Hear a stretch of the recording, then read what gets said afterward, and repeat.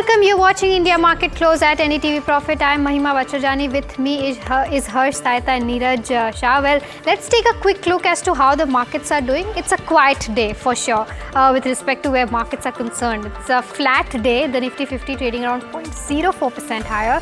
The kind of gains is also just 11 odd points, and the range is also very narrow when it comes to the Nifty 50 today. The Bank Nifty tad bit under pressure, down by about 0.5 odd percent. Let's try to pull up the Nifty 50 heat map and see how the entire Nifty 50 counters are doing. Tech Mahindra is the top gainer on the Nifty 50 today, and also one of the largest contributor on the Nifty IT today, up 2%, followed by Maruti up 2%. Hero Moto seeing good gains of about 2 odd percent today, and this is after it saw some partial profit booking yesterday. M&M, so largely auto names are seeing good amount of gains today, almost 2% in all three, Maruti, Hero Moto as well as M&M. There is also gains in Sun Pharma, NTPC as well as Tata Steel. Titan also doing well in trade today, followed by Cipla as well.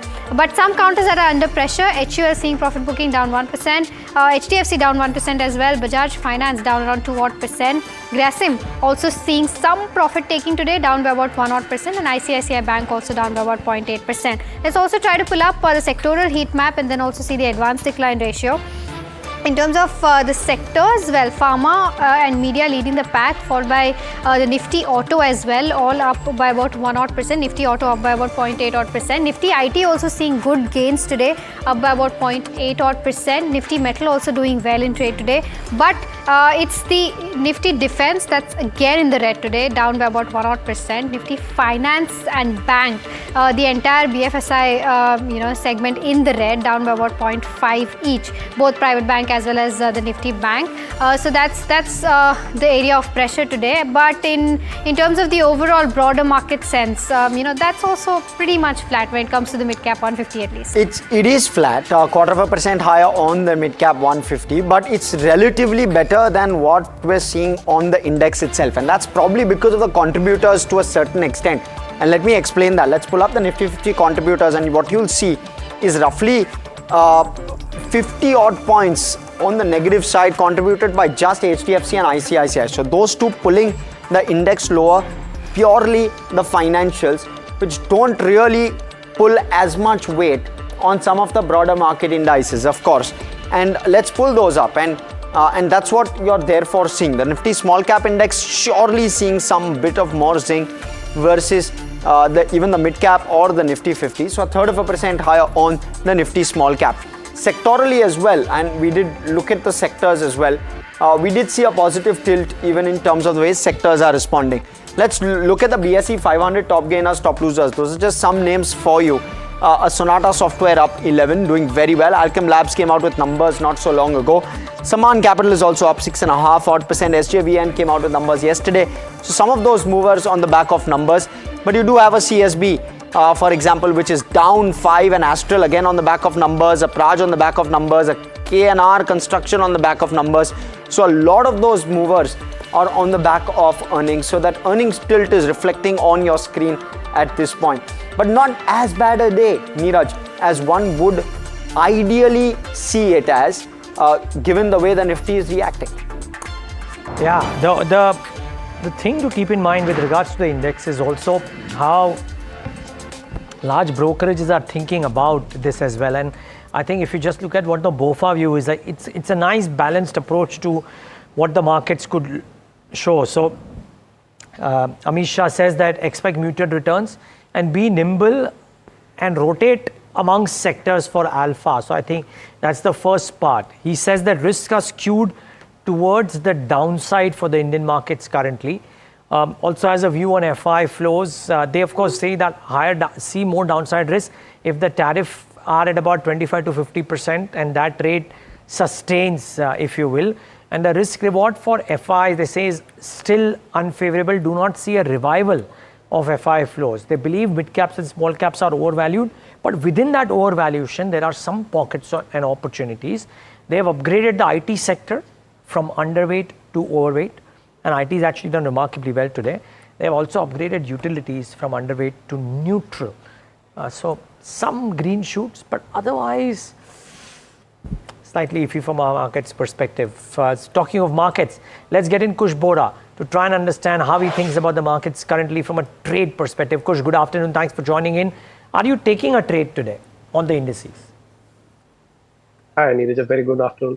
Well, we did in the morning, but I think now, if we had to, I would still go with a long trade on the Nifty. A couple of reasons for that. So first up, yesterday we spoke about how a rebound could take the Nifty to 24,600. We saw that happen yesterday, then some today.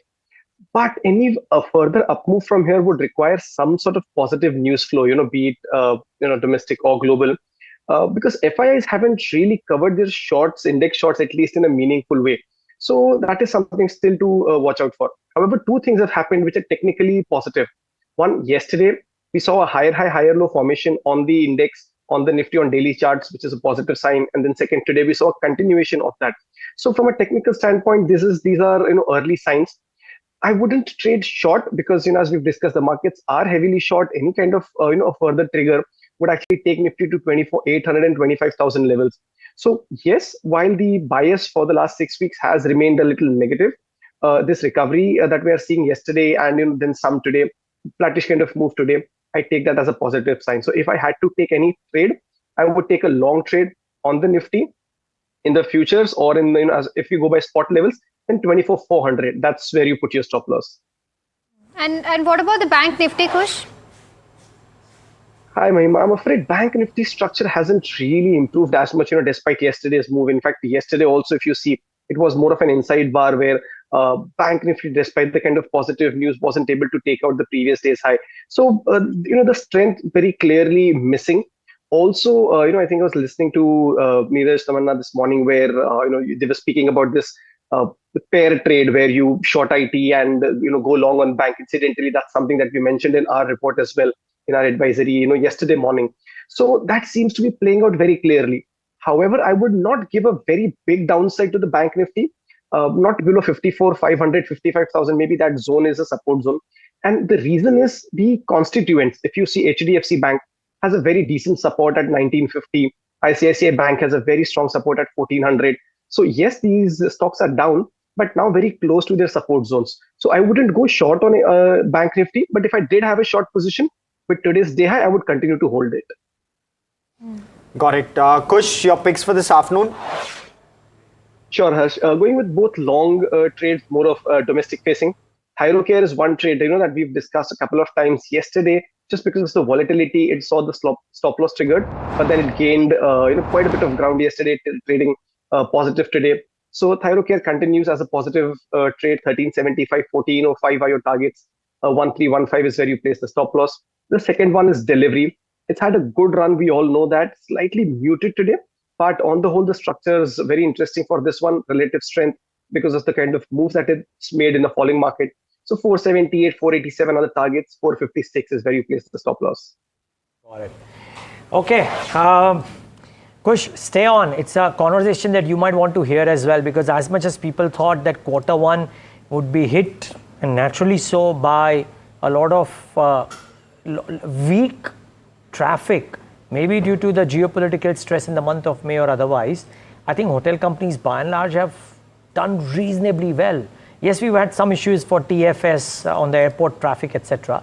But hotel companies by and large have done okay. Somebody who looks at that space so closely because he's got a listed business, but he's also, a veteran in this bucket, Mr. Patanjali Keswani, known as Patu Keswani, very fondly by a lot of people, Chairman and MD of Lemon Tree Hotels, joins us right now on the show. Mr. Keswani, great having you. Neeraj here. It's been a while that we've spoken. Thanks so much for talking to us today. Thank you, Neeraj. I would love to know what happened in quarter one and what are the trends that one can derive from it, if any, for the rest of the year, because almost everybody, Mr. Keswani, I'll be honest, thought of let's say the geopolitical stress in the month of May and believed that inbound traffic from abroad as well as maybe local traffic as well would have gotten considerably affected. But by and large, the numbers from the sector seem to be very decent. So I think, Neeraj, you have to consider, it's actually, firstly, these are seasonally weak quarters, Q1 and Q2. Number two, there is always base effect. So last year in Q1, there was a big deflation in demand because of the elections and the heat wave. So when you are comparing Q1 this year to last year, this year we had issues obviously with the geopolitical stress, as you mentioned, and that COVID scare. But last year the impact was much larger because of the elections and the heat wave. So actually, the performance in Q1 this year, because of the base effect of last year, looks very good. However, I'm not denying that as an industry, we did pretty well. Looking forward, I would say Q2 will not have the benefit of last year's low base. So rather than, I don't think we will do as well in Q2 versus last year as the industry did in Q1. So I'm talking from the industry perspective. Obviously, different companies will have different performance levels. But that's my overall perspective. Okay, so some bit of base effect aiding Q1, Q2 may not necessarily do as well. But broadly, when we talk to everything which is consumer facing, be it discretionary, be it staples, or be it, let's say, hospitality, right? Technically consumer facing, I think the sound bites that we are getting, Mr. Keswani, are very varied, with no clear trend or linear trend around whether the consumer has revived spending or not. Now, in hotels, there has been great spending for the last 3 or 4 years. Do you reckon that to continue? Q2 may be an aberration, but does the uptrend continue for the rest of the year, if you will? So look, I expect that the industry, or at least the performing part of the industry, will have early to mid-teens revenue growth this year compared to last year. But I am very sure that the rate at which the industry increased prices, which was like 20% in the past per year, that has got to moderate because there is some level of, I would say, saturation. So future revenue growth will have to be a combination of demand growth in terms of rooms, over which you can overlay the rate growth. So I would sound a note of caution. As I said, I expect early to mid-teens growth in the industry, or parts of the industry. I noticed you smiled, Neeraj. I do think in India generally, I sense there seems to be some, as you said, some wariness about spend, some slowdown. So I just get a sense that there is some slowdown in consumption. Well, okay. I think my smile would have largely been around the fact that it is good to hear an optimistic voice in the scenario currently, because not everybody is, right? And Mahima, that's where maybe my smile came from. But you track Lemon Tree so closely. I'm sure you have some questions. Yeah. So, Mr. Keswani, I just want to understand, because, Q1 operationally also looked very nice. You did mention the base effect. But going forward, I want to understand that when you say that, there is positivity coming in the entire space, do you think that largely the focus will be on increasing your ARR? And do you think that the mix will be shifted towards higher yielding segments going forward for Lemon Tree? So I think the way we look at revenue growth is partly strategic and partly opportunistic. So in markets where we find that, and there are many, many, many micro markets in India, wherever we find there is an opportunity, obviously, where demand far exceeds supply, then the way to go forward is you are already doing high occupancies and therefore you increase your rates. In markets where occupancies are anyway not too high, then the focus must be increasing your occupancy rather than focusing on rate. So it's a combination of these two. And ultimately what you want is, as you are showing on your screen, you want revenue per available room to go up. Obviously, if the revenue per room goes up due to price hike, then the flow through is much larger than if revenue grows through occupancy, because then there is some implied variable cost which comes into the P&L. But broadly, what I am trying to say is I have no doubt that there is a structural story in play in the hotel industry. This part of discretionary consumption, in my opinion, is just going to grow and grow as more and more people move into the magic household income of about 35 lakhs a year. That is the magic number. It occurred in China. So they calculated it at $8,000 per capita. And I think in India now, at this inflection point of its GDP, we are definitely going to see larger and larger numbers of Indians moving into consumption of branded hotel rooms. Which means what? It means that if the economy grows at 6% for the next 5 years, the number of such consumers will grow 3x. So it will not be linear or directly proportionate to the economy, but to the number of people who move into this part of the bell curve. So, this is Harsh also joining in. You're very well placed to tap into that opportunity, of course, and you've given very, very strong guidance as well. You're planning to double the number of rooms which are available in your portfolio, and then thereafter double it as well over the medium term. Talk to us about the initial doubling. You've got an 18,000 room pipeline at this point, plus live rooms both. Talk to us about the glide path. How quickly do you get to 18? Where do we get at the end of FY26 and then thereafter? At present, we have about a little under 11,000 operating rooms and about 7,500 in the pipeline. These rooms in the pipeline are a function of where those hotels are at the current stage of construction. So my best guess is that these 7,000 will be operational in the next 3 years. But at the same time, two other things will occur. We will obviously continue to add more hotels into our asset light side, which means that depending on whether that's an existing operating hotel or it's under construction or it is planned to be constructed, at different times, these hotels will also come into move from pipeline into operations. Then, since we have now, we are planning to list Fleur, which is our asset company. There will be clearly a certain opportunity to increase the owned hotels portfolio. So, if I looked at it very broadly, I would say that by 2030, I would be very disappointed if we did not have something like 35,000 rooms operating and in the pipeline, which will give us, I think, about 10% of India's market. Wow.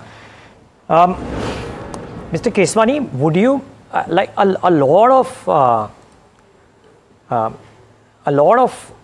not India hasn't had a lot of local brands which have truly become global. There are a few, but not quite. And then when we talk about hotel brands in particular, considering there is a large domestic market which allows large chains like you to expand within India itself, do you reckon that over the next 5, 10, 15 years, there is a local brand or two, maybe yours, maybe some of your peers, maybe all of you together, which could actually become very large global brands as well?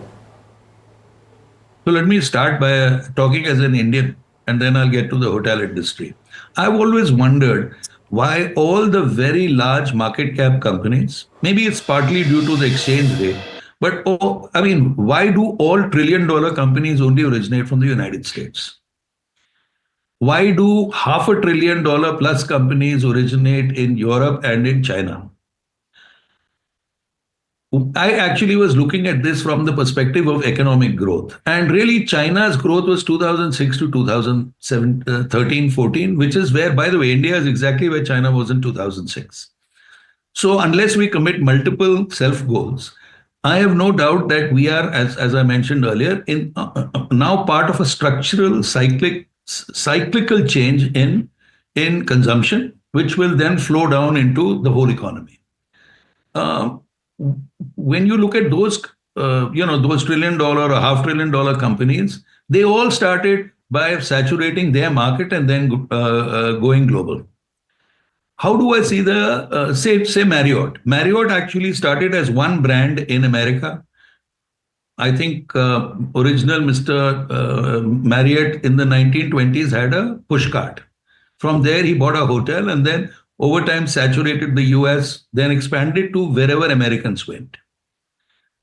The story is the same in most successful businesses. They want to capture more and more share of their existing customers and more customers.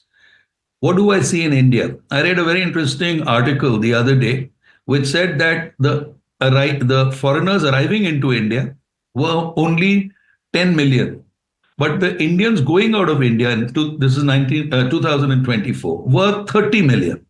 So if 3x are the number of Indians going out, why would I focus on the incoming? Why would I not follow these 30 million who I estimate will grow to 100 million as happened in China by 2011?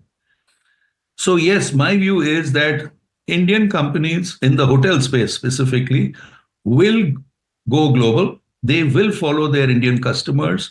And by following the Indian customers, they will be able to offer better returns to asset owners all over the world, because there will be such an explosion of Indian consumers going all over the world. So short answer, of course, I want to be one of them, but I'm pretty sure there'll be 2 or 3 hotel companies in India who will be large players on the global stage in the next 10, 12 years, 15 years. We would love to stay in a lemon tree at the next available opportunity, I must say. But yeah, this is unique. We haven't seen too many people speak about it this way, Mahima and Harsh, and this was really, really nice to hear this. Yeah. So I think, Mr. Keswani, I have a follow-up on that. Right now, I think in international presence, you're there in Bhutan, Nepal, and Dubai. Just want to understand from a longer term perspective, you did mention 10, 12 years down the line, but let's say 5 years down the line, any particular geographies that you're aiming at? So let me put it in another way, Mahima. Today, roughly, say 30 million Indians travel outside. Where do they travel? So we looked at that too, and really there are 7 or 8 obvious suspects. The largest numbers go to the United Arab Emirates, which is Dubai. I think 8-9 million go to Dubai, Ras Al Khaimah, Sharjah, etc. And I'm not talking transit, I'm saying they go there. Then there is a very large number of Indians who go to Nepal, to Thailand, some to Sri Lanka. Then, of course, there are the Indians who go on to Hong Kong, Singapore, New York, and London. I'm giving you the cities where Indians go. In the latter case, they are obviously transiting in many cases. But actually, I'm sharing some of our insights. I think the most exciting markets for an Indian company in the hotel business right now is the United Arab Emirates and Thailand. And we would and Nepal, of course, and we would certainly want to be present there at scale. Reason for that, Mr. Keswani, that you pick these markets, is it only because Indians venture there and that's why the opportunity is large, or is there a value plus volume game at play there? See, I have a view on Indians. Indians are like the Japanese were 40 years ago. The Americans were 55, 60 years ago, and like the Chinese were 15 years ago. They like familiarity. And especially the first time Indian or the second time Indian who travels to a new geography, they want the psychological comfort of feeling somewhat in a safe environment, emotionally safe, psychologically safe, and certainly they like Indian food. So we would like to offer that to them.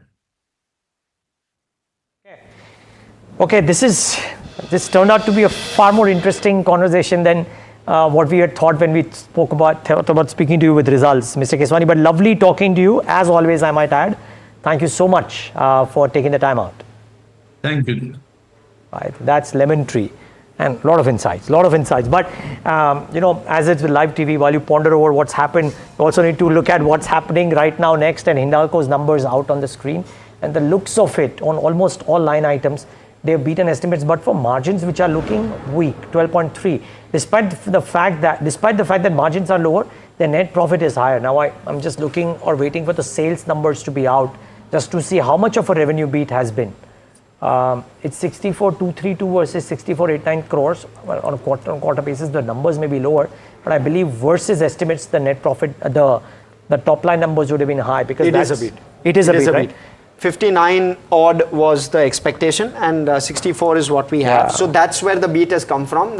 The margins largely subdued in comparison to the expectations. Profit is also largely a beat. Yeah, and some of it came, Harsh, by virtue of the Novelis numbers that we saw overnight as well, right? Yes. Because it didn't exactly set the stage on fire. So, well, okay set of numbers. Maybe the revenue number is helping the making the street believe it's good, but the margin numbers certainly looking slightly wobbly. Is Vansh with us? Okay, Vansh will be joining us any moment. Any other details you guys are picking up? Not yet, but even HAL numbers are out. Maybe you want to read them out. Yes. So in terms of HAL, the net profit is down by about 4%. So that's the first number that we have on HAL, and revenue growth is at 11%. EBITDA is in fact down by about 11%, and margins have come at 12 point. No, that's not the margin. Okay. So but revenue growth around 11%, but EBITDA down 11%, and not much of a PAT growth there as well. So overall HAL numbers also not looking very attractive, but we can try and pull up the stock. Hindalco stock not doing anything per se, but let's try to pull up the HAL stock and see, not doing much in trade as well. It's flat as we speak. So that's with regards to where HAL and Hindalco is concerned. In terms of, so I think we will have to slip into a very short break, but we'll be right back with more action on the other side.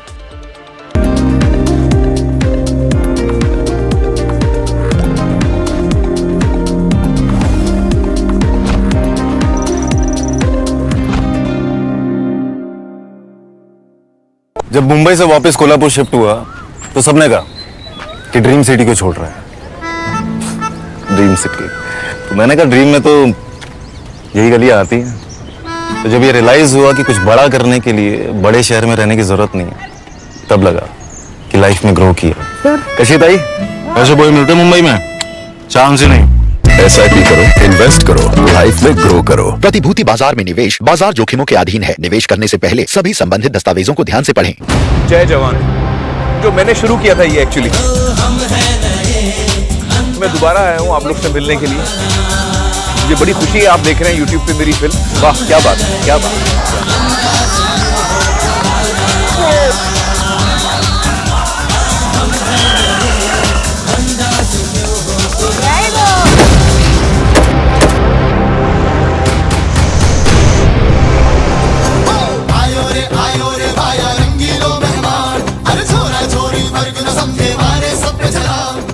देखिए जय जवान मेरे साथ 15 अगस्त को सिर्फ NDTV पर। जय जवान, जय जवान, जय हिंद, जय हिंद। हेलो बोलिए मैडम, डब्बा ट्रेडिंग कब से चल रहा है पता है मैडम आपको? हम और आप तो जन्म भी नहीं हुआ था हमारा। We investigated a shady advisory firm that has spent big bucks on advertising on the front pages of national dailies. ये आपको बिल्कुल उसका ऐसे हल्का सा भी खौफ नहीं है? मैडम एक बात में खौफ किस लिए रखना चाहिए तो बताओ, कौन सा गलत काम कर रहा हूँ मैं? After our report, we also saw NSE came out with a cautionary circular to the investors. Market Regulator Securities and Exchange Board of India has also come out with a release talking about the actions that it has taken. Cyber complaint has also been filed against the entities involved in this entire dabba trading scam.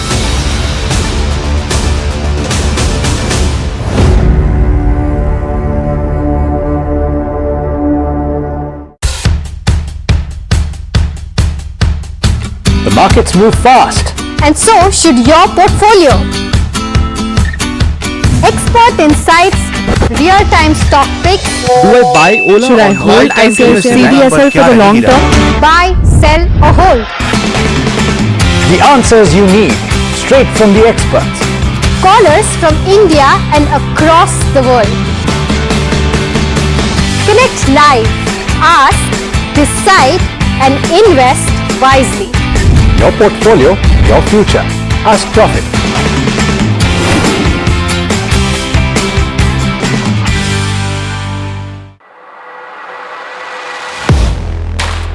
Do you really know the company you invest in?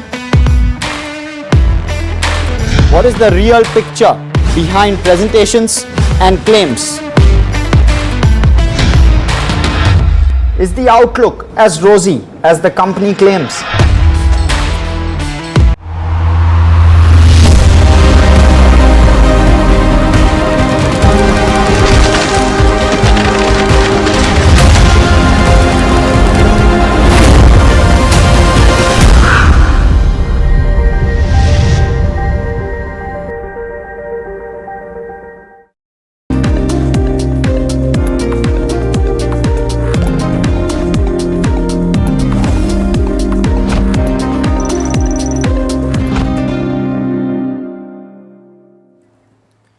Welcome back. Of course, earnings continue to flash on the bottom of your screen, and we'll discuss that in just a minute because it's 3:30 and it's that hour of the show where we bring in Somit, who gives us a lowdown on all of the dealing room chatter he's been picking up. Apologies, 2:30. Yeah, 3:30 we close the market. I was just going to say make that. the same mistake. Yes.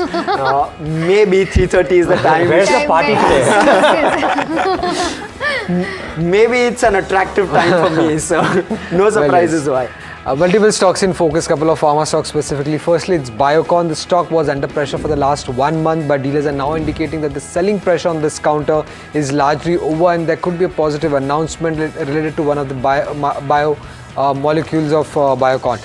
When it comes to Himadri Specialty, dealers are indicating that some announcement related to a tie-up or deal could come in from the company side. Also, the company will be attending a couple of analyst conferences next week, so keep an eye out for Himadri Specialty as well. For Apollo Hospital and Suzlon, the buzz on the street is that there is buy flows or at lower levels for both these counters on expectation of strong Q1 numbers, so keep an eye out for that. For M&M and Keynes Tech, dealers are indicating that there are buy flows on institutional desks. Both foreign and domestic institutions have been buying these counters. And lastly, when it comes to Cipla, dealers are indicating that there could be a positive announcement that could come in for the counter related to one of its key drugs. So keep an eye out for Cipla. The stock is up 1% in trade today. I wonder, Somit, so, just wondering, I don't know whether you have answers there or no, but is this drug launch for Cipla that large enough that it could be a meaningful mark for Cipla? Is that Yes, what that's what I'm about? hearing, yes. That's what I'm hearing, that for Cipla specifically, the drug could be a big very drug. large one. A big drug is what, launch of a big drug is what is expected. Okay, very interesting. The other one is this buy flows that you see at lower levels ahead of Q1 earnings for Apollo Hospitals and Suzlon. Yes. Now that's interesting because, the premise is that the numbers will be good, but on anticipated lines. So are people expecting a beat in both of these names? Well, yes, a beat is expected in both of these names, Apollo Hospital and Suzlon. Specifically, even if you see the chart of Suzlon today, there has been heavy buy flows at lower levels, despite the fact that the stock crashed after one of the news reports which suggested that Himanshu Modi might exit the company. The stock has recovered very well in trade. So that is also one of the indications that people are buying, given the fact that they're expecting a beat to come in. Very interesting. Okay.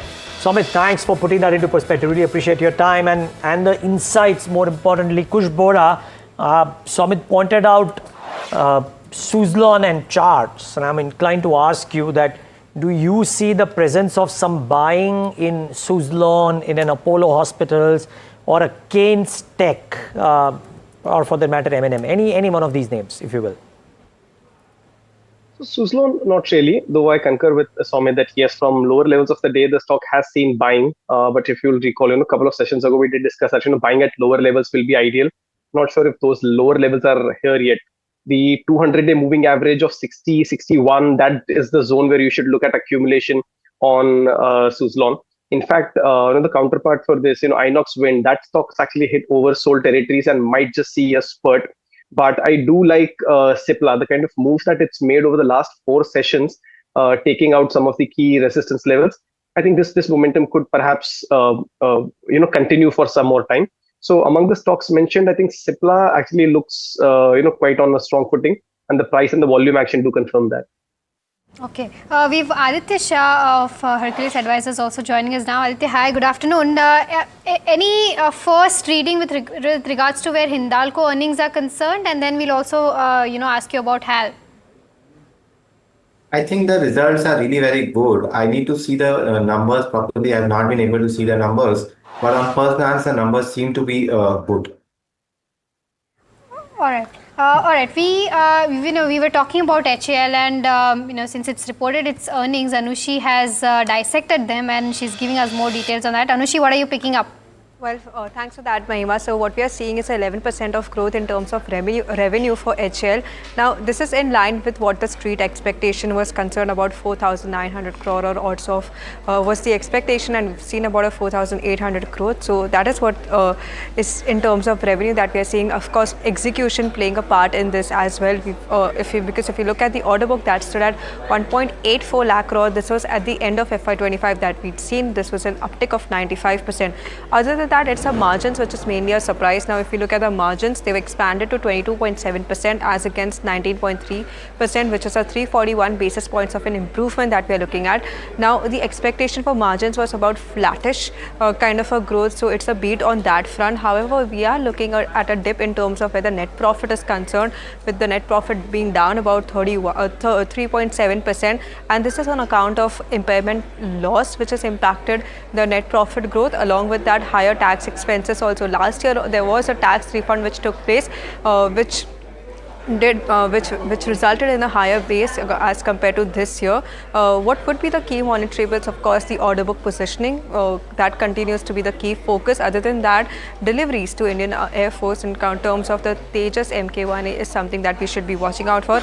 Update on GE engine supplies is also something that we've seen. There was an improvement in terms of how the supply scenario is panning out, but a further update on that is something that we should be seeing, and commentary on repeat orders of LCA, that's Light Combat Aircraft Mark 1A, also remains in focus. So that's the overall picture that we are seeing for Hindustan Aeronautics on the basis of its first quarter numbers, which has come out. Okay, thank you so much for breaking that down for us, Anushi. Kush, anything on the charts that you're seeing? The stock did recover post its earnings, but it's again come back to that red territory a tad bit. It did go 1% higher and it's coming off. Any trade there once now that the earnings are out? How are you seeing the charts? Well, it doesn't really change much for me in the sense that, the downturn momentum that the stock has actually continues. Now, the only saving grace is that the day low for today is at the 200-day moving average. That's where the stock has rebounded from. Perhaps, from a near-term perspective, that's where the stock could halt its fall around the 4,300, 4,350 mark, maybe some accumulation. But I don't see an immediate spurt or an immediate recovery on this. If you want to start accumulating, perhaps 43, 43.50 would be a good zone, but that should be more of a positional trade, 6 to 12 month kind of a time horizon, not an immediate one. Okay, what else? I was trying to look at some of the stocks which gave some very good results overnight, and the kind of reactions that we saw in the morning for some of those names, or vice versa, some which actually had a bad set of numbers and the reactions were adverse. So on Astral, the markets really gave a thumping thumbs down, and we'll talk about that in a moment. So that stock has failed to recover and is currently down about 8.28%. Praj had a forgettable quarter too. That also didn't do well, and that stock corrected and probably still lower, 7% lower. I wonder if the likes of Office and Titagarh Industries are still holding on to the gains that they showed post their numbers. Aditya, do you look at individually any of these names? Because Office did well and it's a small space, but the couple of companies listed both have delivered good numbers. Similarly, the liquor companies, I think almost without exception, have delivered some pretty strong numbers. So we're not being able to comment on the Office side of it, but liquor companies, of course, liquor companies continue to be a good investment. I am very bullish on the liquor companies over a longer period of time. As youngsters continue to keep consuming alcohol, that's the bet, and they will continue to do exceptionally well. Companies like United Spirits or companies like Radico Khaitan, all of them will continue to do exceptionally well. So liquor is a space that I'm very bullish on. No comment on the other sector. Okay. Fair call. Kush, do you have any thoughts on Office, on this one, and in conjunction actually on Praj Industries as well, which has cracked quite a bit? Yeah, no, I think Praj, Astral, both of them were already in a bit of a downturn. Praj more so than Astral, but this breakdown isn't healthy. Praj has now broken below some of the key support levels and trending lower. So yes, I won't expect any kind of a rebound. Perhaps maybe an oversold territory that can kind of a bounce, but nothing to write home about and shouldn't be considered as an entry point. Astral has some glimmer of hope. 1240, 1250, that's a medium-term support zone, has been for the last 6 months. Perhaps that should act up. Also, the stocks hit oversold territories, so you could see some consolidation around these levels, but not an immediate trade. Office, far recent listing for me to comment on right now. You've got some data, but not enough to make a medium-term view. Okay, so that's with regard to an Office, but stock of the day, Astral, reported a 33% drop in its Q1 profit, due to inventory losses, lower PVC prices pressuring the stock as well as the numbers. Puneet here with the key highlights of Astral. Puneet. Well, thank you for that. So definitely a weak quarter to say the least. Let's quickly pull up, some of the key takeaways that we had for this particular quarter. Q1 was expected to be impacted because of the PVC prices, and that was, the key highlight for this quarter as well. So let's go across to the key highlights first. And we had three of them. So of course numbers were below estimates. PVC price volatility was one of the major reasons for the profits as well as the margins getting impacted, and that's largely continued from the last quarter as well. And the third key takeaway which we have, the company is seeing stable PVC pricing in the month of July, and while this is a positive, there are a couple of things that you should know about this. So when you look at the core numbers, and we are aware of it, the revenue was down by 1.6%. Margins were impacted in this particular quarter, and because of that, the margins have come in at 13.6% versus 15.5%. But more importantly, what impacted the quarter one performance was that the average PVC prices have dropped by 14% on a YOY basis, and that was one of the key reasons. Compared to the last quarter, it's still down 4 to 5%, and that's reflected in the profits getting impacted this quarter. And this has led to inventory loss that the company has mentioned in this particular quarter, that they had about of 25 crores, which impacted the profits. We'll get back to what this means in this context. And the key question, why is PVC prices such a big dampener for something like an Astral? Now, just as other commodities, PVC's prices can be passed on to the customers with a lag of a particular quarter, but when the companies aren't able to, they report inventory losses, and 25 crores was the impact for Astral.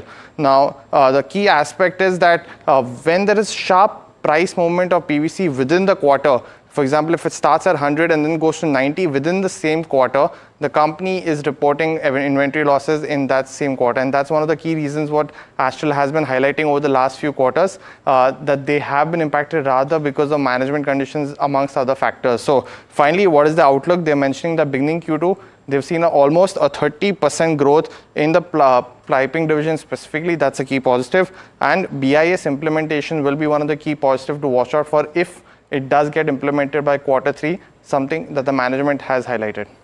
But that was a lowdown of what has impacted the performance in Q1. Let's listen into what the management also has to say. Mr. Savlani, the Chief Financial Officer, mentioned about the pricing environment for the company in this particular quarter. Listen in. PVC price on YOY basis, if you see, it dropped by 14%. So that was the reason of drop in the top line.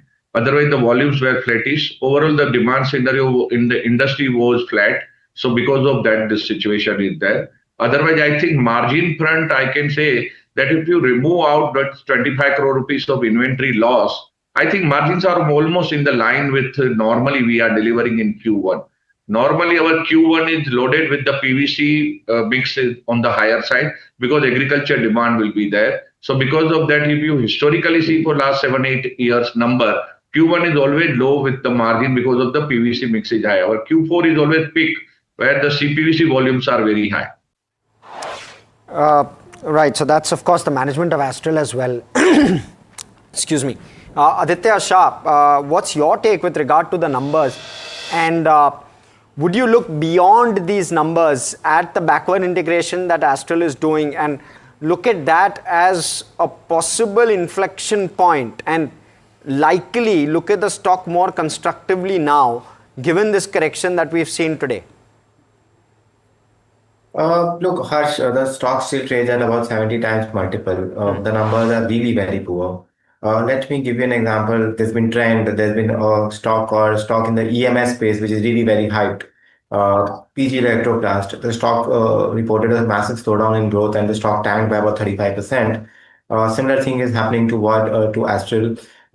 If the growth slows down and you are at an obnoxious multiple, obviously the market is going to correct the stock. Market is going to have a time correction. So from my perspective, it's a great company. It's a fantastic company, but it is not at a right valuation. You cannot buy a Maruti at the price of Mercedes and then expect to make stupendous returns from there on. So from my perspective, it is a really very expensive stock. I try to wait for some time of some correction or a time correction before which you can look at this. Expensive. Okay, that's the underlying message. Kush, your take? Well, on Astral, as I said, 1240, 1250, that's the medium-term support zone. If that gets respected, then yes, you could see some sideways consolidation. But then if that is broken, then I think 1200 is very much on the cards. So yes, I wouldn't go out and buy just because the stock's cracked and giving way. I would actually wait for it to start consolidating. 1240, 1250 could be a near-term support zone. Okay. Well, let's Jaman, stay on. The next company in focus is Man Industries. The case for the chart, of course, is that the results, the revenues were flattish, 742 versus 749 crores, but margins expanded 6.6%. EBITDA was up 30%, as a result of which there was a 45% uptick in profit after tax. But the stock is getting pummeled in trade. Clearly, something didn't sit right with the street, despite the fact that the management reaffirmed the 20% growth guidance due to the despite the Q1 numbers.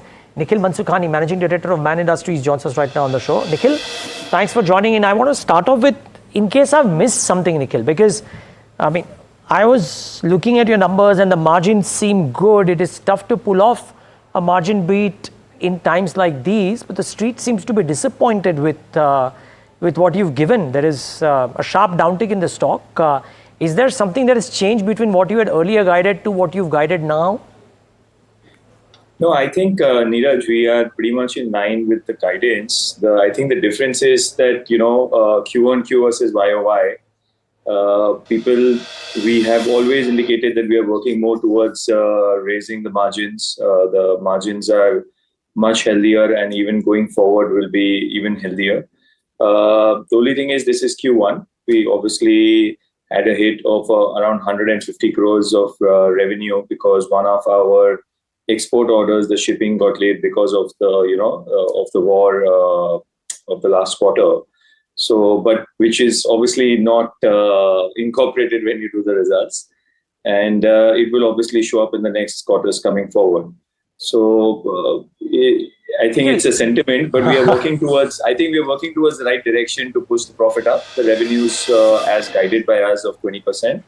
We would be getting there by the end of the year. For okay, sure. So one is the revenue number, and you get there. Two is, as you rightly said, so maybe the street is disappointed because after 8%, 11% and 10% in the preceding 3 quarters, if you come down to 6.6, it's not something that might please the street. Are you giving any kind of a number or a guidance for what you might do for the year? Because let's say you did 9% in FY25.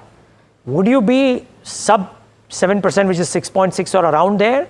Or would you make up for this number in the remaining quarters and try and nudge 9%? No, we would make up the remaining numbers in the next few quarters. And in fact, the overall growth would be approximately 20% for the company, at least. So we are expecting a higher growth, but 20% would be, as guided, would be 100% achieved. No, sorry, Nikhil. What I meant to ask was, would you make up for the loss of margins in the remaining quarters? And would you be able to reach the 9% EBITDA margin console for the year? No, we would be higher. We would be at almost 10.5%, 11% EBITDA margin for the year. For the year, which means you actually have to do substantially better in the remaining 3 quarters to make up for the loss in Q1 as well. But you believe you will do that? Yes. We already have the order book in hand. Executions are going on. It was the slight bit of the orders were delayed in the shipping and the production, which was not because of us, but because of other reasons. And now looking forward, especially H2 is going to be extremely strong. And all those numbers which are promised would be achieved, including much higher margins of EBITDA. Okay. Mr. Mansukhani, hi, Mahima also joining this side. I think the top line was also largely impacted by the volumes in the export side of business. Just want to understand as to that's because of the deferment, if I'm not wrong. And secondly, that recovery in volume is going to be seen in the next 3 quarters. Is that what you mean? Yes, correct. So that particular volume will be covered up in the next 3 quarters. Okay, all right. And in terms of your overall capacity expansion plans, the overall Saudi Arabia capacity that you're aiming at is around 1,200 crores, and commissioning should be in that Q3 to Q4 FY26. What is the overall revenue potential that you're expecting out of that particular plant once it gets operational, and when do you expect it to achieve that break-even point? So we will be operational by March 2026, and the top line revenue which the company can achieve from there is approximately around 3 to 3,500 crores. The capex in Saudi is around 630 crores, and we are already in discussion with the Saudi government, for for certain orders. So the first year we are looking at somewhere around 1,500 crores of top line orders. And the second year, it would reach up to 3,000 crores. Right. Nikhil, this is Harsh here. So I want to first start off by understanding from you, this 3,200 crore order book that you have, you'll fully execute that this year. That's broadly the expectation, because you'll do 4,200 crore of top line this year. That's the anticipation. Yeah, between 4,000 to 4,200 crores. Correct. Understood. And with regard to the unwind that is expected from the export side, are we already seeing that in Q2, or do you expect that to come in maybe H2 FY26? Just trying to understand the timing of that unwind. When does it happen? So it is in the second quarter, and third and fourth quarters, but major portion of it would come into the H2, which is Q3, Q4. Okay, so we have to wait for H2 for that to happen. Okay, understood. With regard to your the potential that you have, the bid pipeline is 15,000 crore, is what I understand. How are things evolving from a geopolitical as well as from a tariff standpoint? Is that at all impacting this particular number in any fashion, or are you still expecting robust order book growth to come through this year? So the tariff is not impacting, because anyways, US was a very high tariff for the line pipe industry. So that doesn't affect us at all. In fact, we are expecting quite a robust, order book.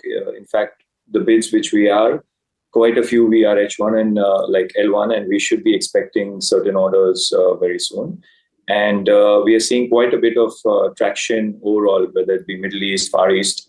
There are a lot of new orders which are upcoming, which we are already bidding for. And also that now we have got more and more qualified for hydrogen and other, like Qatar Energy and everything. Now we are bidding there also. So we have a larger order book. Regularly, the order book was around 8 to 11,000 crores. Now we have bid for more orders. So we are hopeful that, this robust order book will continue for the next 2 to 3 years at least. Got it. Okay. Nikhil, just one last question, because just stemming from what happened maybe in the previous quarters as well, you believe a lot of the growth numbers that we're talking about, 9% or 20% plus revenue or margins better than 9% core EBITDA margin, or the bottom line numbers looking okay, all of that will come from operational numbers, or could some of it include one-off elements? Because as you would know as well, right? In your quarter 4 con call, there's a lot of questions around that. So just trying to understand that. Yeah, last quarter we had the benefit of a real estate asset. That's why the jump in the revenue as well as the profit as well. This year is purely from operations. Good to know that. Great. Nikhil, we will leave it at that, but wishing you all the best for the quarters ahead. Thanks so much for taking the time out. And viewers, that's Man Industries saying that while they clocked in 6.6 or 6.7% margins right now, they'll make up for it, and they believe on the whole, the operational margins for the year could be northwards of what they did last year, which is 9%. And therefore, they will actually do much better over the next 3 quarters, and particularly in the second half, to clock in console margins for the year northwards of 9%. That's a strong ask in an uncertain scenario. The management seems confident of doing it. We need to slip into a break though. Get you BTST ideas as well as the bull versus bear segment on the other side. Stay tuned.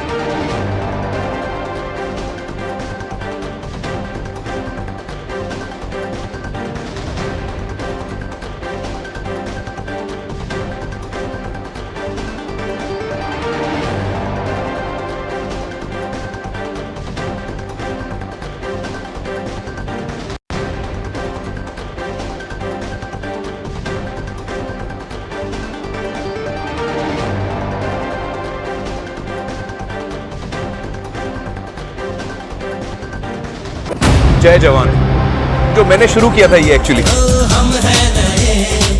मैं दोबारा आया हूँ आप लोग से मिलने के लिए मुझे बड़ी खुशी है आप देख रहे हैं YouTube पे मेरी फिल्म वाह क्या बात है क्या बात है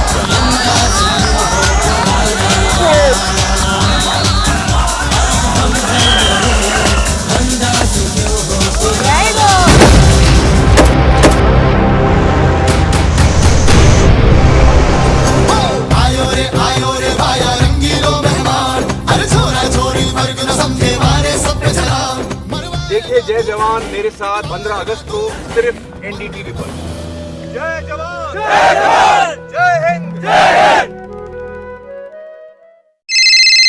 हेलो हेलो बोलिए मैडम डब्बा ट्रेडिंग कब से चल रहा है पता है मैडम आपको हम और आप तो जन्म भी नहीं हुआ था हमारा We investigated a shady advisory firm that has spent big bucks on advertising on the front pages of national dailies.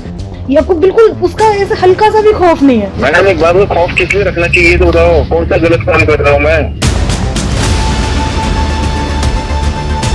After our report, we also saw NSE came out with a cautionary circular to the investors. Market Regulator Securities and Exchange Board of India has also come out with a release talking about the actions that it has taken. Cyber complaint has also been filed against the entities involved in this entire dabba trading scam.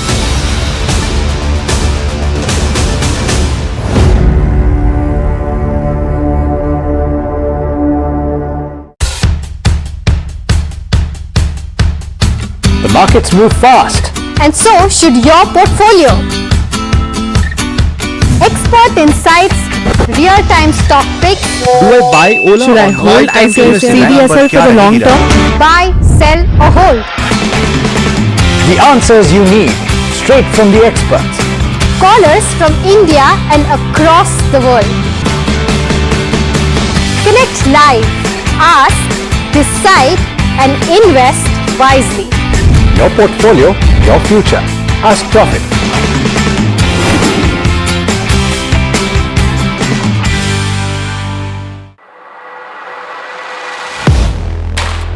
Do you really know the company you invest in? What is the real picture behind presentations and claims? Is the outlook as rosy as the company claims?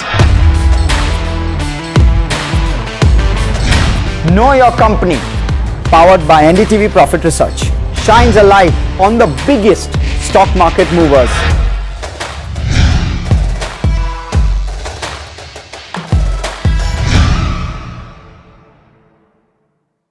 जय जवान जो मैंने शुरू किया था ये actually मैं दोबारा आया हूँ आप लोग से मिलने के लिए मुझे बड़ी खुशी है आप देख रहे हैं YouTube पे मेरी फिल्म वाह क्या बात है क्या बात है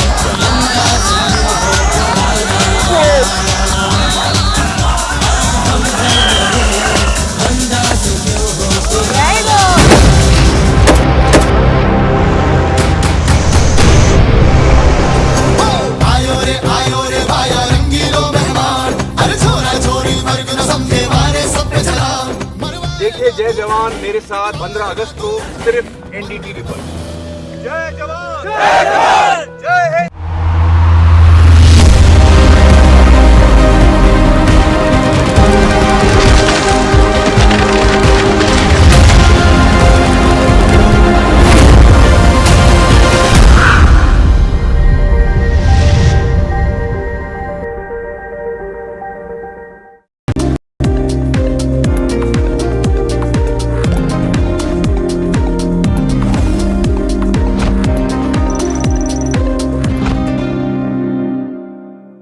Welcome back. You're watching India Market Close. Well, the markets have kind of slipped into the red. The Nifty 50 down by about 0.4%. The Nifty Bank almost down by about 0.8%. The broader markets also. The mid cap 150 specifically down by about 0.2%, and the small cap 250 almost trading in that flat range. So that's with regards to where the markets are concerned, but it's time for a bull and bear segment. The stock that we are putting spotlight on today is Titagarh Rail Systems, which is facing a revenue downtick in the freight rail business, but there are certain things that have also worked for the company, and we have Anushi joining us to present the bull and the bear case for Titagarh. Well, thanks for that, Mahima. So, despite an overall weak set of earnings that we are seeing for Titagarh, the stock is up in trade today. And this is on the back of the commentary that we are looking at in terms of how the first quarter has went by. If you're just looking at the revenue growth, now that was down about 24% in the quarter. And this was with margins remaining flat in the 11% range. But the main impact of this revenue decline that we are looking at is on the basis of the lower freight rail revenue, which is currently contributing higher in terms of where the revenue mix is concerned. In terms of what we saw this quarter, now if you look at the freight volumes which were there, the wagon production that has continued to see an impact, down about 21% in this quarter because of the availability of wheel sets which were there, an issue which the company has seen from the last 9 months or so, which has impacted the earnings in the previous quarters as well. But on the bull case scenario, now this is a positive that can be expected considering that the freight rail supply challenges are to recede by the second quarter and normalize from there onwards. So the company expects to make up for this loss in terms of the production volumes that we are looking at from the second quarter itself, which brings us to our second point as well in terms of the bull and the bear case scenario that we are looking at. If you look at the bear case scenario, execution has remained a concern, and this pertains to the Bangalore Metro that we are looking at, along with the Vande Bharat prototype delays which had taken place. Now, do note that these were the initial kind of hiccups that we had looked at in terms of the Bangalore Metro. The expectation now being that these issues have also normalized. So, in terms of that, it's a robust set of order inflows that we are looking at, and this is with inflows crossing the mark of 2,000 crore in this quarter itself, which has taken the order book to 26,000 crore. So strong order visibility going forward, which will also aid the revenue growth that we are looking at. So that's on the bull side that we are seeing. But coming to the third point in terms of how the performance has been, now if you just look at the passenger rail segment, now that is expected to gather momentum from FY27 onwards. Now this is on account of different scenarios that we are looking at. As described, we talked about the Vande Bharat train sets execution expected from the second quarter of FY27. So that is something that we should be watching out for. Other than that, propulsion system also is expected to gear up in terms of how the revenue growth is concerned. They are seeing higher growth coming in from that particular vertical. The company is also expanding its reach in terms of the backward integration, in terms of how the foundry business is concerned. From the third quarter only, we'll see peak levels coming from that segment as well, which is in the freight rail side that we are looking at. The company already has outlined its positioning in terms of the wheel business as well with the JVs it has formed, so stronger outlook from there. But concern remains from the investor side as well. Now, if you look at the various time frames, the stock has underperformed the market so far. It's down 28% on a year-to-date basis that we are looking at. Current multiple also has not seen a significant correction that we are looking at. 37 times is the multiple that we are seeing. So this is the overall picture that we are building for Titagarh Rail Systems in terms of bull and the bear case scenario. All right, Dhanushi, thank you so much for giving us the bull and the bear perspective on Titagarh. And we're also joined by Aditya Agrawala, Head of Research and Investments at Invest4Edu. And we're also joined by Aditya Shah of Hercules Advisors. Both Adityas joining us on the show now. Aditya Shah, I take up the first question with you. If you've had the chance to look at the earnings for Titagarh, what's the reading there? I mean, the sense is that the commentary that is come in from the management is positive, and that's why the stock is seeing the uptick that we are seeing in the trade today. In terms of Titagarh, of course, one about the earnings and anything in the railway space that in particular that you're liking. So from my perspective, again, Titagarh Wagon over the period of last 3-4 years has seen a massive uptick. We've seen the stock at one point in time trade at about 100 or 200 rupees on the back of the massive investment that the government is making on railways. The stock shot up. Now the valuation multiples also got re-rated. After the re-rating, the stock was once trading at about 60 to 70 times multiple. That has come down to about 40 times multiple now. I don't think those two multiples are also leaving any margin of safety in these kind of companies. So I tend to be very careful. Over a period of next 3 to 4 years, I expect them to grow at about 10 to 15%. But the growth does not justify the valuations that are there. Within this space, again, I don't have a particular preference as such. Companies like IRFC or IRCTC, those kind of companies will do well. But again, the valuations there also are expensive. IRFC for that matter came from 200 and now down to 125.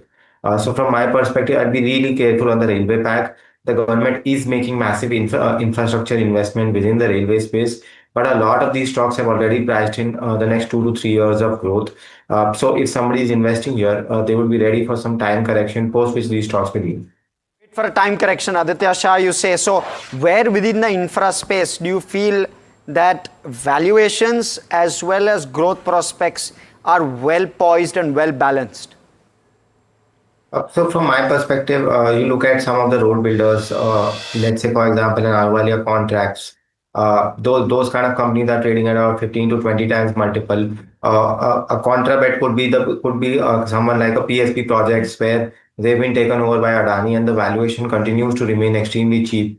Those are some contra kind of bets. Again, within the infrastructure space, if you look at companies like L&T, they trade at about 20 to 25 times multiple, but investors should be really very careful. Those are peak kind of multiples that companies like L&T would trade at freely. So do not overpay in the infrastructure sector. Try to buy companies at about 15 to 20 times multiple. Those are the kind of multiples from which you could end up making money. If you end up paying 30 to 40 times multiple, in the shorter term, you could be in for some pain. Enjoying this conversation. What about something like an NSDL? You had, and Aditya Agarwala, I'll just come to you, just give me a couple of minutes. But what about something like an NSDL, newly listed, stock ran up significantly, monopoly or a duopoly kind of a play? How should one look at that? And a little bit from a valuation standpoint, but also how do you view it? In one word, gambling is what is happening in NSDL. The valuations are not stretched, they are stretched. The valuations in NSDL now traded about 75 to 80 times multiple. There's no justification. If you look at CDSL's result, in fact, the profits degrew for CDSL, and a similar trend would be seen where profit growth will not be more than 10 to 15% on both of these companies. The market is bidding up these stocks in some euphoria. So I would tend to avoid both of these companies per se. You cannot be investing at 60 to 75 times multiple and expect to make a decent kind of return in the near term. So from my perspective, IPO holders in NSDL can continue to hold the stock. But new investment in NSDL is perfectly not guaranteed. What has changed in the company since the IPO at about 800 or 840? The fundamentals have not changed particularly. Just that the market is bidding the stock up over the last 3-4 days where continuous circuits were on the stock per se. So from my perspective, there's a lot of danger in both of these stocks, and I'm pretty sure that they are both poised for some time correction, maybe some sort of growth slowdown or a mode slowdown as well. If mode of IEX can go away, government can obviously tell NSDL or CDSL to lower down their DP costs, which could in turn be a problem for both of these companies. So risk regulation. Okay. Buy these stocks about 60 to 75%. Interesting. That's a comprehensive view on NSDL. Aditya Agarwala, your quick view on Sonata Software. The stock has been rising since the start of the day today. The volumes also 21 times its 30-day average. What is happening there? And after such an uptake, do you think if one wants to go ahead and enter, is there still momentum there? Hi, afternoon, Mahima. Thanks for coming on the show. We had seen similar kind of an up move a few months back, rather in the month of April. If you notice, stock had witnessed similar kind of an up move backed by similar kind of a volume action as well. And that is what we are witnessing again in trade today. My sense is stock is still in a consolidation phase, though there is some kind of an accumulation going on for sure. If this kind of volume is taking place on the up move, and one needs to give it some time for really to see any kind of a big uptake in the stock.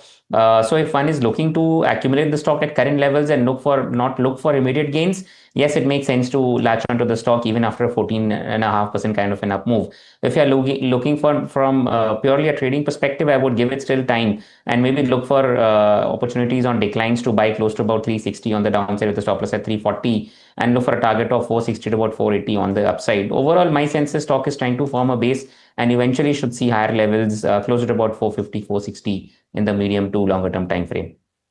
And at its day's high point as we speak. But Aditya Agarwala, your view on the indices today, the Nifty 50 as well as the Bank Nifty? Consolidation, honestly, if you take a look at the markets, one day kind of an up move, then again a decline. Bank Nifty 2 shows a similar kind of an up move. 24,600, 24,700 continues to act as a major hurdle for the Nifty on the upside. And if we talk about the downside supports, between 24,400 about 24,200 is where the immediate supports lie. As of today, my sense is 24,500 about 24,400. These are crucial levels to watch out for and see how markets behave in the next 20-25 minutes of trading that is left. And if we get a close anywhere above 24,500, my sense is you could again see some bit of pullback in tomorrow's trading session to levels of 24,600, 24,800 again. I wouldn't like to take any trade on the Nifty today after this move, and would also like to avoid the Bank Nifty completely to take any trades either on the long or the short side. And your top picks for the day? So I've got a couple of recommendations on both on the buy side and both large cap ones. First is Maruti Suzuki. Looks very interesting. A fresh breakout on the stock from a downward sloping channel and is headed higher. So for a target of 13,500, I'll be a buyer in Maruti Suzuki with a stop loss at 12,500 on the downside. The second stock is from the cement pack, continues to show strength. Ultratech Cement, the cement giant, again has broken up from a narrow consolidation phase, can be bought at current levels for a target of 12,200 on the upside and place a stop loss somewhere around 12,250 on the downside. Okay. All right. So that's with regards to where Sonata Software is concerned. But a lot of counters today, as we were mentioning earlier as well, are on the back of their earnings. Yeah. And, there are a lot of counters otherwise also that, one of the counters, that's Himadri Chemicals, which was there on heard on the street on Somit's list. That's seeing an up move of almost 5% on the back of the announcement that it is, expected to have. Any view there, Aditya Agrawala, with regards to where charts are concerned for Himadri? I would completely avoid. Rather, if anything, you look at this opportunity, this up move is an opportunity to exit from the stock. My sense is it's going to get fizzled out close to about 490, 500 odd levels. Once it tests those levels, stock would again see some kind of a selling pressure coming into it and can slide all the way down to sub 440, 430 odd levels. So I wouldn't be too much excited after this up move. Rather, look for opportunities to exit after this up move. Agarwala, take on IT. Tech Mahindra is one of those gainers and has done very well in recent times. Oh, yes, definitely. I think IT as a space can now be looked at. Select pockets within the large cap and the mid cap IT space should definitely looks interesting to me. And Tech Mahindra is one of them stock which looks interesting from the mid cap IT space. And I would give it some more time, not only look at it from a trading perspective. I'm looking at a target of 1700 to 1800 on the upside, which was its previous peak. On the downside, 1400 is a very good support area for the stock. So with a stop loss at 1400, I would go long on the stock and look for a target of at least 1700 to about 1800 on the upside. From the large cap space, TCS is something which is looking very interesting to me, offers an excellent risk to reward ratio as well at current levels. On the downside, 2900 is a good support area, and my sense is stock will slowly claw back to levels of 3400, 3500 on the upside. So these are two stocks which do look interesting to me. And yes, of course, Persistent Systems and Coforge, they too can be looked at in a gradually phased manner for accumulation phase. 15% returns. What's the timeline on this, Aditya Agarwala, before I take that to Aditya Shah as well? On TCS? Yes, on TCS, TechM, both of those, you have 15 to 20% upside on those. Harsh, give them at least a couple of quarters and you will see those kind of returns on the stocks. Couple of quarters. Aditya Shah, are you that positive? So mid-cap IT, as I said, the valuations are still not cheap, they're expensive. But there should be a bottom made for the entire mid-cap and the large-cap IT space. Slowly and steadily, as the tariff war continues to escalate and at some point in time gets resolved, the firm bottom would have been made. So within the large-cap IT space, something like an HCL Tech and for that matter, TCS also look really very interesting. On the mid-cap IT space, something like a Tata Tech or a L&T Technology or NT Infotech Mindtree all look interesting, but they have to be accumulated in a very staggered way because, as I said, tariff war will continue and the valuations are still not cheap. Not cheap valuations, tariff war to continue, those are some overhangs. But, the cabinet has approved 4 new semiconductor projects. Let's pull that one up. it's flashing at the bottom of your screen. So it's again something that you should look out for, because these are opportunities coming through. 4 semiconductor projects in Odisha, Andhra Pradesh, Punjab, worth 4,600 crore. I'll come to that with regard to a question, but we have Vansh waiting by on 3 companies in terms of earnings and some of the reactions that we're getting. Vansh, take it away. Yeah, so let me start off with the positive ones first. First would be on the list would be Alchem Labs. Now the strong set of numbers from the company, and there is a strong operational performance that is coming in. The EBITDA has been aided by the top line growth and margins, and the domestic business grew by 12% year-on-year basis, and the international sales were up by 9% on a year-on-year basis. If we talk about the numbers, the revenue was up 11% at 3,300 odd crores, and the EBITDA was up 21% at 739 odd crores, and the margin stood at 22% versus 20%. Net profit was up 22% at 664 odd crores. Second on the list is Granules India. Now again a strong set of numbers. The sales growth was largely driven by the North American segment, and the EBITDA has been impacted from the higher manpower cost. Now the higher manpower cost is on the account of the consolidation of Sen Chemicals by the company, and there has been decline in the PAT, and this is on the account of the exceptional items like litigation costs. If we talk about the numbers, the revenue was up 2%, EBITDA was down 5%, and the margin stood at 20% versus 22%, and net profit was down 16% at 113 odd crores. Third on the list is Marksans Pharma. Now clearly a very poor set of numbers from the company. There has been a weak operational performance, and the revenue growth has, however, the revenue growth has been supported by the new product launch in US, and the EBITDA and net profit were impacted by the ramp-up cost for the company. If we talk about the numbers, the revenue was up 5%, EBITDA was down 22% at 100 odd crores, and the margin stood at 16% versus 21% on a year-on-year basis. And net profit was down 34%. So clearly a weak set of numbers that the stock is getting hammered today. Okay, all right. Thank you so much, Vansh, for bringing us those details. Aditya Shah, I'll come to you on Marksans Pharma. I mean, the stock is tanking, and how today? And this is, because of weak operational performance overall, EBITDA net profit overall impacted by ramping up of overall costs as well. How are you, penciling this particular company against the pharma companies in the space? And if you had to, choose one or two companies in that space, what would that be? So within the space, as I have said, I have been very bullish on the API space as well as the CDMO space. So companies operating in those space look particularly very interesting. Companies like, as I have been saying, something like a Syngene, a Piramal Pharma, or something like a Laurus has also done pretty well. So for that matter, or then you can look at something like a Krishna Diagnostics. So all those companies where they are not involved in the US, that's the real opportunity. Mind you, companies involved in the US also have done extremely well, such as Sun Pharma or Cipla as well has done extremely well. Cipla with its product launches will continue to expand its product portfolio. But from my perspective, as of now, there are too many problems within the US with respect to tariffs, and there's no clarity as to how this will move. So CDMO and the CDMO API and the diagnostic business is something that I'm keenly watching out for within the pharma space. Okay, all right. Aditya Agrawala, anything on PN Gadgil? It came out with its earnings. The number prima facie did not look very impressive to me, but the stock is flying in trade today, up almost 6% as we speak. Anything with regards to where charts are concerned? Any trade there? There is a bit of an up move. I don't rule that out. All the way to levels of 620, 630 is what we can see on the stock. And after it crosses 630 is when the real move will start here, Mahima. So as of now, if you're already long on the stock, continue to hold on to positions for a target of 620, 630 on the upside. Place a stop loss somewhere on the downside about 550, 555. Once it crosses 630 odd levels, that is when I would initiate aggressive buying in the stock and look for a target of at least 720 to 750 on the upside. Today we had the management of Lemon Tree, who came in and who told us that he's looking at a potential 35,000 rooms by FY30.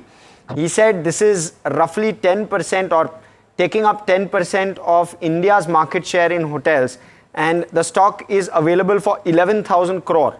Would you buy a 10% in Indian hotels 5-year forward at 11,000 crore today?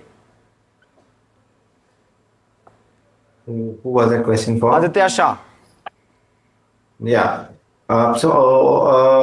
I can predict for FY28 that I will be a billionaire and then laugh about it. I don't think that FY30 you should be projecting that far out. You should take 1 year at a time and then proceed from there. The hotels business is a very competitive business. It is on an uptick. And valuations have expanded. For example, Indian hotels trades at a very expensive multiple now. Indian hotels used to trade at about 100, and look where it is now. So from my perspective, hotels business, commodity business, you must buy them when nobody wants to buy them. Right now, everybody wants to buy the hotels business. So we'll be very careful. Right now, I want to move towards the safer bets within this space. Indian hotels continues to be the top pick here. Okay, all right. So that's with regards to where Lemon Tree stands, and that's Aditya Shah's view. But we've exclusively spoken to the MD and CEO of Federal Bank, Mr. KVS Manian, and Vishwanath himself went there and spoke to him, and he spoke about the bank and the targets that they have in terms of mass affluent segment and aims for double-digit deposit growth going forward.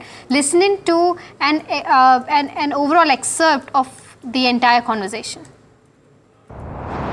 One of the beliefs I have is there are three parts to the deposit, right? CA, SA and term deposit. I think it is a term deposit which is an investment product. Yes. CA and SA are transactional products. Yes. So yes, term deposit will face competition from other wealth products. I understand that. I do not agree that CA and SA are competition from wealth products because they are transactional. In fact, if a customer trades in the stock market, his SA is better than a customer who does not, because transactions lead to CA and SA balances. Better balances. So I don't see a conflict with CASA, right?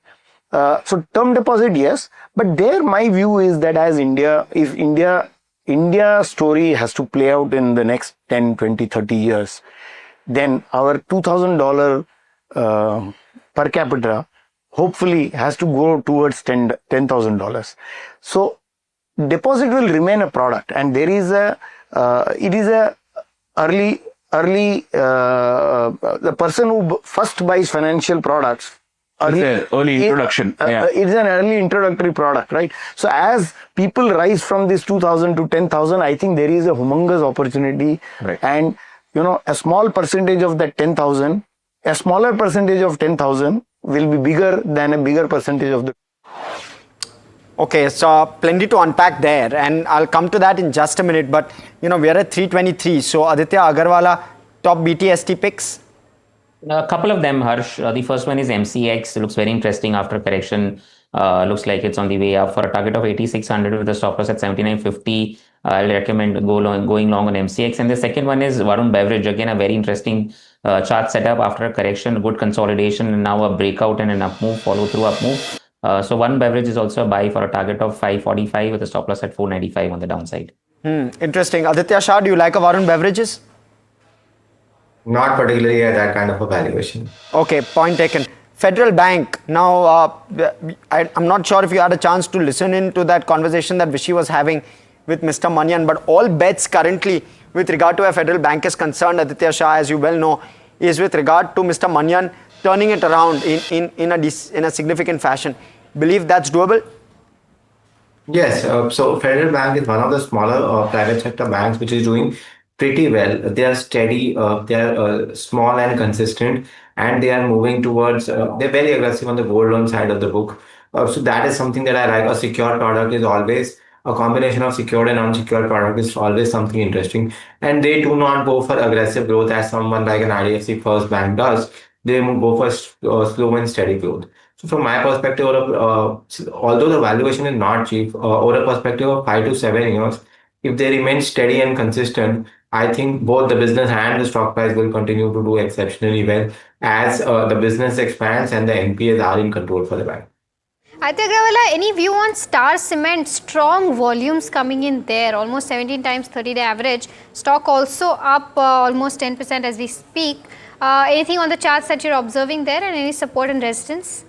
Yes, Mahima. Yes. In fact, it's not only today. If you take a look at last couple of weeks, stock has been posting very strong moves once it had broken out of that consolidation of 240. My sense is it is going to go up from here on as well. It looks like it's testing levels of 330 to about 340 on the upside. So I'm getting targets of 330, 340 for Star Cement. On the downside, immediate supports are 270. But if you've already missed the bus, my sense is wait it out for a minor dip in the stock close to about 280 and then look to go long on the stock again. A very strong chart setup on volumes. Likelihood of a continuation of an up move very much, but wait for some pullback to buy afresh in the stock. Okay, Apollo Hospitals is expected to, post its earnings today post market hours. Here's something that you can expect. Revenue may rise around 13.4%. EBITDA may see an uptick of around 8.5%. Margins will see an upside of around 90 basis points, and net profit may rise around 19%. The key highlights could be EBITDA growth driven by better profitability in hospitals and overall company. No bed addition is expected in Q1, but margins could see improvement led by operational leverage.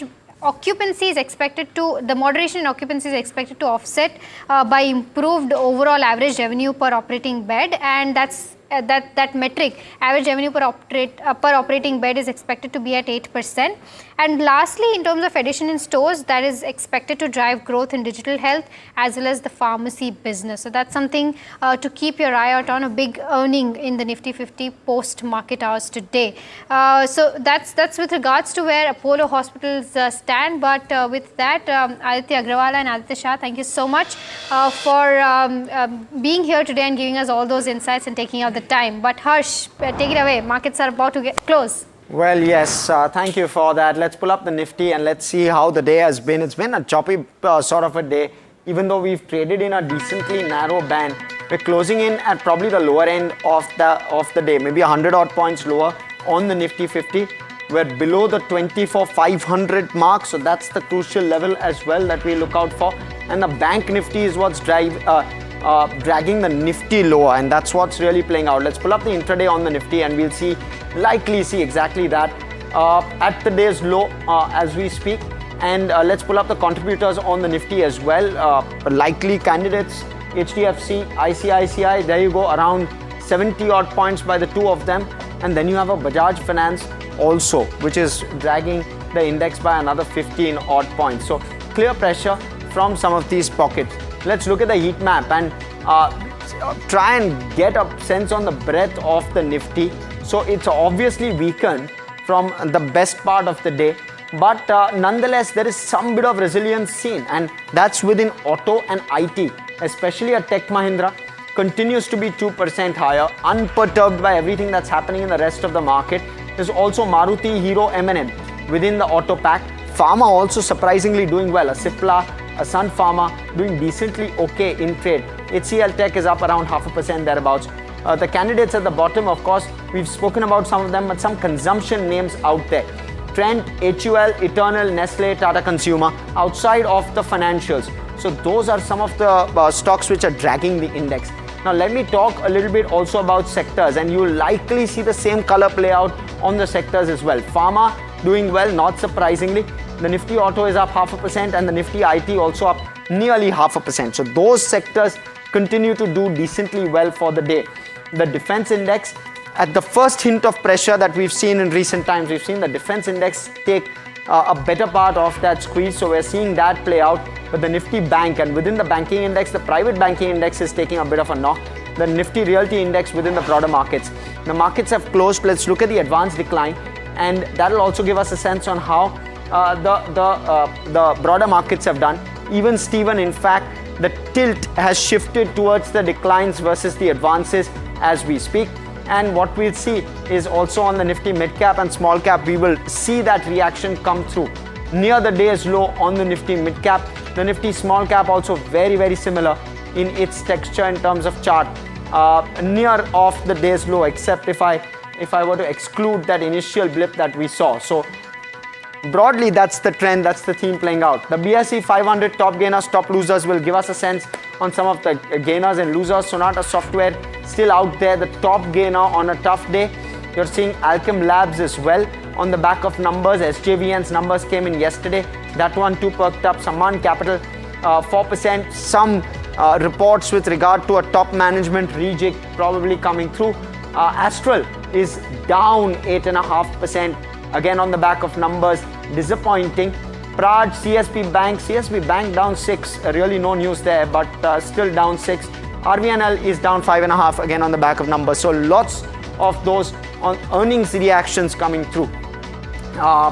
Let's quickly also pull out what to watch out for in trade today. US CPI inflation data will come through. That will give us a sense on where possibly policy is headed. But those adjustments with regard to dividends, and then we'll of course have the key earnings in focus. Interim dividend, again, those adjustments. And there are a couple of those stocks where anchor lock-in will expire, so you want to keep those on your list as well.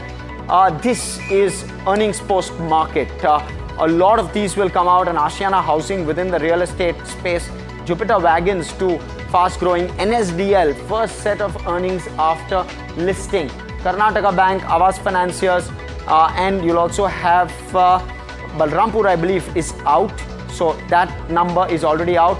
But Bharat Dynamics within the defense space. These are the earnings to focus in on tomorrow, and of course within that we will have Apollo Hospitals as well to factor in. So plenty to look for, but completely out of time on India market close today. From Neeraj, Mahima, myself and everyone who puts this show together, thanks so much for watching. Stay with us. Market Express will take all of the action forward and give you a crisp half-hour analysis of everything that's gone on through the day.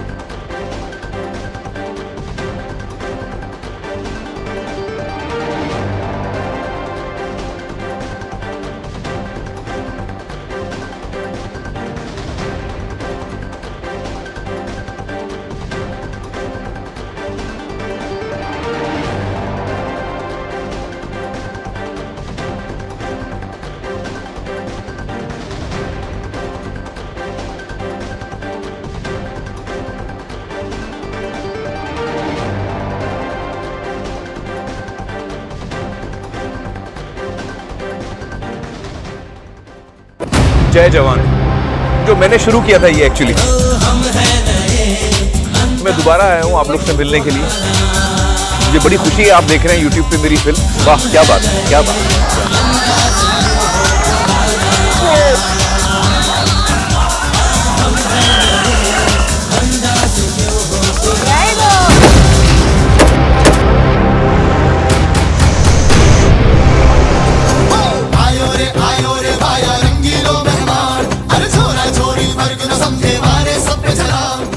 देखिए जय जवान मेरे साथ 15 अगस्त को सिर्फ NDTV पर। जय जवान, जय जवान, जय हिंद, जय हिंद। हेलो बोलिए मैडम, डब्बा ट्रेडिंग कब से चल रहा है पता है मैडम आपको? हम और आप तो जन्म भी नहीं हुआ था हमारा। We investigated a shady advisory firm that has spent big bucks on advertising on the front pages of national dailies.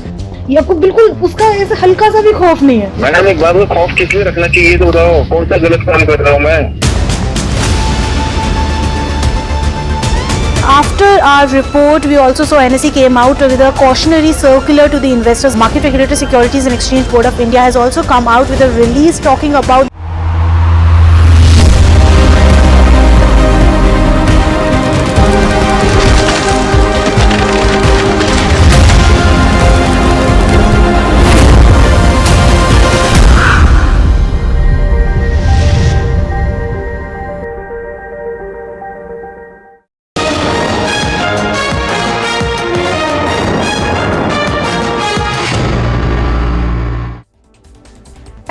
Hello and welcome. You're watching Market Express and I'm your host Himakshi Bahugna. Now let's get straight into the show.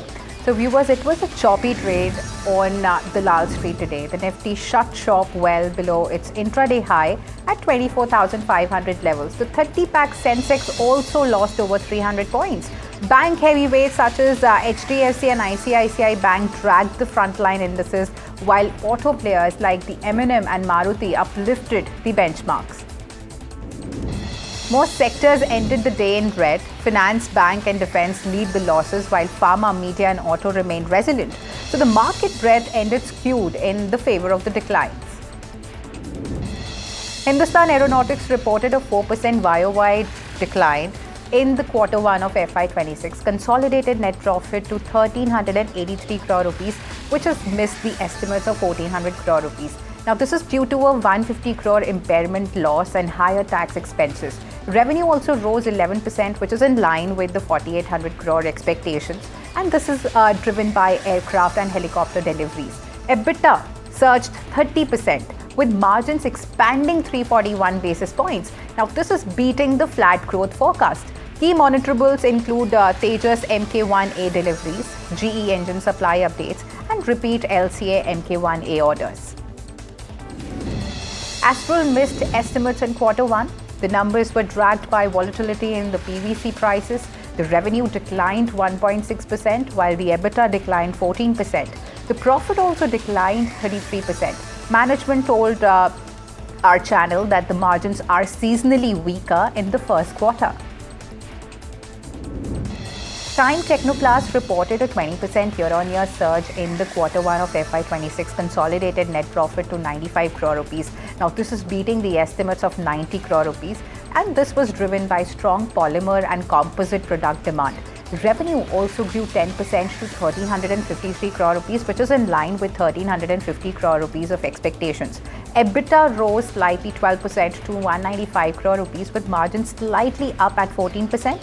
Polymer segment also grew 7%, value-added products 15%, and volumes rose 17% overseas and 12% in India.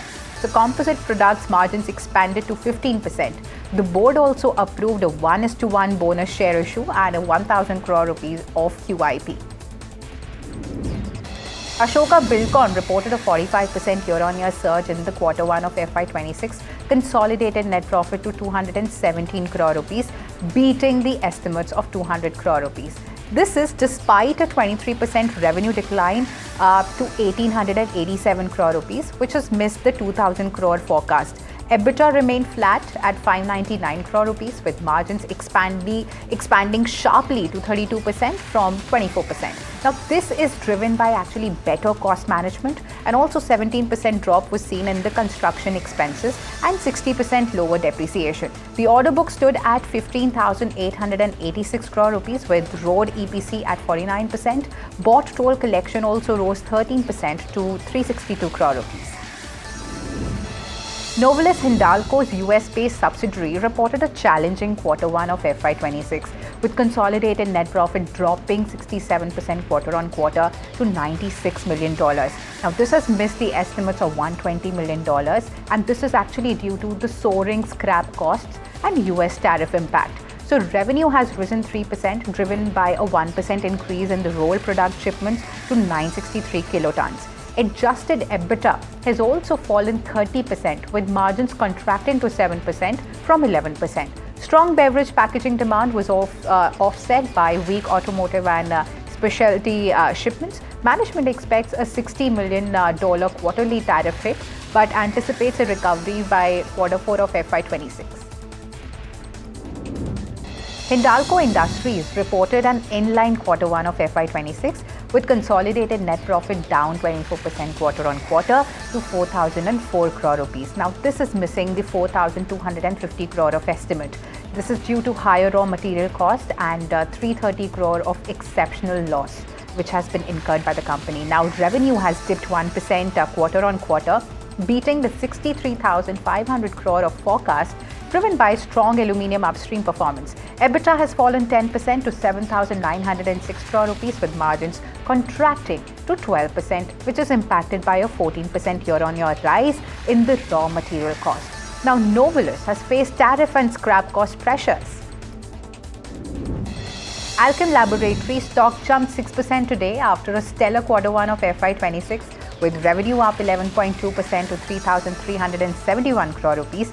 This is fueled by 12% domestic and 8.9% of international sales growth. So net profit has risen 1.8%, which is nearly 22% to 664 crore rupees, and EBITDA has surged 21.4% to 739 crore rupees. Now lifting the margins to 22% from 20.1% on a strong operational performance. Venus Pipes and Tubes reported a mixed Q1 of FY26 with revenue up 15.1% to 276 crore rupees. Now this is driven by strong sales volumes. However, net profit has fallen 10.2% to 24.7 crore rupees, and EBITDA has dropped 6.7% to 44.7 crore rupees, with margins shrinking to 16.2% from 20%. So this is due to higher raw material costs. Bombay Burma Trading Corporation reported an 8.3% rise in Q1 of FY26 net profit to 241 crore rupees, with revenue climbing 8.7% to 4,712 crore rupees. Revenue growth was also driven by strong performance in its tea and auto component segments. However, EBITDA has dipped 1.6% to 724 crore rupees, which is squeezing the margins, to 15.4% from 17%. Now, this is due to the higher input costs. Praj Industries reported a tough Q1 of FY26, with revenue down 8.4% to 640 crore rupees and net profit also crashing 94% to 5.3 crore rupees. Now, this is driven by a 24% drop in the bioenergy revenue and delayed ethanol project executions. Now, despite a 10% year-on-year order book growth to 4,448 crore rupees, high labor costs and customer liquidity issues have squeezed the margins to 5.5%. Man Industries reported a mixed Q1 of FY26 with revenue slipping 0.9% to 742 crore rupees due to export delays from the Iran-Israel conflict, but net profit has soared 45% to 27.6 crore rupees. Now, this is driven by a 30% EBITDA jump and margin expansion to 6.6%. Now, with a robust 3,200 crore rupee of order book and lower cost boosting the efficiency, the company has reaffirmed its 20% growth guidance for FY26. Dollar Industries has also reported a robust Q1 of FY26 with revenue up 19.6% to 399 crore rupees. This is fueled by an 18.7% of volume growth and a stellar 65.2% revenue surge in the e-commerce and the quick commerce channels. So while margins have held steady at 10.5%, net profit jumped 39.3% to 21.3 crore rupees. This is reflecting strong demand and digital channel success. Travel Food Services reported an 8.5% of revenue drop to 375 crore rupees in Q1 of FY26, but net profit has soared 66% to 91.7 crore rupees. Now, this is driven by a margin expansion to 39% from 24.9%. Operational efficiencies, lower operating and finance cost, and 4.5% higher passenger traffic at managed airports alongside 70 new outlets in the development has boosted its profitability. P.N. Gadgil Jewellers delivered a sparkling Q1 of FY26 with revenue up 2.8% to 1,715 crore rupees and net profit also nearly doubling, soaring 96.3% to 69.3 crore rupees. EBITDA has jumped 71.3% to 110 crore rupees, boosting the margins to 6.4% from 3.8%. Now, this is driven by robust retail and festive demand. Lemon Tree Hotels reported a robust Q1 of FY26 with revenue up 17.8% to 316 crore rupees and net profit also soaring 93.5% to 38.3 crore rupees. Now, this is also driven by strong occupancies and higher average room rates, especially at its Aureka brand. Now, despite the renovation and the tech expenses pressuring the EBITDA margins, they have improved to 44.5% from 42.9%. Now, with Aureka Mumbai hitting the stable occupancy levels. MRF Limited reported a mixed Q1 of FY26 with revenue up 6.8% to 7,560 crore rupees. Now, this is driven by strong domestic demand, However, the net profit has fallen 13.9%, which is nearly 14% to 484 crore rupees, and EBITDA has also dropped 9.1% to 1034 crore rupees, with margins shrinking to 13.7% from 16.1%. Now, this is actually due to higher raw material costs.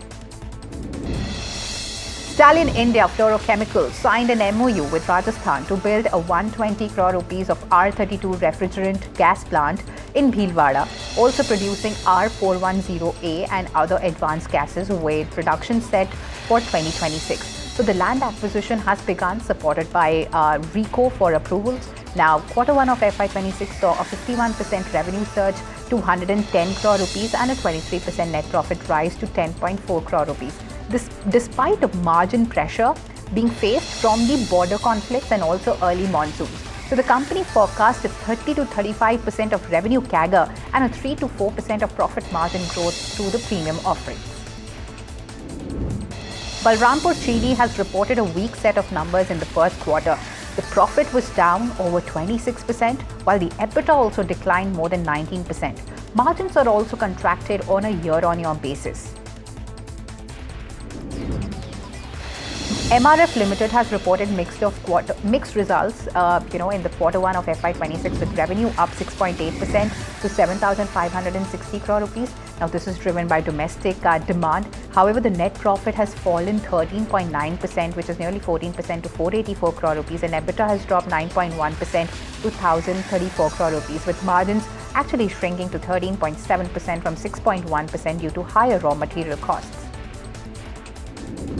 President Donald Trump said that gold will not face tariffs, knocking down a ruling by the US customs officials that bars off the precious metal imported from Switzerland would actually face the duties. So the spread between futures and spot gold narrows to $50 from $100.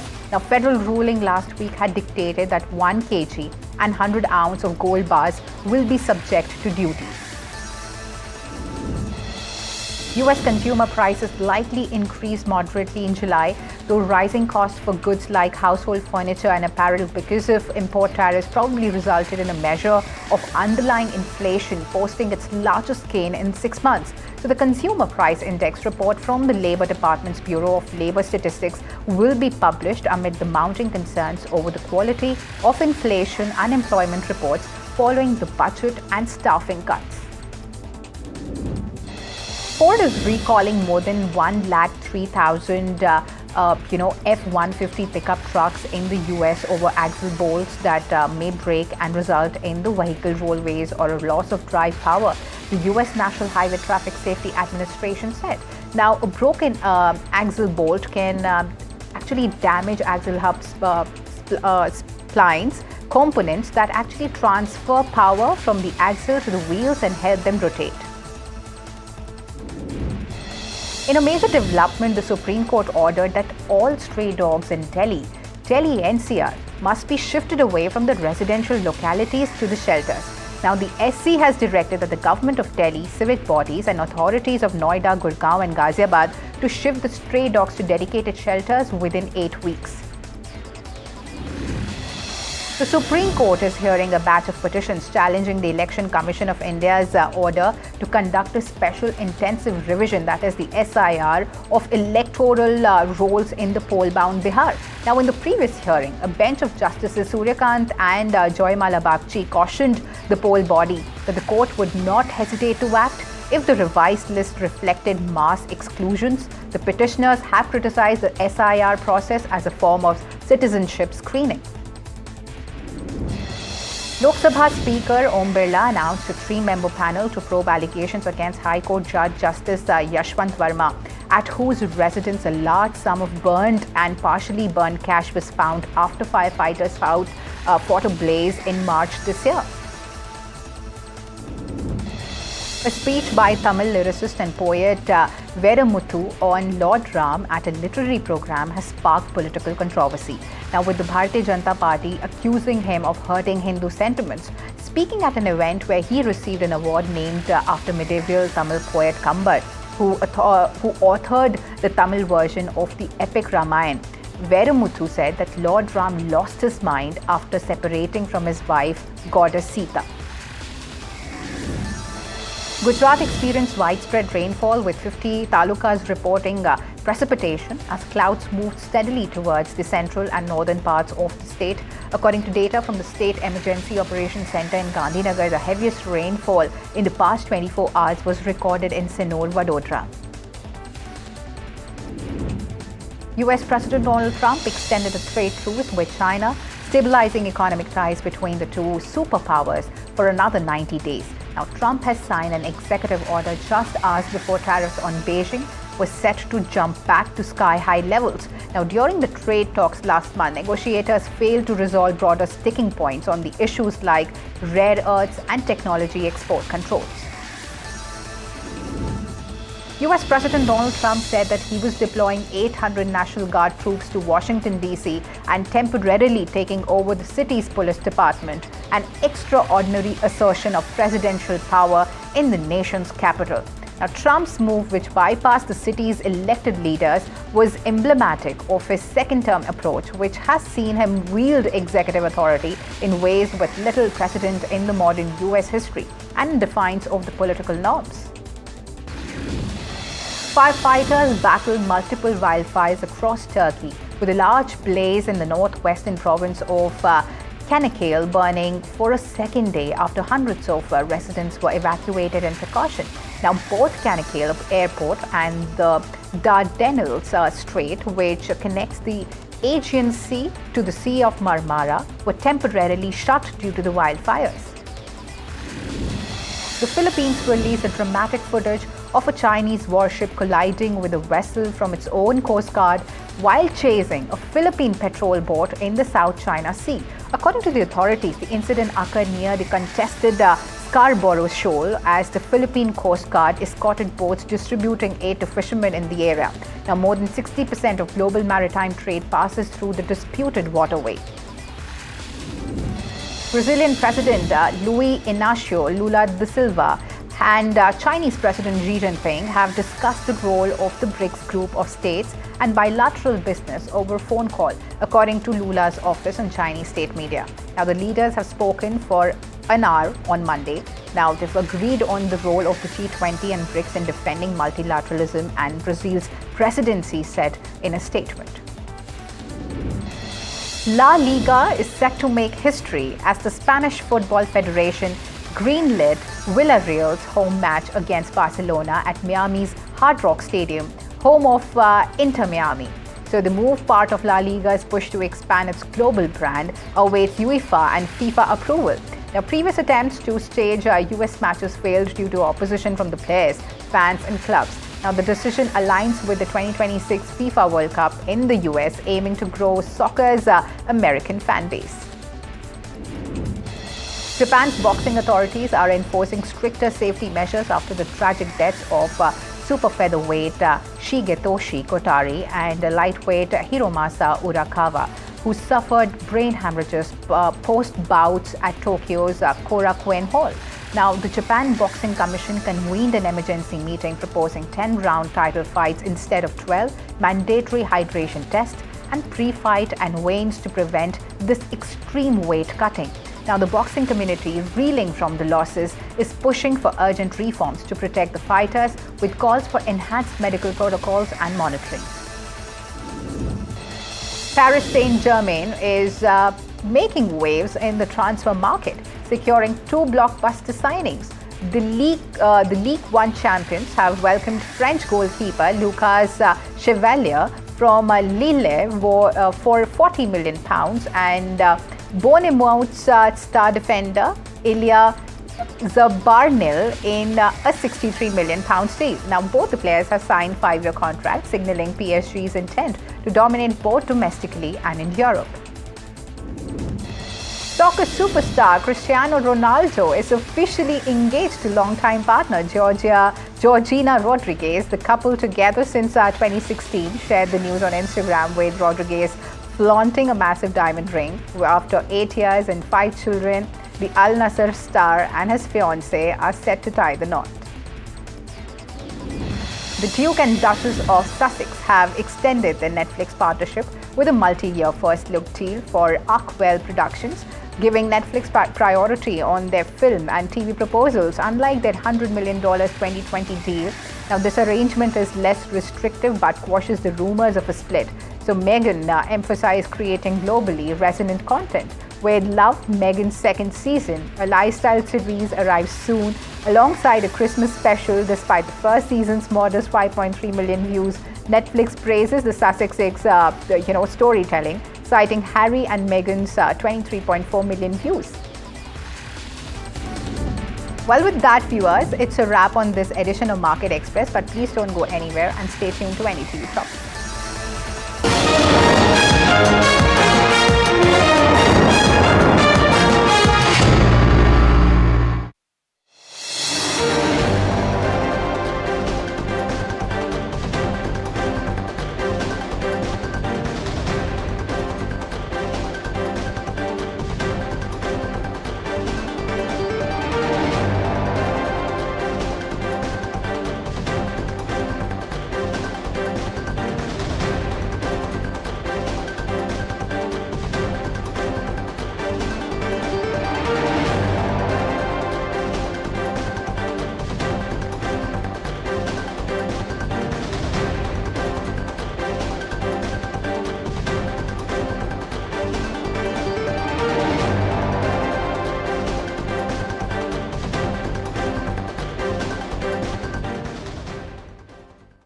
जय जवान जो मैंने शुरू किया था ये actually मैं दोबारा आया हूँ आप लोग से मिलने के लिए मुझे बड़ी खुशी है आप देख रहे हैं YouTube पे मेरी फिल्म वाह क्या बात है क्या बात है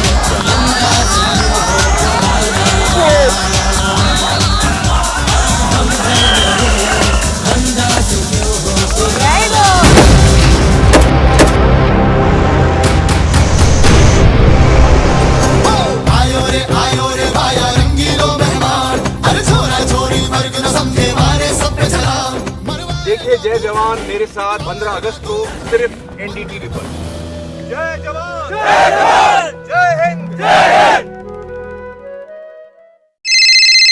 हेलो बोलिए मैडम डब्बा ट्रेडिंग कब से चल रहा है पता है मैडम आपको हम और आप तो जन्म भी नहीं हुआ था हमारा We investigated a shady advisory firm that has spent big bucks on advertising on the front pages of national dailies. ये आपको बिल्कुल उसका ऐसे हल्का सा भी खौफ नहीं है। मैडम एक बात में खौफ किस लिए रखना चाहिए तो बताओ कौन सा गलत काम कर रहा हूँ मैं After our report, we also saw NSE came out with a cautionary circular to the investors. Market Regulator Securities and Exchange Board of India has also come out with a release talking about the actions that it has taken. Cyber complaint has also been filed against the entities involved in this entire Dabba trading scam.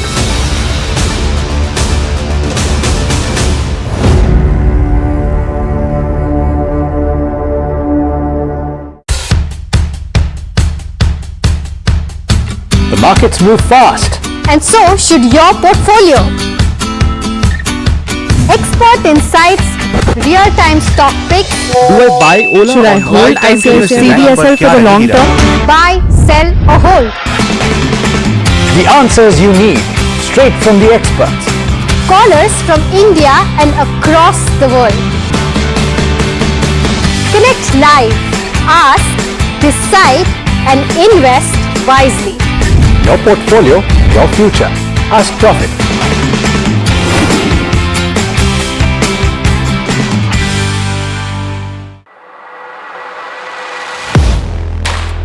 Do you really know the company you invest in? What is the real picture behind presentations and claims? Is the outlook as rosy as the company claims? Know your company. Power.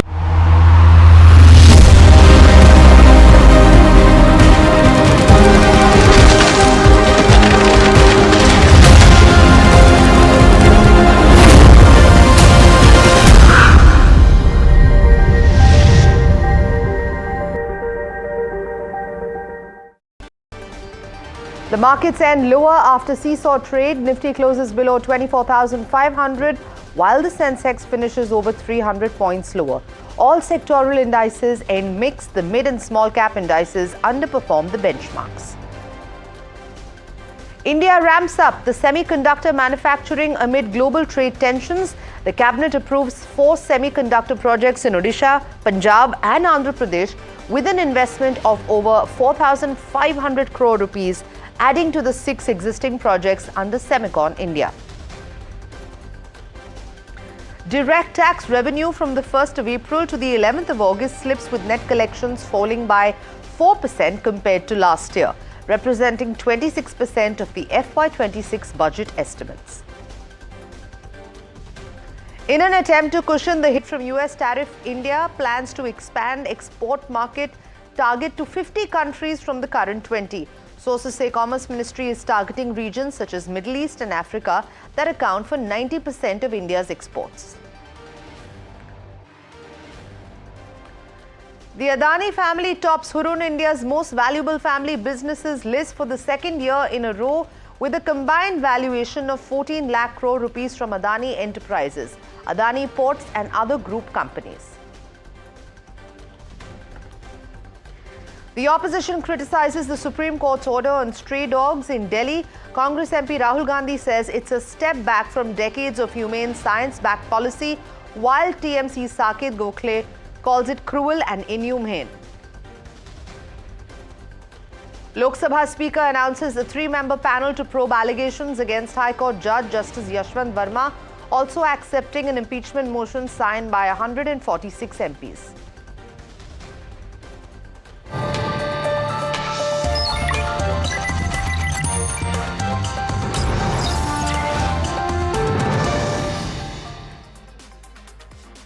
Good evening, you're watching Profit 360 on NDTV Profit and I'm Sanjana. Over the next half an hour, I'm going to take you through the latest in markets as well as national and international news. So let's take a look at how the markets fared today. We saw benchmark indices surrender their gains after an optimistic start to the day. The Sensex declined over 400 points. Similarly, we saw the Nifty shed 97 points to close below the 24,500 mark. The day's trade was a mixed bag for sectors. Pharma and the media sectors closing in the green, while the realty index was a drag. For more details on this, let me go over to my colleague Harsh Saita as he joins us with a wrap of the day's market action. Harsh, over to you. So while it was a Monday of a recovery, Tuesday has seen a bit of a reversal actually. So 0.5% odd lower on the Nifty, and that was largely driven by the financials. The Nifty Bank was down around 0.8%. The private banking index was what drove some of the losses there. And it was essentially ICICI HDFC which contributed 70 negative points to the Nifty 50. And if I throw in a Bajaj Finance there, that's 85 negative points on the Nifty just from those 3 names. So that was what actually dragged the Nifty a bit today. But what actually has done well, therefore, IT has done decently well on a day like this. We've also seen good traction from Pharma, and therefore some of those names have done well. Tech Mahindra was the top gainer, 2% higher. Even among Pharma, Sun, Cipla did decently well for themselves. And within the losers, it was also the consumption basket which took a bit of a knock. Tata Consumer and the like, all of those, including an Eternal, which is Zomato, traded slightly low and were some of the top losers of the day.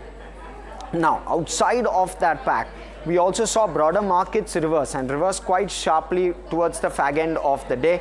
The breadth of the market will show that, will signal that, because for a large part of the day, the breadth was positive, but we turned negative at the fag end, and that is indicative of the way broader markets also played out. We saw sharp falls on both the Nifty mid cap and small cap, and even though they were resilient in comparison to the large cap index, but that outperformance was largely visible all through the day of trade, so it wasn't at the fag end only. But broadly, that's how it played out. Some of the key losers within the broader market indices were the likes of the Nifty India Defence Index, which has been under pressure every time the index falls. We've seen the Defence Index underperform sharply, and we've also seen some bit of that from the realty index, and both of those also were some of the culprits within broader markets. The BSE 500 top gainers, top losers list will largely reflect stocks which have moved on the back of earnings, and we've seen some of those. Sonata Software was up 12%, the top gainer on the BSE 500, and some of the losers as well, dominated by earnings. So that's broadly been the theme within the broader markets as well. Right, thanks so much for that, Harsh. Meanwhile, 10 to 12% earnings growth is a possibility for FY26, but there is a good chance that most corporations will face more downside during the current earnings season. This is the word coming in from Manishi Ray Chaudhary, CEO of Emma Capital Partners. Listen into what he had to say on the earning estimates. My estimate would be around 10 to 12%, possibly in the maybe spilling over into the low teens at this point for fiscal 26 and fiscal 27. But remember, I mean, just this estimate for both fiscal 26 and 2027, even 4 or 5 months back, was about 17%. So from around 16 to 17%, it's already come down to about 11 to 12%. It looks like there could be even more downside going by the commentary that we're hearing from most of the corporates during the earnings season. Right, now let me quickly cut across to my colleague Pallavi, who's going to be bringing us some crucial information around CPI inflation. We understand, Pallavi, it has dipped further in July to 1.55% from 2.1% in June. But give us a detailed analysis on what this essentially means. Right, Sanjana. So we are looking at yet another positive print for CPI inflation. Like you mentioned, it's dipped to 1.55%. Now, this is the lowest in almost about 8 years or so. And the decline continues to be led by food prices. Let's have a quick look at some of the components. So the consumer food price index has contracted this month as well. It's come in at minus 1.76%. Within that segment, we're looking at vegetable disinflation at 20.69%. Pulses, which is another important category, has seen disinflation at 13.76%, whereas most other components, cereals are at 3% inflation, milk and milk products at 2.74%. Oils and fats is something we might be watching out for going forward as well, because that's at 19.24%. So that is among the higher categories there. But all in all, that is a good set of numbers. And even looking at the RBI commentary, inflation is expected to continue to remain low for the next few months, possibly up until the fourth quarter of the ongoing fiscal year, which is when we're expected to see some uptick there. But for more information on what she's making of these figures, I'm also joined by Yuvika Singhal, economist at Quant Eco Research. Yuvika, hi, thank you so much for taking time out to speak to us. Pleasure, Pallavi.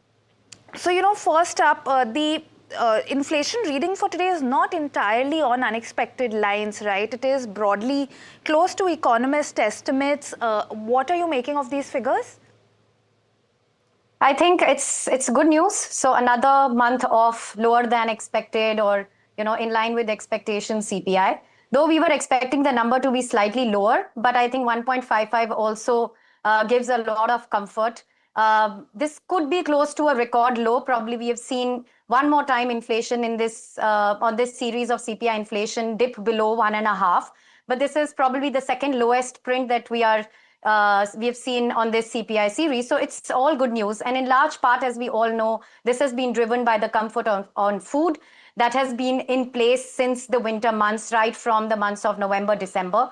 And we have to see it in conjunction with a plethora of positives that have taken shape, which have allowed inflation, especially driven by food inflation, to dip to such levels.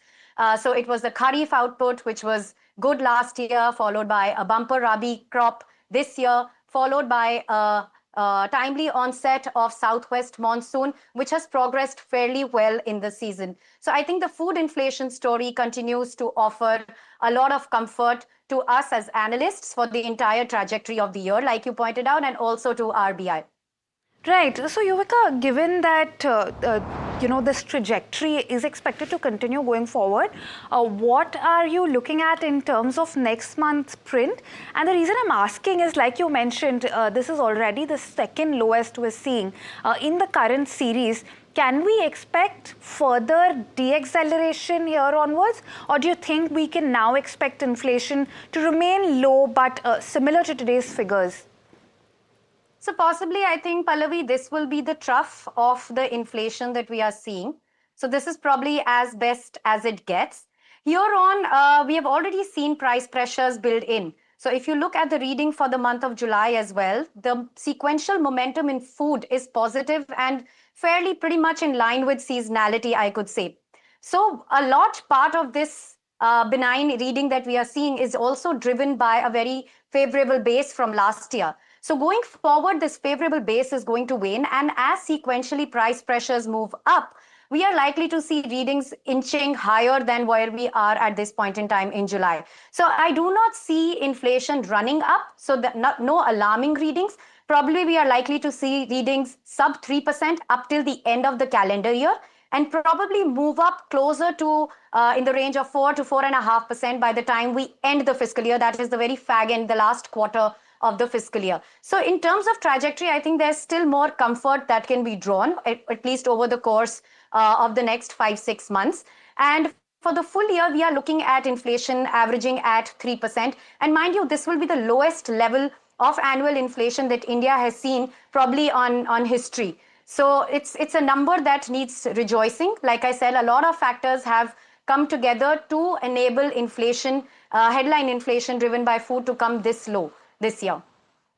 All right. I do want to ask you, given that, inflation is clearly one front where we continue to draw comfort, given that this is a time of immense economic uncertainty, given what's happening on the tariff front, what are you making of other high frequency indicators, and what is the sort of, I know at this point it's, a lot just depends on how the situation evolves going forward, but at the moment, what is the macro picture looking like? So I would say the macro picture does, from a domestic perspective, still show decent degree of resilience.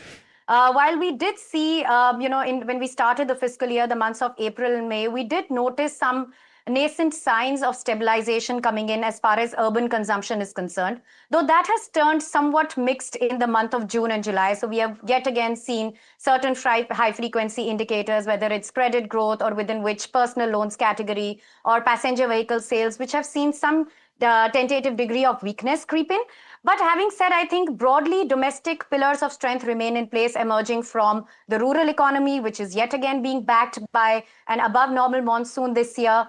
We have support from the government offering comfort to the rural side of the economy. Remember, we are likely to see a whole host of income transfers which were promised last year coming into play this year. In addition to this, we have also seen the government capex start the year at an extremely brisk pace. Remember, last year, almost through the first half of the fiscal year and even longer, if I remember, up till October, November, the government spending wasn't there because of different reasons. This year, the government has been fairly gung-ho about its capex spend. So from a domestic perspective, I would still find pockets of strength coming in from rural consumption, government capex spending, urban consumption, not so much, but then again, the scenario is such that urban consumption could look better as we head into the festive season on the back of the 100 basis points cut in the interest rates from the RBI that we have already seen, which will get transmitted in due course.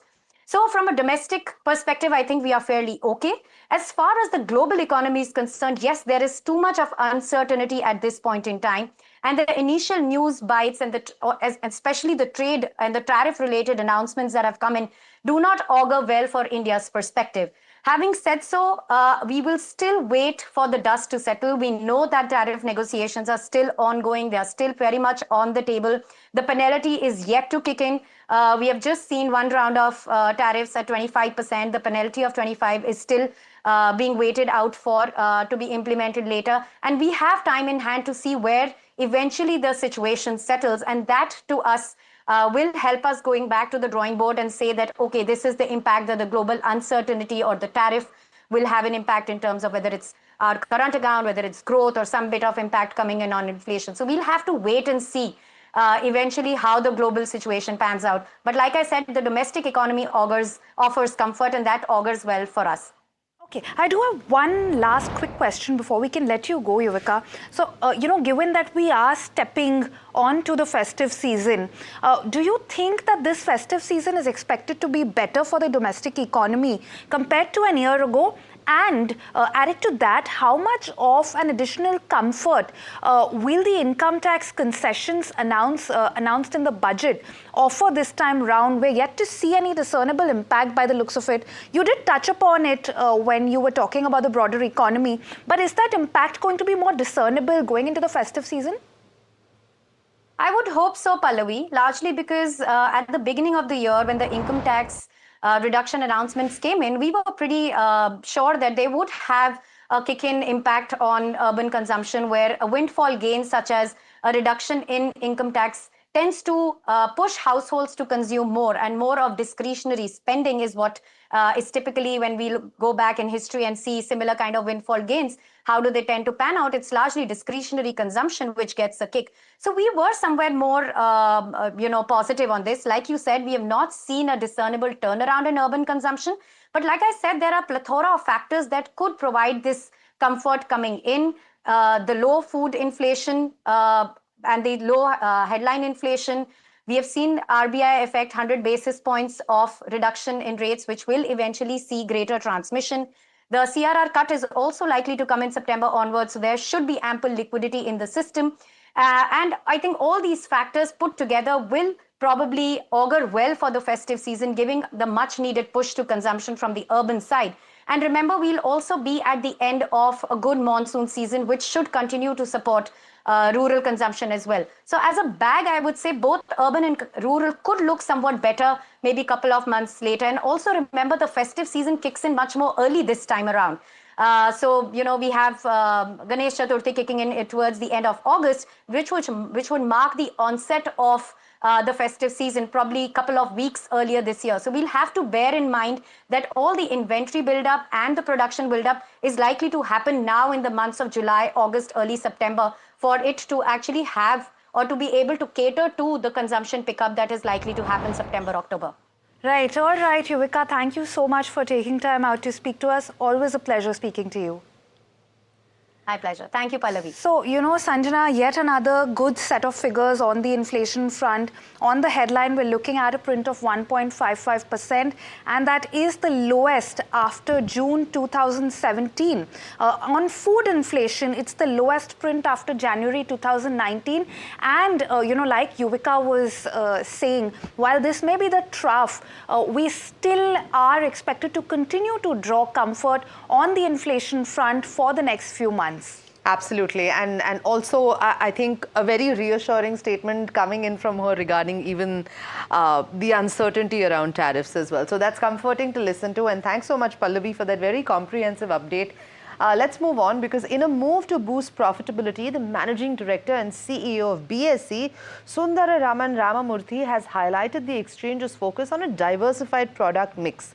According to the CEO, the exchange is operating with an 80% margin, and he says that diversification is key to sustain growth in a dynamic market. Let's listen in. World over, if you look at it, exchanges are fixed cost game. So you incur a stringently large amount of fixed cost. And once your top line starts growing beyond threshold, its trace goes into the bottom line and stays there. India is no exception. In fact, in India, we have exchange which has 80% plus margin. So it depends on the product mix and how you take care of that. For us, what we are striving hard is not looking at protecting the margin, but in having a proper product mix. It should be well diversified. It should not be significant portion coming from a single area of our operation. We should have good amount of cash equity business, good mutual fund, good enhanced data dissemination, good amount of index business, good amount of money coming from our data centers. That's the way we would like to diversify it, and that's what we are working upon. Now, meanwhile, Indian hotels are in focus after the company's recent acquisitions. Earlier today, we spoke with Puneet Chatwal, MD and CEO at IHCL, about the rationale behind the majority stake in Anchortels and Pride Hospitality. Let's listen in. The rationale is in line with what we have been guiding under Accelerate 2030 of the growth coming mainly from our mid-market segment with Ginger and an upscale with gateway brands, keeping Taj as pure as possible, keeping Taj as the crown jewel, yet stimulating the progress, addressing India's mid-market needs, and also making Ginger the strongest mid-market brand in the next 12 to 18 months with 250 plus hotels. And speaking exclusively to NDTV Profit's Vishwanath Nair, KVS Manian, MD and CEO of Federal Bank, says the bank is targeting the mass affluent segment and aims for double-digit deposit growth. Let's listen in to an excerpt from that conversation.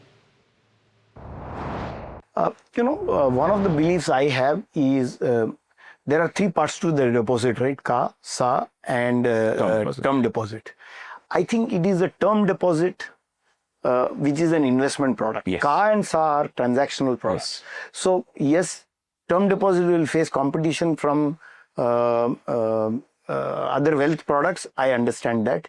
I do not agree that CA and SA are competition from wealth products because they are transactional. In fact, if a customer trades in the stock market, his SA is better than a customer who does not, because transactions lead to CA and SA balances. Better balances. So I don't see a conflict with CASA, right? So term deposit, yes, but there my view is that as if India story has to play out in the next 10, 20, 30 years, then our $2,000 per capita hopefully has to go towards $10,000. So deposit will remain a product, and there is it is a early the person who first buys financial products. Early introduction. It's an early introductory product, right? So as people rise from this 2,000 to 10,000, I think there is a humongous opportunity. Right. And a small percentage of that 10,000, a smaller percentage of 10,000 will be bigger than a bigger percentage of the 2,000. Sure. Right? So I do believe that deposit will grow, may not grow at rates that are 15 and 20 or mid-teens and all that. But I think early double digits, it will continue to grow. So we have to remain there. And we as a small share of the market, I think we have to find our strategies to continue to grow, rest market share. On CA and SA, I do believe that, of course, the pressure is coming out of efficiency of the system, right? System is getting more efficient, payment systems are better, and that's what leads to lower CASA, right? Pressure on CASA, not the investment product. Got it. So there, I think, like I said, for example, for us, if we focus on wealth and wealth products, which I said is a means to get fee, it also enhances our SA. Right, so I don't see a conflict with these, and we have to continue to do. So, for example, our corporate CA is quite low, and we have an upside opportunity because we just launched our cash management system last month. Right, new cash management system was launched last month. So we have to create products. Cash management, online trade and things like that, which we will create to get a car. Coming to your minimum balance question, see, I think every bank to their own on the strategy of what they want to achieve. And all I would say is at our stage of growth and where we want to see, I think we have to play the mass affluent category, and we have said mass affluent is our focus area, and we will do products which continue to sell for mass affluent. Even your wealth products. Even our wealth product will be focused. Even our wealth strategy is not going to be private bank based strategy initially. Got it. We want to be focused on the mass affluent segment, and that's what our focus will be. And so we will continue to do products which are suitable for that. Now, the Union Cabinet has approved 4 new semiconductor projects with an investment of over 4,500 crore rupees. Union Minister Ashwini Vaishnav has said that these 4 are in addition to the existing 6 projects under Semicon India. The previously approved projects have a capacity of producing 24 billion chips annually. So let's take a quick look at what the Union Minister had to say. 4 नए semiconductor projects, आप सब जानते हैं 6 projects already approved हैं, उसमें 4 और नए semiconductor projects आज जुड़े हैं उड़ीसा में, पंजाब में और आंध्र प्रदेश में। 4,594 4,594 करोड़ रुपीस के इन्वेस्टमेंट से। Moving on, India's direct tax collections have so far seen a slowdown in the current financial year. Net collections are down 4% year-on-year, driven mainly by a dip in individual income tax receipts. My colleague Shrimi now joining us with more on this. That's right, the India's direct tax collection have registered a decline in the first 8 months of the ongoing fiscal year, largely due to a fall in the individual, that is non-corporate tax receipts. The CBDT latest data showing that the gross direct tax collection between April 1st and August 11th stood at 7.99 lakh crore, which is down 1.9%, and net tax collection after adjusting refund is down by 4% to 6.64 lakh crore. Now, refunds, however, showing a significant increase to around 10% to 1.3 lakh crore, while if you go deeper in the numbers, the net corporate tax collection showing a marginal increase to 2.29 lakh crore versus 2.22 lakh crore a year ago. However, there is a clear dip in the individual tax collection. Up to August 11th, it's showing 4.12 lakh crore compared to 4.45 lakh crore during the same period last year. Now, as of August 11, direct tax mop-up account for 26.3% of the total budget estimates of FY26. STT is also one interesting number, recorded though a modest uptick at 22,362 crore, which is slightly up from what it was a year ago, which is 21.599 crore.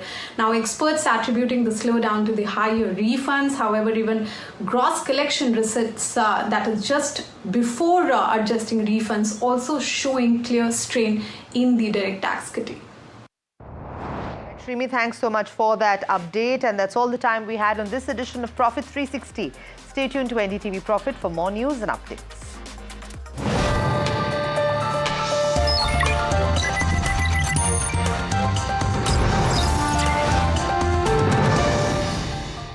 जय जवान, जो मैंने शुरू किया था ये actually,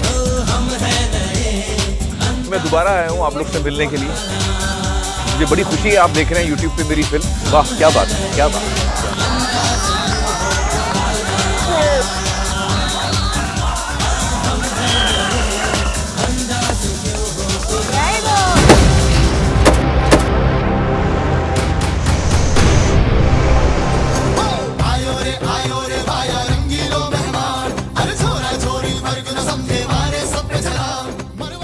जय जवान मेरे साथ 15 अगस्त को सिर्फ NDTV पर।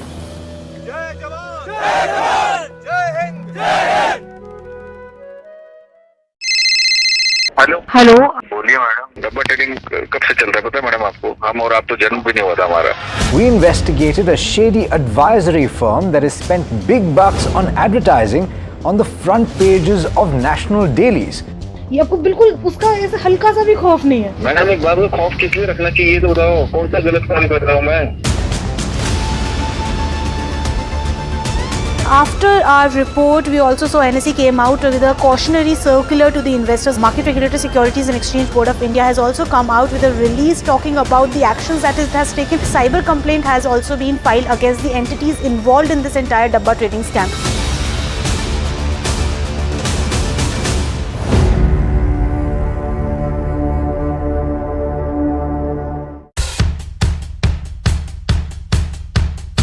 The markets move fast. And so should your portfolio. Expert insights, real-time stock picks. Do I buy Ola? Should I hold ICICI CDSL for the long term? Buy, sell or hold. The answers you need, straight from the experts. Callers from India and across the world. Connect live, ask, decide and invest wisely. Your portfolio, your future. Ask Profit.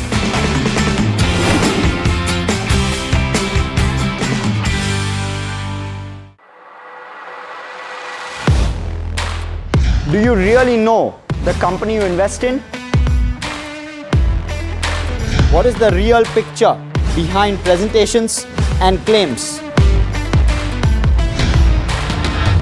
Is the outlook as rosy as the company claims? Know Your Company, powered by NDTV Profit Research, shines a light on the biggest stock market movers.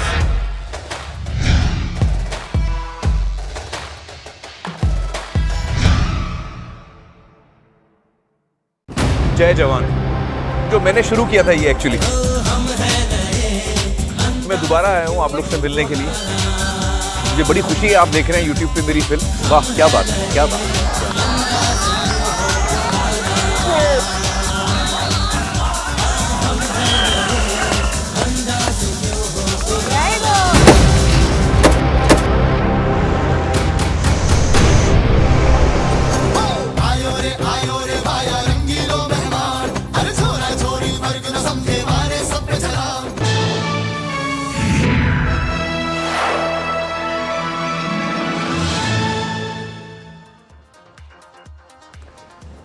Hello and welcome. You're watching KYC. I'm Harsh Saita. With me is Mahima Vachhrajani, and no bets, frankly. It's going to be an FMCG consumption space that we're going to talk about. Yes. But you know what you want to know is whether alcohol and the beverage industry is going to see a strong tailwind. Premiumization is the middle word of that theme which is playing out, and which will likely mean that margins will likely have an upside surprise. I can't say will have an upside surprise, and will likely have an upside surprise, and therefore will be interesting to understand what Som Distilleries makes of all of this that's playing out, because the balance sheet doesn't look under pressure at all. There's a very, very strong tailwind in terms of growth, and one of those geographies that they are really targeting and going to target strongly is going to be UP.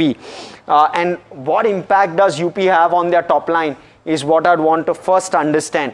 And I'm sure that they're not going to give me a real answer to this question. So what I'm going to also do is going to ask them, and I hope they're not listening, but I'm going to ask them what mix is UP going to command, because they've given an FY27 guidance of 2,000 crore in terms of sales. So what is that mix which UP is going to command? Because they have select states, Mahima, in which they have very, very strong presence, and then thereafter they don't have much presence elsewhere. Okay. Globally also no real presence, and therefore that also is a risk that one needs to be mindful of when they are investing in something like a Som. So that's a risk, but this huge foray and the fact that there's a large tailwind in this space is obviously the big benefit. They're doing 600 crore of capex, and 350 crore of that is expected by end of FY26. So what is going to be the debt component? They've currently iterated and reiterated no debt, no fresh equity. But of course we will ask them one more time. We'll quiz them on that, because it's a large capex which they are undertaking. For a sub 3,000 crore company, that's certainly large. Now, new launches, and that's what they're focusing on. And contribution of premium. Currently, premium doesn't have a very large contribution. It's maybe sub 10%, if I recall right. Correct. That's probably one of the reasons as to why foraying into UP will be beneficial from them, because there's more concentration of tier 2, tier 3 cities which don't per se consume premium brands. Correct. So what does new launches bring to the table? What's going to be the breakup in terms of the mix, and are margins incrementally much better in premium versus their traditional? Karnataka concerns, those were concerns, of course, which cropped up. Q4 cash flow to a certain extent was subdued on the back of that, but are they firmly behind is what I'd want to know. And now FY26 is their only tailwind coming in with regard to that. Risks from barley, glass, that's the only commodity exposure they actually have. Currently, there is no concern. In fact, last 2 to 3 years, it's been clean in terms of tailwind. no problem at all. Last piece is with regard to margins. They've guided for 12 to 13% margin, but could that surprise on the upside? Because if it does, you could see very strong accretion to profitability, which could re-rate or make a case for a re-rating on the counter. But I'm going to allow Mahima to take it away with regard to what the company does. Right. So, as Harsh rightly mentioned, it's one of the company that's present in the alcobev space and majorly has exposure to the beer space, and then IMFL, of course, that's your Indian manufactured foreign liquor. It was incorporated in 1993 and is based in Bhopal and is engaged in manufacturing and sale of beer and IMFL. It sells beer, whiskey and vodka per se, and the kind of portfolio that it has, this is its beer portfolio. Hunter, Blackford, Powercool, Woodpecker as well as Legend are the brands that it has under the beer portfolio.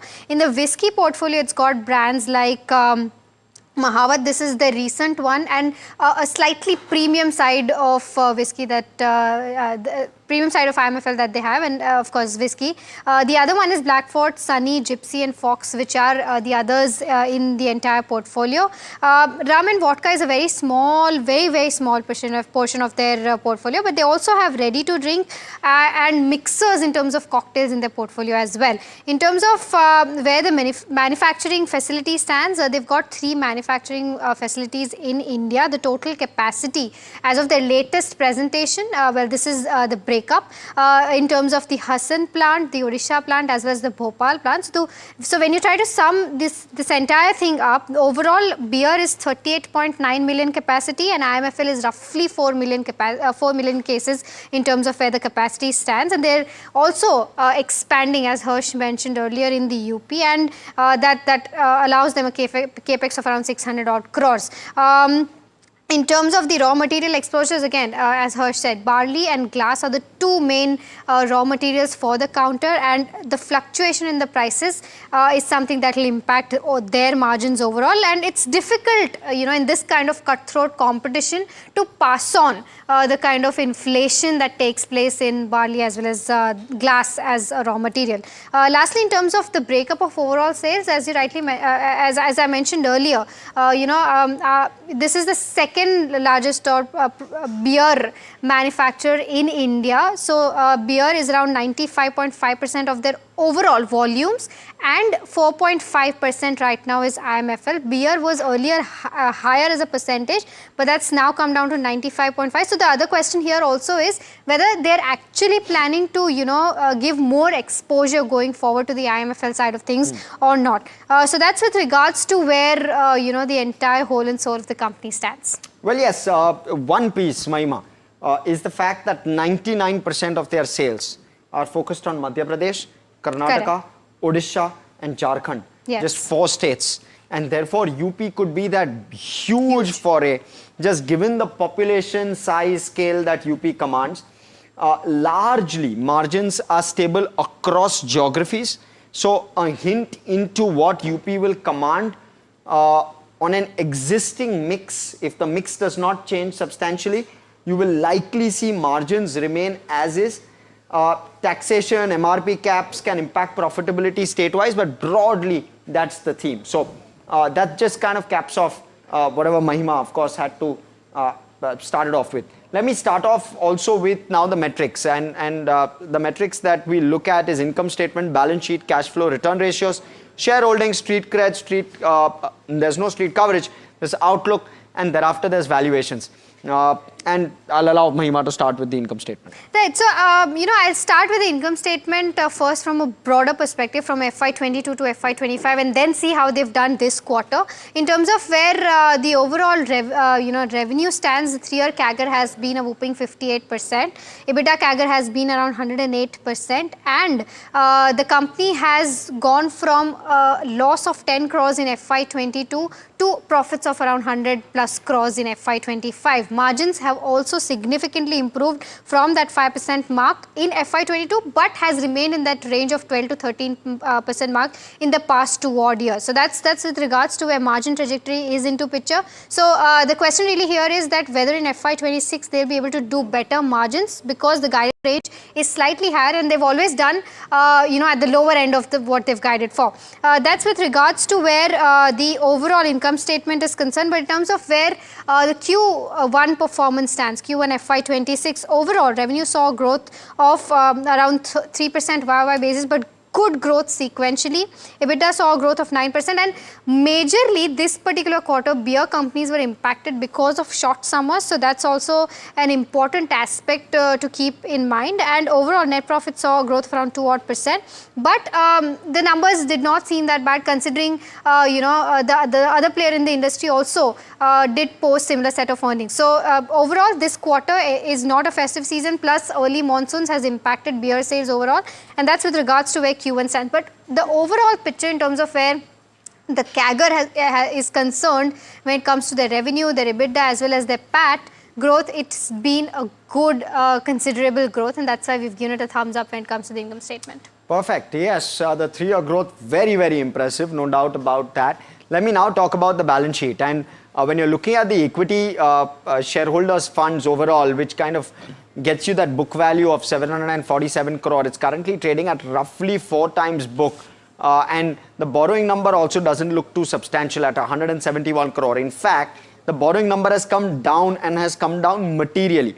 The borrowing number in FY20 was around 200 to 220 odd crore, rose in FY23 as well, and thereafter has fallen down, and from 240 crore in FY23, the borrowing number currently sits at 170 crore. So you've seen elevated borrowings which have now been quickly repaid, which is a thumbs up, which is a positive.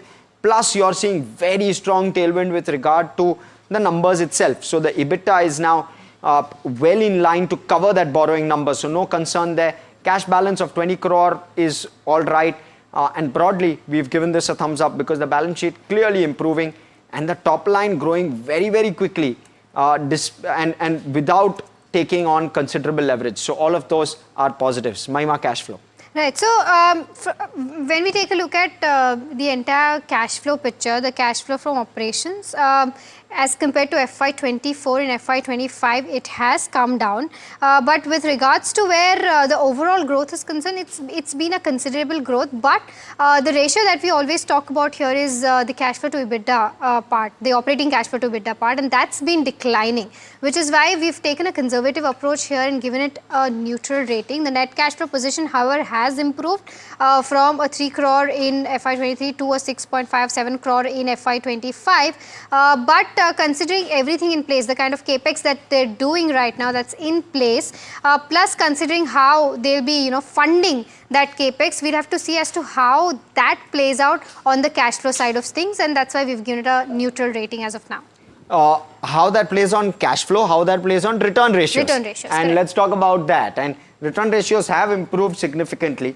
They had a couple of tough years post-COVID. FY20 was okay, but FY21 was a year where there was considerable pain, FY22 as well.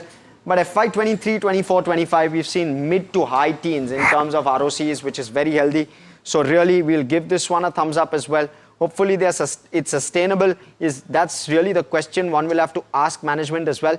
But broadly, no concerns at all. 16 to 18% is quite a healthy ROC. Shareholding pattern, Mahima. Right. So, if we take a look at the shareholding pattern, the promoters have been slightly increasing their stake. Of course, not a 50% plus stake here when promoters are concerned, but from a 33% to a 38, almost 39% in March 25. FIs hardly hold any stake in the company. It's been in that 1% mark in the past 3 odd years. DIs also, not a lot of interest there as well, but public shareholding is very large here. So it's come down from that 66% mark to a 59% mark, but it's a very high retail investor stock. But just because there is less FI interest here and the promoter holding is not beyond that 50% mark and plus a very high retail invest, we've just taken a conservative approach here and given it a neutral rating. Perfect. So street cred, let's quickly move on. 1 month, the stock price is down 4%, but otherwise, 6 months up 37, year to date up 35, 1 year 36% up. So clearly doing very well for investors. The stock is a 16 bagger over the last 5 years. So it's done very, very, very well for the retail investor. So we've given this a thumbs up, no concerns there. Outlook, Mahima. Right, so FY26, the revenue growth guidance is anywhere between 20 to 22%. The management expects a volume growth of around 18%. The growth will be driven by expanded capacity is what they're saying. They've expected to, maintain the EBITDA margins at that 12.5% mark. They've gone out and said that no QIP or equity raise is something that is on the cards. And management has repeatedly emphasized that, the funding of capex will not be done via any equity raise. So this is with regards to where the overall outlook for FY26 is concerned. Okay, I'll talk about valuations. 20% growth, 12.5% margin odd is what I have assumed as part of my valuation thesis. The top line therefore goes as is on your screen. FY27, I've assumed a 16% growth only from a perspective that management themselves are guided for a 2,000 crore aspiration in terms of revenue. Could there be an upside? Well, if new capacity were to come through, certainly could be. And therefore, you're seeing the kind of valuations that you are on your screen, 21 times price to earnings 1 year forward or maybe 6 months forward now. And then thereafter, 17.5 times, if I look at it, the FY27 numbers broadly. Of course, not factoring in incremental depreciation if that were to be booked broadly. This is the number that we're arriving at. And those are some of the assumptions on your screen. And mind you, the 5-year average price to earnings multiple that this one has clocked is around 25 times. So already trading at a discount. Despite that, we've been slightly more conservative on this count, given this one a neutral, because you have other players as well, which are trading maybe not at similar valuations, but have potential to obviously compete. And therefore, you want to wait and watch whether those growth forays actually play out or not. And therefore, let's stack up all of the rating parameters that there are, and that gives you no thumbs down across all the parameters, and it gives you a very healthy 6.5 out of 8 on our KYC rating for a soap distilleries. That is obviously impressive. It's been that kind of company that we've seen today. Let me bring in JK Arora, who's the managing director of Soam Distilleries, and to talk to us about, of course, what the future holds. Mr. Arora, great having you. Good morning. I'm Harsh, with me Mahima. Let me first start off by asking you, what is it that UP holds for you as an opportunity? Your expected growth is going to be 20% FY26, maybe 16% FY27. How much of that growth is going to come from UP? What's the mix looking like? You see, UP is the most progressive state from my point of view in the country. The way the administration, the way the government is functioning is amazing. My experience with the UP government, if I tell you, is really a very, very comfortable, very, very supportive atmosphere. That's one, to put up the unit there. But this is not the sufficient. UP is you appreciate it, the 6th largest country in the world, alone UP. And if you see their revenue in just 5 years of time, from 10,000 crores to they have reached over 40,000 crores. So they are not believing in, any kind of, Dakoslabaji, that this liquor is this, liquor is that, this. And they simply say, if somebody wants to drink, we are nobody to decide what you want to drink, what you want to eat, what you want to wear. It's not our job. So if you are drinking, our job is to tax on the liquor, and we have to have the revenue. So this thing, if the consumer is available on the metro station, you put up a shop on the metro station. It's as simple as that. So this attitude brings in a lot of revenue growth, and market has become really, really big. So any liquor company in India, I would say, cannot do without UP. UP is one of the biggest market, most progressive market in these things. So UP, of course, UP, the players are already established there. It may take little time for us to penetrate the market. But since we are already there, and our acceptance of the brand is very, very good there. So Right. we hope that UP will be going to add a lot of value to us. Got it. Mr. Arora, just want to try to understand. You've said that you'll do that 2,000 crore by the end of FY27 in terms of top line. How much of that are you expecting from UP in the early stages? And let's say going forward, 3 or 4 years down the line, what will the sales mix look like from UP versus other states? UP, you see, we are expecting in first financial year, which is going to be the coming financial year. We are hoping to commence the production in the month of maybe January this year. So settling down, for all practical purposes, you take the next financial year. So we are hoping to add at least minimum 300 to 400 crores in the first year, and 500 to 600 crores in the second year from UP. That is large. Do you believe that you can exceed that 2,000 crore growth number top line guidance by FY27? You see, we have always been quoting a conservative figure. If you see our past interviews, whenever we have quoted some figure, so we have already surpassed that figure. We have always done better than what we have quoted. So this is our little conservative estimate. But as of now, we want to stick to that that estimate. But I am quite hopeful. But UP will take 2 to 3 years to be in the full potential, to exploit full potential from this thing.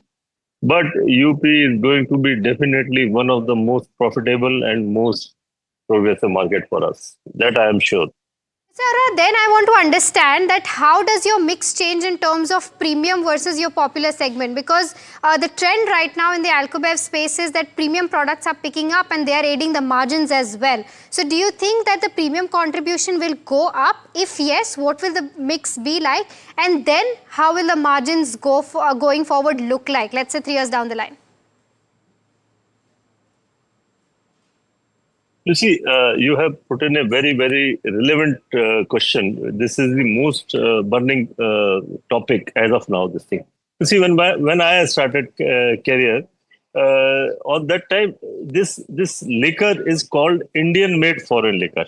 Means the liquor, which is a foreign drink, made in India. That's why the name terminology is Indian-made foreign liquor. So at that time, putting any Indian name was a stupidity. I recall when I started career in 87, we put up a new our first brand, Sunny Whiskey, and our competitor has put in a brand name Sholay. On that time, Sholay movie was on a this thing. So that was a matter of laughing stock in the market. How you can put up an Indian name, but now you see the whole chemistry got changed. Now Indian name is being accepted worldwide, not only in India. So this thing is now altogether. So all premiumization is being happening on the name of the Indian names. We have recently launched a whiskey in Madhya Pradesh called name Mahavat. It's a beautiful packaging, beautiful product. So, and next week we are launching in Delhi also. It's a premium product, this thing. So that's it. And hopefully in next 2 months, we are launching a single malt whiskey.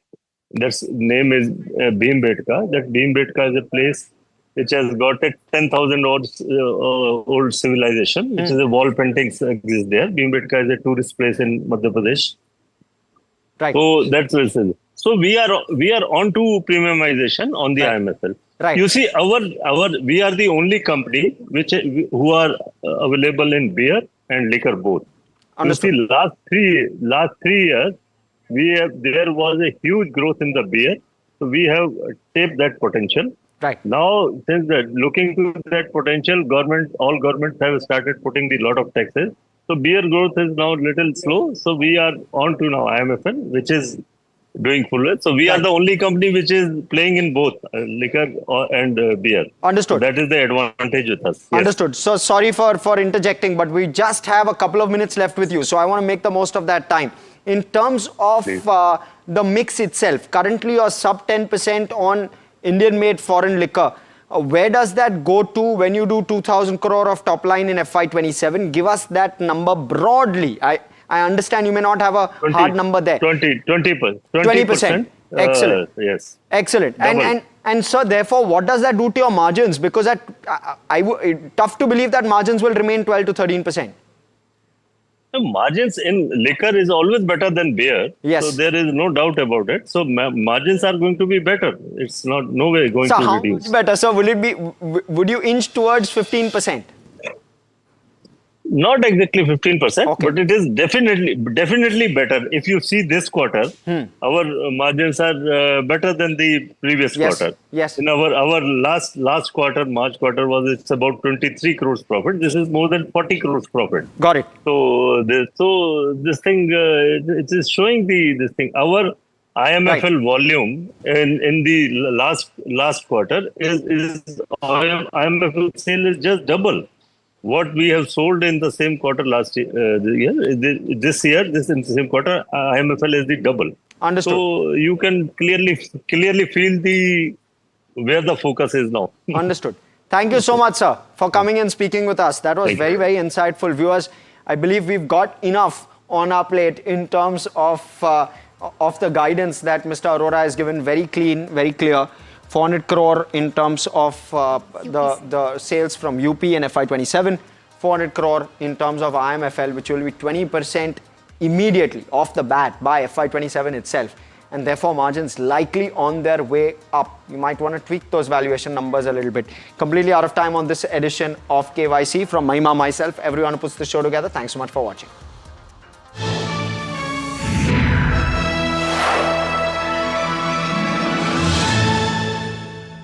Brought to you by Syntex, Saaf, Safe, Sahi and Tata Capital. Count on us. जय जवान जो मैंने शुरू किया था ये actually मैं दोबारा आया हूँ आप लोग से मिलने के लिए मुझे बड़ी खुशी है आप देख रहे हैं YouTube पे मेरी फिल्म वाह क्या बात है क्या बात है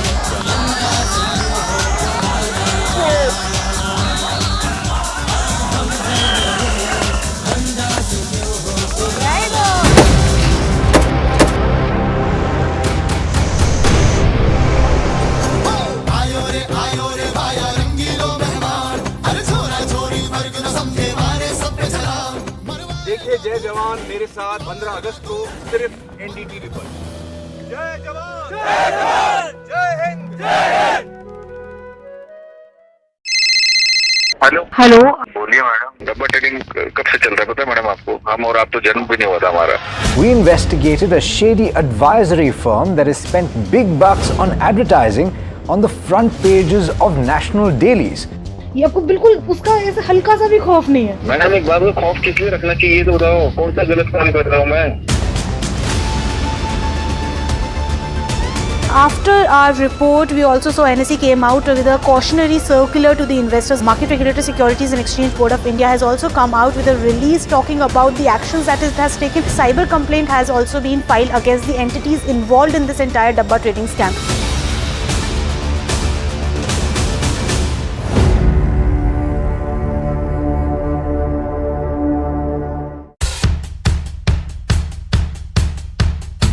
The markets move fast.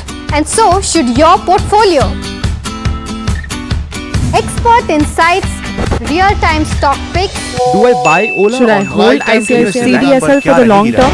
Buy, sell or hold. The answers you need, straight from the experts. Callers from India and across the world. Connect live, ask, decide and invest wisely. Your portfolio, your future. Ask Profit.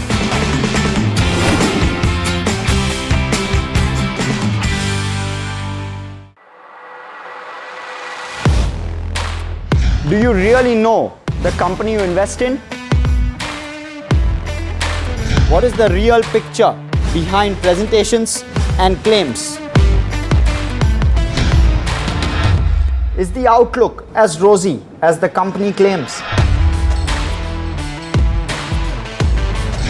Know Your Company, powered by NDTV Profit Research, shines a light on the biggest stock market movers.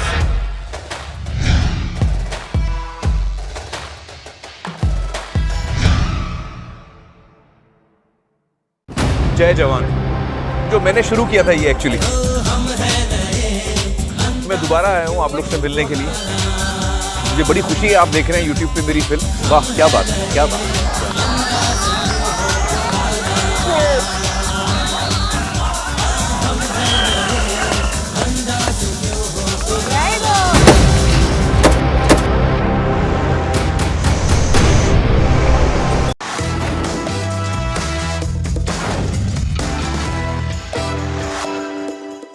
Hi, we're talking about Your Money Matters on NDTV Profit, and my name is Alex Matthew.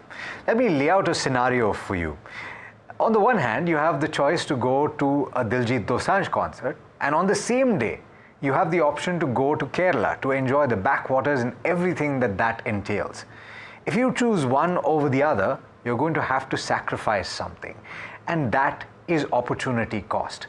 And that same concept can be used to describe a lot of things in the financial world, particularly when it comes to investing in something over the other. That's what we're focusing on today with a few examples. Join me on this conversation is Kirtan Shah, the Managing Director of Credence Wealth. Thanks so much, Kirtan, for taking the time. I hope that I've laid the context well enough. And I want to focus on a social media post that you did recently where you talked about this concept in relation to an investment in insurance versus mutual funds. Can you give us the context though? Alex, firstly, thank you so much for having me on the show. It's always a pleasure. Like you rightly said, and you laid it very beautifully to start with what opportunity cost is. And I'm sure that a lot of investors who hear us on this conversation would now realize how before 2020 COVID happened, FD was considered to be a great investment. And it's only after 2020 that a lot of investors have understood how a fixed deposit post-taxation does not even beat inflation, and hence a lot of retail investors have started moving investments to the capital markets. That's the prime example of opportunity cost, right? Because to try and avoid the risk that your capital may go down, a lot of investment would go to FD, right? But if you don't move that to the capital markets, you're missing out on the opportunity to be able to create wealth. So this is one example on the financial side versus the example that you gave on the leisure side. I'll come back to the post that we are talking about, Alex. And I think it's very important that the investor community understands this, because a lot of us who typically talk to the investor community, we know for a fact that the investors don't know about this. I'll give you an example. So somebody wrote to me on social media saying that I'm investing in an insurance product in which you invest 2 lakh rupees every year for 12 years. After that, for 5 years, nothing happens. And from the 6th year onwards, the insurance product pays you 1,15,000 each year for another 35 years. And not just this, at maturity post that, the product will pay you 48 lakh rupees more. Now, typically, when you tell this to anybody who's a retail investor and in general, not very financially educated, they will not really understand how good or bad this investment product is in terms of returns that it'll generate. They will only be appealed by how 1,15,000 is going to be received for 35 years. And after that also 40 lakh rupees or lump sum payment is to be made out. But if I tell you that if you do a CAGR calculation on this particular investment that I spoke to you of, it is 3.7% XIRR, right? This is as good as what a savings account will pay you over such a long period of investment horizon. I want to delve into that before we go ahead, because Kirtan, when we talk about 3.7%, and we've also used XIRR, which I think, and I've done a show on this as well to tell people, okay, understand this is what XIRR means, this is what CGR is, this is what point to point is. Why don't you explain it while you're doing it as well? So 3.7%, which calculates the effective rate of return you would have for every installment, accounting for every installment over the course of the investment period, right? So explain that. And 3.7% is minuscule, isn't it? Absolutely, Alex. I mean, in very simple language, your XIRR or IIR or CAGR, whatever term that you are really using, it is nothing but the compounding return that you've made on your investment. So when I say 3.7% is the IRR or the XIRR, in very simple language, it means that the 100 that you invested in the first year became 103.7, and then you got 3.7 on 103.7, right? And so on and so forth. It's plain simple compounding interest. And like you rightly said, that 3.7 is nothing. And you are talking about an investment which is going to span for 50 years. And it is so complicated that you probably once start investing, you can't even come out of it because there are 100 of charges that are going to be applied to you, and you would not even be able to calculate whether it makes sense for you to stay invested or come out. And this is exactly what opportunity cost loss means, right?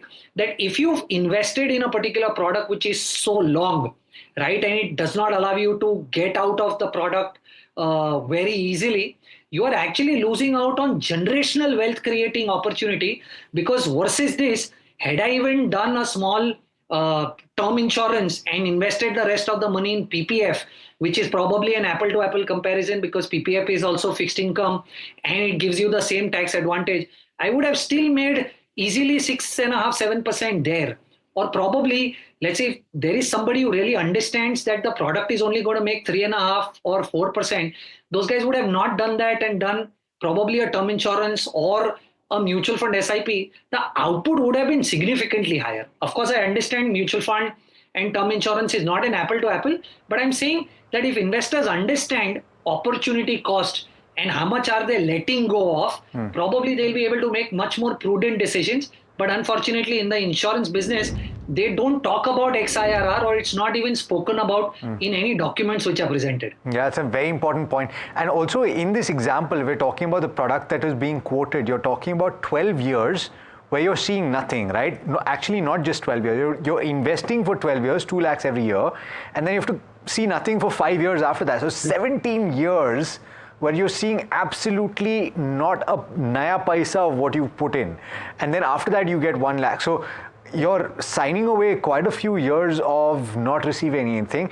But since you mentioned mutual funds, you've actually got the working of what would happen if you invest for that period. And it comes up to a whopping 21.3 crore rupees. And this is important to note because you've not even assumed a very high rate of interest, or not interest, but return. You've talked about 10%. And I'm not saying that what we've seen over the last several years is a benchmark for what happens going forward. But even if you say that nominal GDP growth, which is economic growth in our country, is expected to be around 10%, and you expect that for a benchmark Nifty 50 investment, if you're putting that 2 lakh rupees every year in the Nifty 50, you can expect 10%. Is that how you worked it out? Yeah, so I was looking at a very simple situation where I'm saying that, you know, there's going to be some tax component to this and some money will get towards the term insurance cover to make it a match to match product of what we are talking, and hence instead of 12, let me consider 10%. But even if you do this same calculation at 6%, Alex, in the worst case situation, you are still going to receive a maturity of 3.7 crore versus the 48 lakhs that the product is offering to you. Now, if you can manage to generate 6% return, which I don't really think is a big challenge at all, right? After adjusting for everything, you are still 4 or 5 times better off than what the product ends up paying. And that is the opportunity cost that you are paying because you don't know where are you investing. And more than that, you're talking about 1.15 lakh rupees being paid to you at the start of the 18th year or in the 18th year. You're looking at 1.15 lakh and you're thinking, hey, that's a sizable amount of money today, but effectively in 17 years, that's not going to buy you very much because the money is not appreciated in line with inflation, right? And so what you could buy with that 1.15 per year is probably going to be consumed in max to max, maybe a couple of months, if not more. Would you agree? Oh, in fact, the math is very simple, Alex. If you look at a 5-6% of inflation also, and you see that your product is paying you 3.5-4% of return, that's a clear loss of 1.5-2% on inflation adjusted basis, right? So your money is only growing on the paper, which you're not even realizing how much it is growing by, but you actually lost money by doing this investment on an inflation adjusted basis. But the problem with unfortunately this product recommendation or selling in general is it is typically sold in the disguise of guaranteed returns and tax-free returns, right? And that is what appeals the investor community. Yeah. So unfortunately, it's a product that is pushed a lot. But a couple of things to bear in mind, therefore, and there is an element of opportunity cost if we're talking about what is the ideal investment, or not. I shouldn't even call it an investment, because insurance is not meant to be an investment. It's supposed to be something that takes the risk of something happening to you and shifts it to the insurance company, for which you pay a premium, and that, in definition, is called a term insurance product. For a period of time, you're paying the insurance company to transfer the risk of something happening to you to them. Why is this the most important product to look at in the insurance, or the only product to look at in the life insurance space? And is there an element of opportunity cost that comes into play here as well? So Alex, thank you so much for firstly asking this question, because unfortunately, when I talk to a lot of investors and I tell them that term insurance is actually the only product that you need, the first question that they come up with to tell me is that if I take a policy, I pay premium every year, and if nothing happens to me at the end of the policy, I don't receive anything back. So I always counter to them that, aren't you happy that you are alive? What do you want more money to come to you? But another example, sorry Kirtan, just to cut you off here, apologies. I don't want to say something, right? You have a beautiful car. It's something that you're very proud of, and they say that you spend more time in your car than you do in other places, so it's effectively your second home, and you have to get motor insurance for that car, right? And if you don't claim it at the end of the year, do you stop and say, hey, what happens to my money? No, you're happy that your beautiful car has not gotten damaged. And that's the same thing for your life, isn't it? If anything, it's more important with your life. It's just funny, Alex. I mean, that's the way, all of us look at investing and money in general. But I think you asked a very interesting question, that while term insurance is the best product within the insurance gamut for you to really put your money in term insurance, also there are a lot of other variables that you might want to ignore, right? Because exactly the thing that I spoke to you of, that the investor community is concerned that if nothing happens to me, I don't receive anything back. To solve that problem for the investor community, there are multiple options within the term insurance space also that the insurance companies have come out with. And I really want to use this medium of our conversation to tell the investor community, please don't go for anything else except for plain vanilla term insurance, because there is opportunity cost there also. Let me explain. Let's say I'm 35 years old. I want a policy till 75. Let's say for the next 39, 40 years. At my age of 35, a plain vanilla term insurance is available at 22,500 rupees a year as premium for 1 crore of insurance, right? What this product is, every year I pay 22.5 for 39, 40 years. And if nothing happens to me, nothing is received back, right? But to solve this problem, the insurance company will come up with a product which says premium will be paid back to you if nothing happens to you. So what happens is, if you opt for that product, then your premium from 22.5 moves to 42.5. Right? So you are paying 42.5 each year for another 39, 40 years. And if nothing happens to you, then you are expecting all the monies that you've paid to come back. Now I'll tell you some math. First thing is that they don't pay you the 42,500 entirely back. They will deduct GST. So what you get is roughly 36,000. Now, if you multiply 36,000 by 39, 40 years, you will roughly get 14.5 lakh rupees back. Now look at this. If I invest the difference, okay, the 22.5, which was plain term insurance, and this other product, which is 42.5, if I invest the 20,000 of difference, even at 6%, right, my maturity value is going to be roughly 23.5, 24 lakhs, which is 10 lakhs more than what the insurance company is paying. Or the other way of looking at it is, when insurance company pays you roughly 14 lakh rupees back, they've ideally paid you only 2.77% returns on that additional 20,000 rupees that you've paid. So I always keep saying that investing is extremely simple. People like us make it extremely difficult, right? in term insurance also, you ideally only want to go for the most simple vanilla product where you receive nothing back if nothing happens to you. Yeah, because it is not an investment, it is an insurance product. It is a risk shifting from you to the insurance company. Remember that, and it's a cost that you bear in order to ensure that your financial dependents are taken care of. So it's very clear. It's like an automotive insurance policy. You're happy that nothing happens to your car. The same is true for you. But you know, you can stretch that opportunity cost to another a very important conversation, which I think is the talk of the town now, Kirtan, where interest rates have been falling, right? So everybody's talking about either getting a loan or repricing their loan or bringing the interest cost lower. And again, this is an interesting point that you raised, where you have the option of reducing your EMI or increasing your increasing your EMI or increasing your tenor. You say that the tenor is more important because you can actually invest the surplus. This is also an element of opportunity cost, isn't it? Oh, 100%. I mean, if I can share the math that Please do. Yeah. That give more clarity to the audience who's watching us. Let's say, and this is an actual data, right, that I'm quoting. Let's say you started a 50 lakh home insurance in 2010. Home loan, sorry, not insurance. You took a 50 lakh loan for a tenor of 15 years. The interest rate at that point in time was roughly 8.45%. That would have taken your EMIs to 49,091 rupee.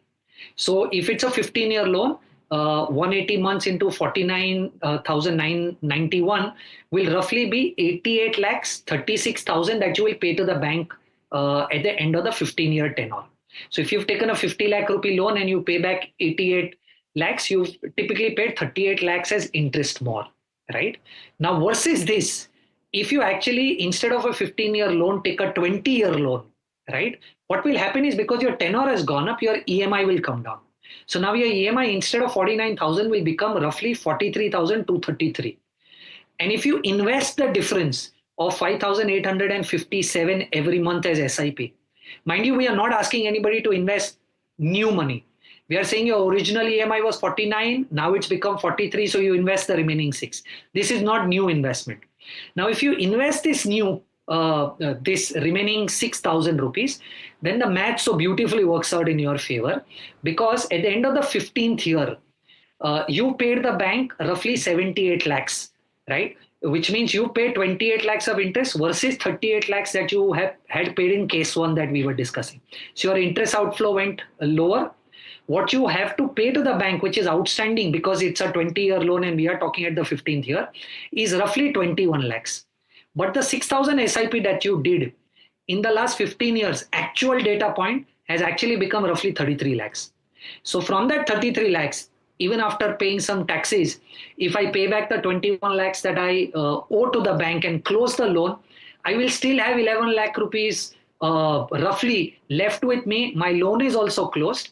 And that is the power of making sure that you are investing correctly and probably the opportunity cost. Of course, here the argument is whether or not what happened in the last 15 years will happen in the future or not, and also whether you will be able to continuously be able to pay the cash flow in terms of EMI or not, and whether you want to be debt free or not. But I'm saying from a mathematical standpoint, if you're a disciplined investor, you have the risk appetite and you're confident on the cash flow, this is a much better way than trying to prepay your home loan, because probably the investment that you're doing will end up doing much better over a longer period of time than the rate at which you got the loan.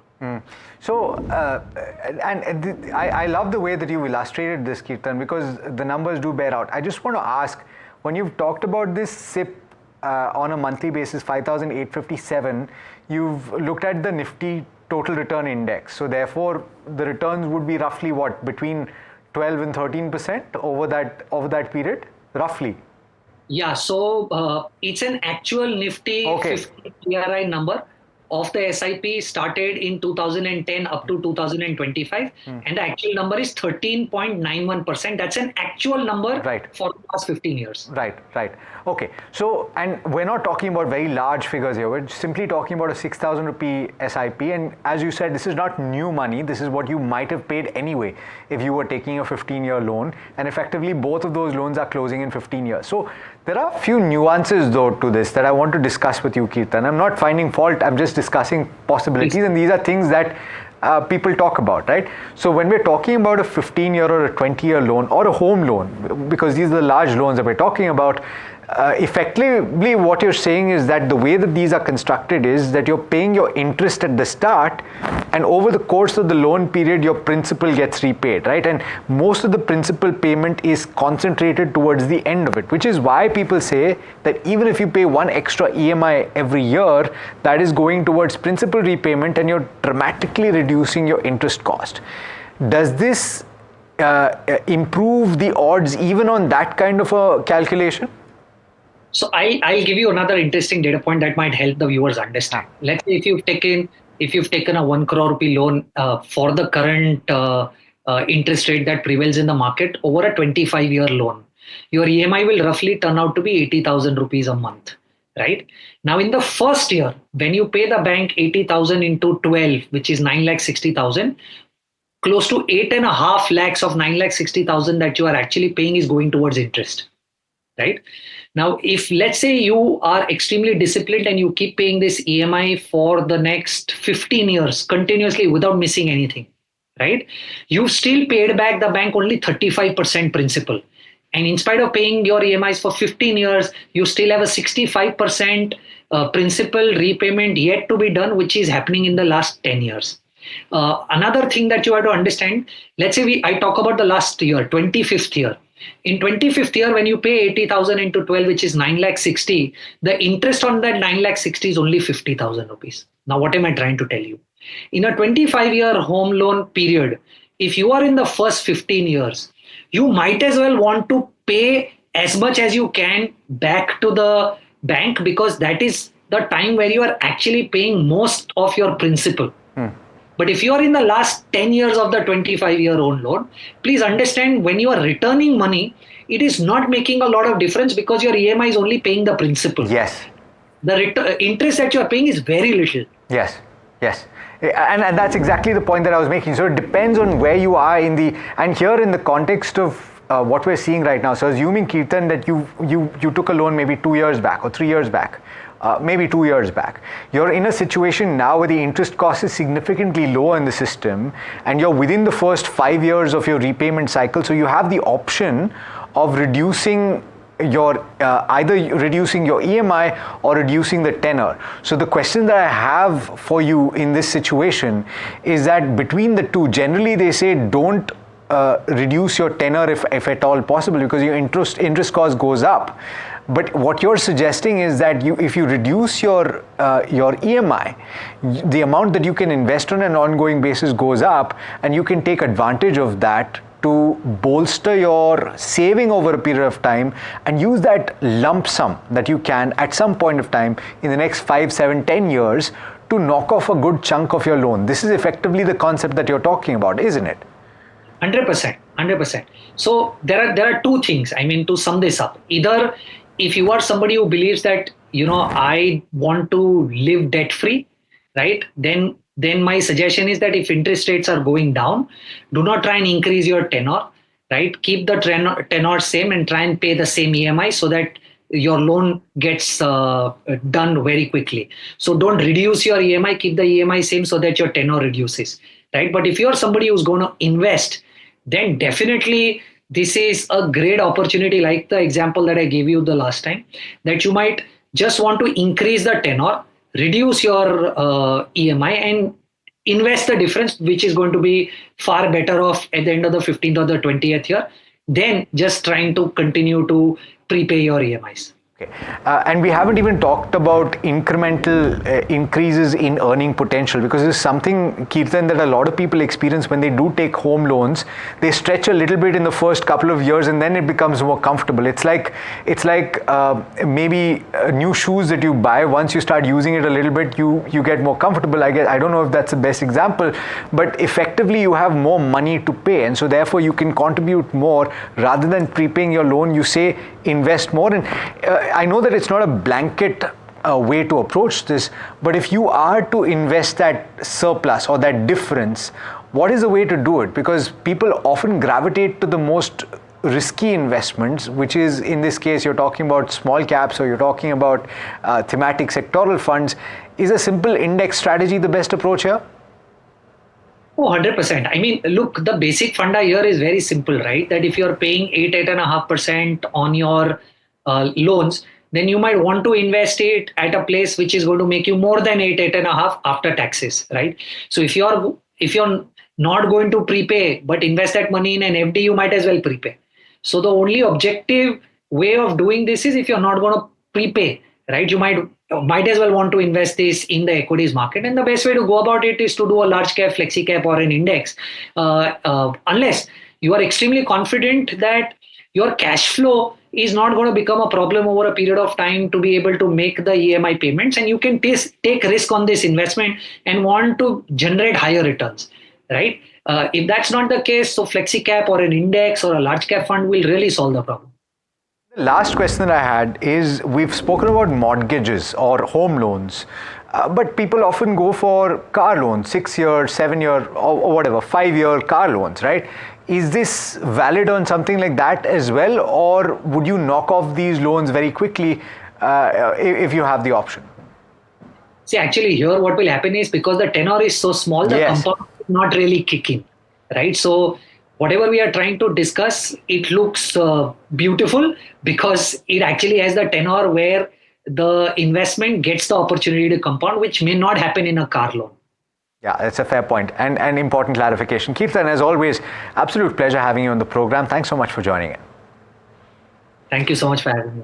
All right, well, that brings us to the end of this edition of Your Money Matters. It's been an absolute pleasure bringing it to you. Let us know what you think in the comment section, and do stay tuned. This is NDTV Profit.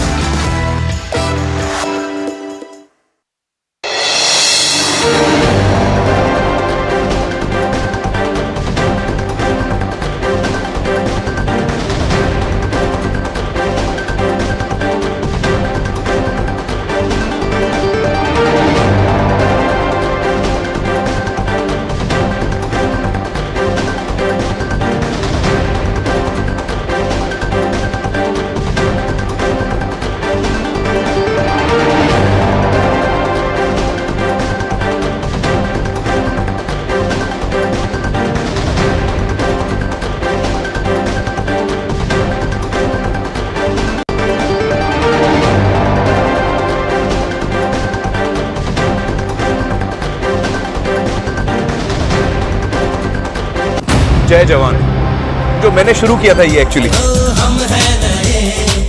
मैं दोबारा आया हूँ आप लोग से मिलने के लिए। मुझे बड़ी खुशी है, आप देख रहे हैं YouTube पे मेरी फिल्म। वाह, क्या बात है, क्या बात है।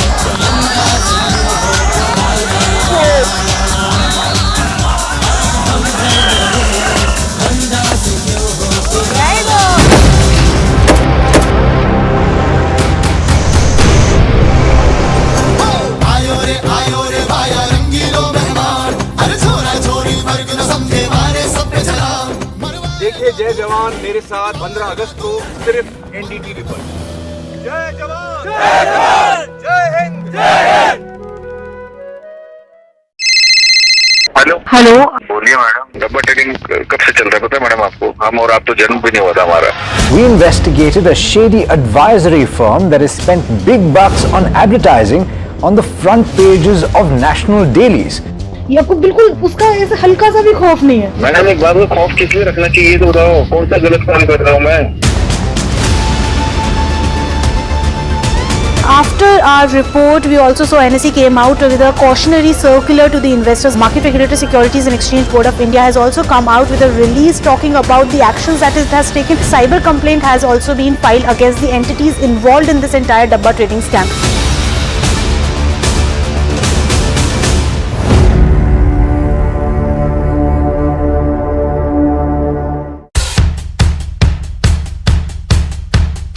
The markets move fast. And so should your portfolio. Expert insights, real-time stock picks. Do I buy Ola? Should I hold CDSL for the long term? Buy, sell or hold. The answers you need, straight from the experts.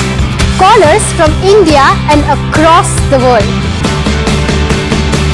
Connect live, ask, decide and invest wisely. Your portfolio, your future. Ask Profit.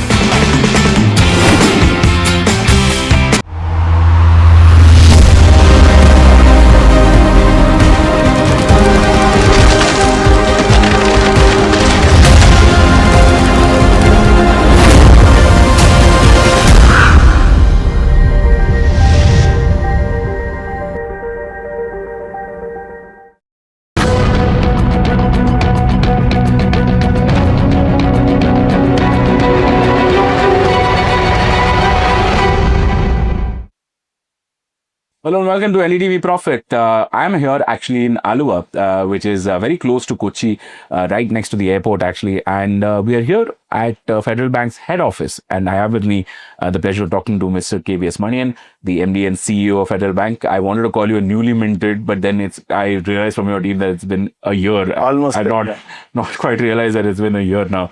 But I just wanted to, start this conversation off with a slight... Thanks, Rishi. Thanks for coming. Thank you so much for having us, sir. I just want to start this conversation off with a very simple, easy question because I have come to this room to interview your predecessor. At that time, there was a very prominent Rahul Dravid back that he did not want to move. Right. And I was in your conference room a little earlier and I saw there's a Sachin Tendulkar bat now. I'm just trying to understand, one of the core ideologies of Federal Bank was to be a staid, very competent, very yes, regional, but also national sort of a bank, right? How are you viewing Federal Bank now that you've taken over, now that you're running things at the bank? How are you viewing the future? I would say that my stint is taking forward the journey that the bank had commenced a few years back. I think under my predecessor, Shyam, he did try to take the bank relatively more national than it was when compared to when he joined. And I think that journey is not yet complete. That journey is still half done, and we need to do more of that for sure. So the way I look at it is, it's Federal Bank is a unique franchise in that sense. If you see, there are very strong points in the franchise. For example, if I take you through some of the uniqueness of this franchise, there is no bank which can claim, other than if you keep SBI aside, there is no bank which can claim any territory where they have 18-20% market share in deposits, right? No bank can claim in India. Federal can claim that for Kerala as a state, right? And Kerala is not a small state, it is a medium-sized state in the country. On non-resident, I think there is a significant franchise that the bank has, easily among the best franchises in India for non-resident. In fact, even the inward remittances, we hold almost 20% market share in inward remittances. Federal Bank is the largest gold loan bank, private bank in India. If I keep the PSUs aside, among the private sector banks, it is the largest gold loan bank. Also, the franchise is not built on rates as a proposition, pricing as a proposition. The CASA franchise, the term deposit franchise, the liability franchise largely is built on a solid footing of the brand being accepted for its service, for what it delivers, and relationships and things like that, and not price driven, right? So these are significant strengths of the bank as I come into the this. So the way I look at my role here is leverage these, build on these further, but also leverage this to take it beyond Kerala. Sure. We have dominating market share in Kerala. We need to build relevant market shares outside Kerala in other states, right? So that's the journey. I think, so I would say it's a continuum, and I have to build on various things. There are also many more things to do. So that's again the beauty of the franchise. It is strong in many ways, and there are many more things to do. For example, I think our small business current account franchise is not as strong as what it should be, or our wealth franchise is not as big as it should be, or our trade and forex kind of offerings are not what they should be. So I see a great opportunity where the strengths can be leveraged and new things can be done to take the brand to newer heights. Okay. February this year, you announced the Federal Bank 4.0 strategy to the analysts, right? And in that, you had some very aggressive sort of plans for the next 5 years as to where the bank should be, will be. I'm trying to understand from you what were some of the key areas that you thought would happen a little later, but maybe happen sooner. Maybe, like, for example, the fact that you've broken into the top 6 when you were 9th earlier, right? So what else has happened under this 4.0 strategy? So, I wouldn't call that aggressive, the strategy. Yes, there is stretch in it and there is ambition in it, yes. So, I would call it ambitious or with a stretch and not aggressive. Sure. Because why I use that carefully, because by aggressive, you might get a thought process that we are going to take on more risks and do more aggressive lending and things like that. That's not, if you see the plan, it is not based on that. Yes. It is based on a clear. So, if I oversimplify that plan, it has 3 key elements to it. One is building the CASA franchise stronger, especially CA, and SA, maybe take it the upper end of SA, focus on upper end of SA, because we have a good franchise on SA. If you look at our overall CASA of about 30%, we were 24/6. In fact, 6 is already 7 today, right, in current account. So I think one important thing is to build the CASA franchise and of course the deposit franchise overall. So the idea was to, first pillar of that strategy was that. Second pillar of that strategy was what I called the middle yielding assets. Improve the mix of the assets. We were far too weighted on the asset side on corporate and home loan as products. Almost 45% of our balance sheet was focused on these 2 segments, and that meant our NIMs were generally always under pressure because those are relatively lower yield products. So we needed to change the mix on the asset side, and when we change the mix, we are not getting into I also said that we don't want to do very high yielding assets, 15-20% of the balance sheet, and therefore get the yields up and therefore build a barbell kind of a strategy. We don't want to do that. So what I said is, let us focus on the middle yielding assets where marginal uptick. For example, we were doing home loans. Can we do a bit more of LAP? We were doing commercial vehicles. Can we do a bit more of used commercial vehicles? So things which are not significant change in risk. Because there is a DNA of the firm which is relatively risk. I won't say risk averse. It has a certain appetite for risk. I don't want to dramatically move that appetite up. I want to operate broadly within that. Maybe a marginal uptick to that, where the risk return trade-offs are better. Move it inch it up a bit. More the risk appetite. So that's the strategy. That's why I was saying not aggressive, right?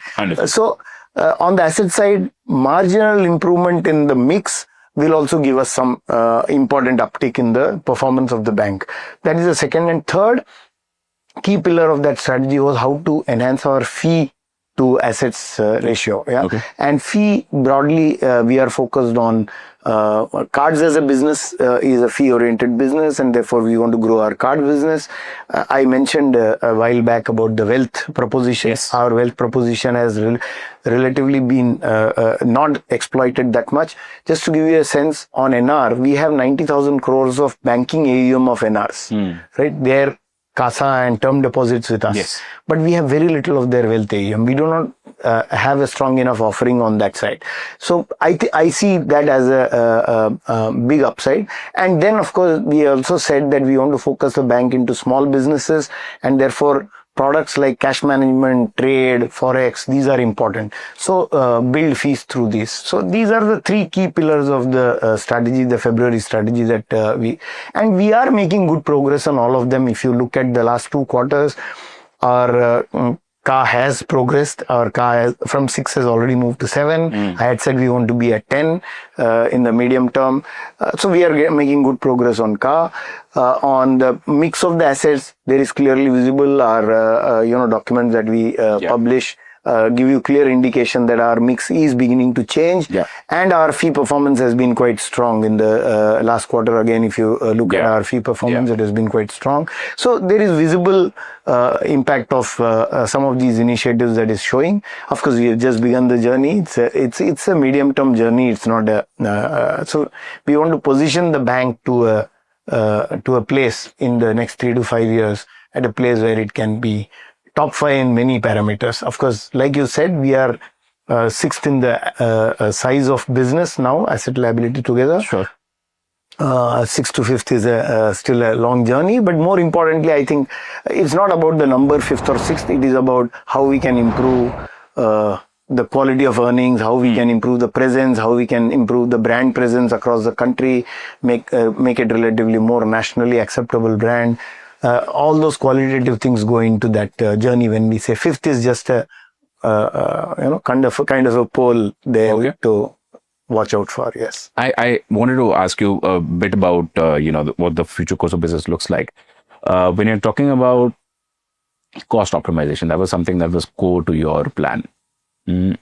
I'm trying to understand, what does cost optimization look like for a private bank that is functioning in 2025, is looking at a slightly more ambitious, as you said, plan to grow, because one would expect cost is part of ambition. Yes.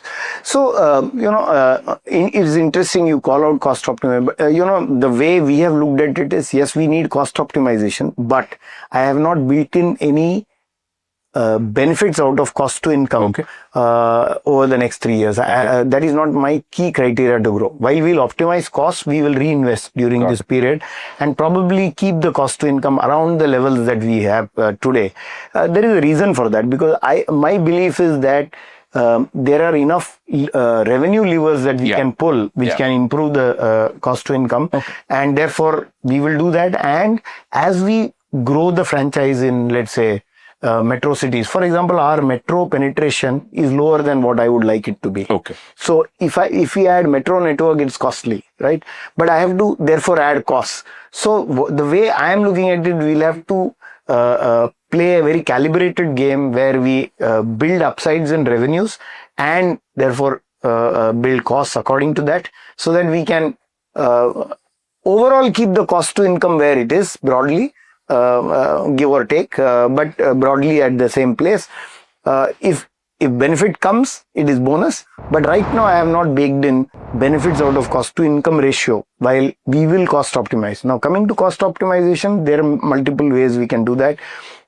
For example, I believe that our branch operating model, we are already in a journey where we are trying to change the branch operating model from being overly branch centric to centralizing or regionalizing some of the activities and leaving the branch to do more sales, customer engagement and service. Right? So I want the branches to do only 3 things: acquire new customers, engage existing customers, and serve customers wherever branch service is required. Today we do a lot of other work at the branch. So we are already on a journey where we are trying to take out some of those operational activities out of the branches, and I believe this will lead to cost optimizations in the medium term, right? Because you will make them more efficient as you centralize. You will do it at lower cost. Branches are the most expensive real estate you are sitting on. Yes. Your staff at the back end can be lower cost. All the operating costs are lower when you centralize, right? So I think there are cost optimizations possible by changing operating models on many businesses. particularly branch banking and many other businesses as well. So we will optimize costs, but we are not saying that we will dramatically reduce cost to income ratio, at least in the next 2 to 3 year time frame. I'm glad you brought up the branch point. I want to come to that, but before that, the cost also has a net interest margin impact. I'm just trying to understand, Q1 you've dropped below 3%. Understandable, across the industry it has happened to all banks because of the monetary policy stance at this point in time. How are you planning to push it up, considering that monetary policy itself is very uncertain in the current global framework? Right. Of course, our base case just now is no rate cuts from here. Okay. But who knows? I mean, I know several polls are 50-50 on that. Yes. But I am in the camp, let's say, so let's start with the assumption that there is no further base cut, and we have seen for at least next 12 to 18 months more stable interest rate policy, let's say. If that is the case, I think, we have a T+1 repo rate adjustment to our loans. We drop the rates the day after the repo rate changes. Yes. Some banks go up to 90 days, right? Banks go up to 90 days to change it. So in that sense, we take an accelerated hit at the when it is downward. So in that sense, last quarter we took an accelerated impact of repo rate cut. So we expect the balanced impact on repo rate cut to be much lesser in the second quarter. So we think we are close to the bottom. Maybe we have guided 5 to 10 basis points further drop in NIMs, but not more than that. So we think we are close to the bottom, and from here we can grow. And all the three initiatives, at least two of the three initiatives I talked about, three pillars that I talked about, two of the three pillars are NIM enhancing, right? As we grow our CASA and the proportion of CA more, it is NIM accretive, so we will add NIM. And as I move to medium yield assets from lower yield assets, it improves the yield on the assets, and therefore again it is NIM accretive. So the two are designed to be NIM accretive over a period of time, and that's the plan. So we believe that, like I said, we are already seeing signs of execution resulting in those changes, but we have to do it consistently over the next several quarters to really see the upside in NIM happen. As you also know, we will get benefits as we go forward on the savings rate cut that we made in June, right? That impact was not baked into the last quarter. So that impact will flow into the second quarter. That's the reason I said that some benefits will come out of our costs as well. And we have dropped our term deposit rates as well. So we have managed costs quite well. Even in the last quarter, if you notice, we have managed our cost of funds reasonably in an agile manner. We will continue to do that, and we hope to get the NIMs back to the 3 plus levels and 310, 320. The trajectory will start following. Okay. Branch banking, I wanted to talk about that. You called it free the branch. I'm just trying to understand from you, what is free the branch for Federal Bank? Because I read the presentation where you talked about how the branches are structured right now and the kind of changes that you want to bring in. But just for our viewers, to make them understand, what exactly do you mean by that? Right. So like I said a while back, our model was a branch-centric model where branch used to do a lot of activities which otherwise can be centralized or regionalized. For example, a car loan disbursement should the branch be making, or a central or regional setup can disburse, right? Should the mortgages be created by the branch, or you can have a mortgage center of excellence which can take care of that. So there are lots of such activities where we feel our branches are doing a lot of things, and like I said, branch is the most expensive real estate that banks own, right? And therefore efficiency of that premise is very important, and all our front office people sit in the branch. So branch ideally should be a storefront which focuses on getting new customers, cross-selling to existing customers, and whatever little service cash transactions that have to be done at the branch. And unless they have to be done at the branch, we should not be doing them at the branch, because we should give the frontline teams enough time to acquire new customers and cross-sell to existing customers. So the free the branch is meant as an initiative to do that. So When we did our time and motion studies for our branch, we found that the branches are spending very low percentage of their time on sales and cross sales. Got it. And we needed to increase that. So we have already embarked on a model where we are trying to move. So we are following all the aspects of that. There are activities which can be eliminated. There are activities which can be moved digital. There can be activities which can be moved to central. There can be activities which can be made more efficient. We can change the process. So it's a combination of multiple things. It's a large project. Of course, it will span over a year or year and a half to get to where we want to. But we are already on that journey, and I believe that this will make our branches available to customers, the branches, time available to acquire new customers. All of that, I think the brand will benefit from such a process. I've got 3 questions now. The first one is about the way you're talking about the mid-yielding assets, right? I mean, except credit cards, which is the only high-yield product that you specifically pointed out. Yes. I'm trying to understand, does it bode well for ambition to have a mid-yielding ambition? Or do you think that maybe for now you move from the low-yielding to the mid, and then eventually you would look at the faster yielding or higher yielding products? No, so the way I look at high yield is we are currently about 4% of our assets are in what we can call high yield, which is essentially 3 products: microfinance, personal loans, and credit cards are the 3 products. You might already have noticed that we are already growing our credit cards business quite fast, yes, right? And in fact, the book is showing that it is one of the faster growing. It's small in base. We are still early players in that. But interestingly, in the last quarter, if you had looked at the net card issued, we ranked 4th in that in the new cards issue. Yes. So we are trying to, of course, that's because our cancelled cards are very low. Our base is small, so I'm not as much on the 4th rank. It's not important, but basically we want to grow. It's an upward momentum that you want to focus on, and that will add high yield asset. On personal loans, again, I think we are comfortable now with the asset quality or the cycle that we have seen. We do want to grow that faster.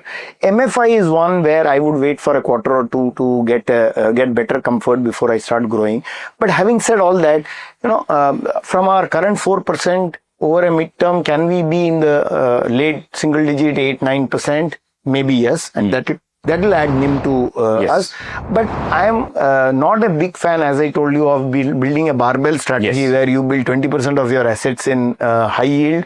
That's not my intended strategy. Yes, we need high yielding assets, but we would like to keep it in the sub 10%, which gives us some uptick on the NIM, but doesn't add too much risk to the book and volatility to our earnings. Because these high yield assets also add high volatility to your earnings, and so the proportion is very critical. And so I would say we will follow that. Like they say, खाने में थोड़ा अचार अच्छा है, but अचार के साथ खाना नहीं. So I think high yield assets are the achars. Okay, let me also bring to my second question, which is about your NR strategy, the non-resident cohort of the customers. I mean, Federal Bank is widely recognized as a non-resident focused bank. Of course, the Gulf countries are your primary source of the NR remittances, but US is also a large participant. Yes. In the current environment where the US political landscape is toward penalizing any money going out of the US, especially remittances, they levied 2.5%, if I'm not wrong, tax on that. It's not yet levied. I think it's a proposal. Yeah, it's a proposal. I'm trying to understand, does that hurt you, or is that something that you're like, okay, this is part of business, we'll see what other geographies we can grow in? Yeah. No, so I think some of these keep happening with business. Some geography goes out of action sometimes. So I think we'll have to just ride this To give you a sense, of course, we have a very strong presence in the Middle East, and even in Middle East, there are countries where we can grow. Yeah. Right. Even in Middle East, there is opportunity to grow. That is one. Second, I think also the nature of non-residents business is also changing. Good old days, the large part of NR was focused on either the Middle East or US. But of late, we are seeing it diversifying to many other European states, Canada, Australia, New Zealand. So I think the NR characteristics of that market is also changing. So I think there is enough opportunity in we will of course remain focused on US. US is a good market, and hopefully this let's see how this pans out, this proposal, whether it gets applied or not. But I think even if US is our second largest territory after GCC, so will US grow lesser if this were to come true? Probably yes, but I think there are enough markets to grow. And last year we have seen NR grow very well and grow well across the geographies. Interestingly, we also have a different opportunity. We also have an opportunity as Federal Bank. We were always good at GCC, of course, but also we were strong in Kerala, right? Non-Kerala GCC is also an opportunity for us, right? So I think there are enough opportunities to offset some setbacks that can happen in some markets. So we remain optimistic about our growth in the NR business. Final question is around the liabilities portfolio, for the sector as such. I wanted to get a sense from you.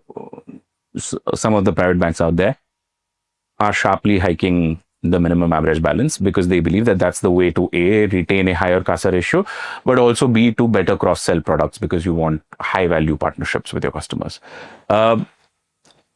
Previously, bankers have pointed out that the nature of CASA has changed entirely. People are no longer interested in keeping money in their savings account for very long because there are high-yielding products now.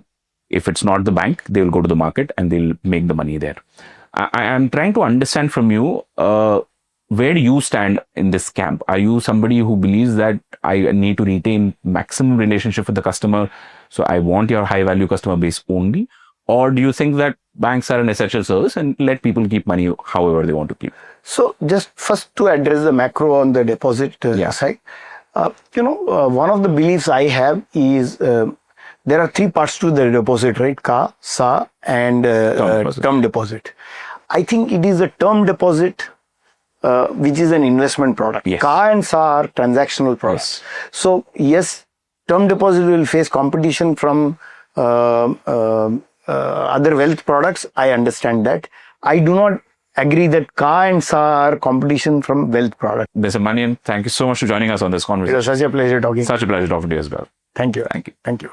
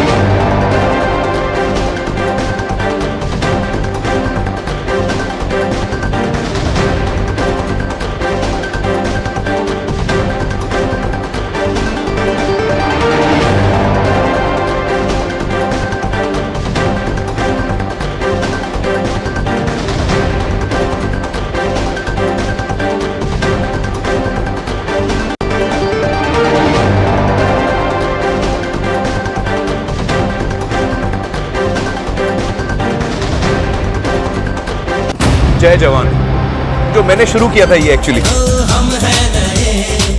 मैं दोबारा आया हूँ आप लोग से मिलने के लिए। मुझे बड़ी खुशी है आप देख रहे हैं YouTube पे मेरी फिल्म। वाह क्या बात है, क्या बात है।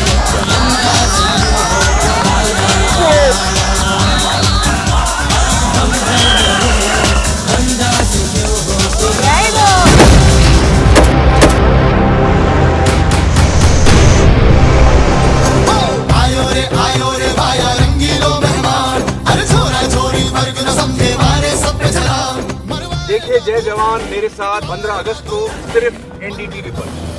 जय जवान, जय जवान, जय हिंद, जय हिंद। हेलो, बोलिए मैडम। डब्बा ट्रेडिंग कब से चल रहा है पता है मैडम आपको? हम और आप तो जन्म भी नहीं हुआ था हमारा। We investigated a shady advisory firm that has spent big bucks on advertising on the front pages of national dailies. ये आपको बिल्कुल उसका ऐसा हल्का सा भी खौफ नहीं है। मैडम एक बात को खौफ किस लिए रखना चाहिए तो बताओ, कौन सा गलत काम कर रहा हूँ मैं? After our report, we also saw NSE came out with a cautionary circular to the investors. Market Regulator Securities and Exchange Board of India has also come out with a release talking about the actions that it has taken. Cyber complaint has also been filed against the entities involved in this entire Dabba trading scam.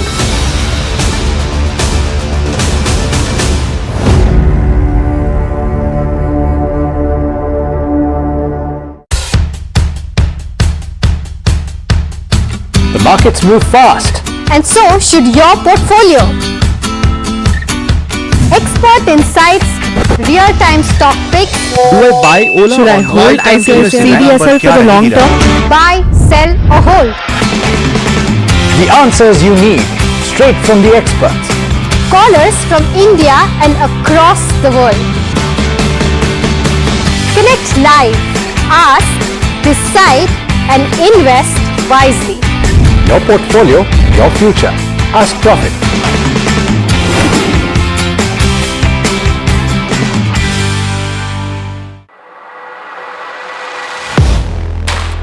Do you really know the company you invest in? What is the real picture behind presentations and claims? Is the outlook as rosy as the company claims? Know your company. Powered.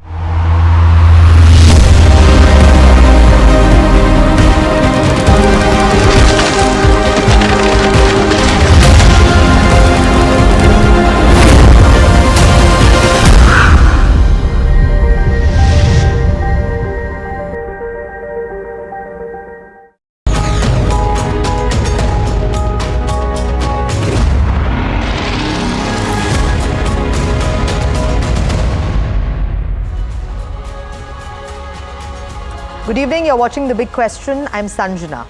For nearly 8 decades, the US dollar has been the anchor of global trade and finance. It's the currency in which oil is priced, reserves are held, and debts are settled. But shifting geopolitics recently, rising regional blocs and growing alternative payment systems are prompting a question that was once unthinkable. Can the dollar's dominance actually shake? If it can, what would replace it? A basket of currencies, regional settlement systems, digital platforms, and what would that mean for exporters the world over, the Indian currency and the markets?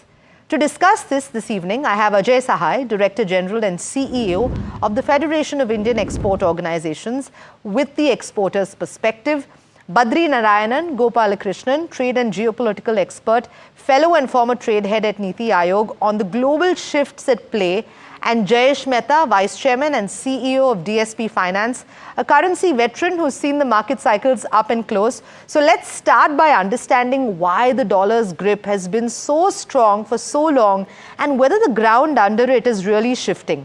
Badri, the dollar has survived wars, oil shocks, rival currency pushes before. What's different about today's geopolitical and economic environment that is making some believe that its dominance could be challenged at all? Thank you very much for bringing me in the program. Definitely,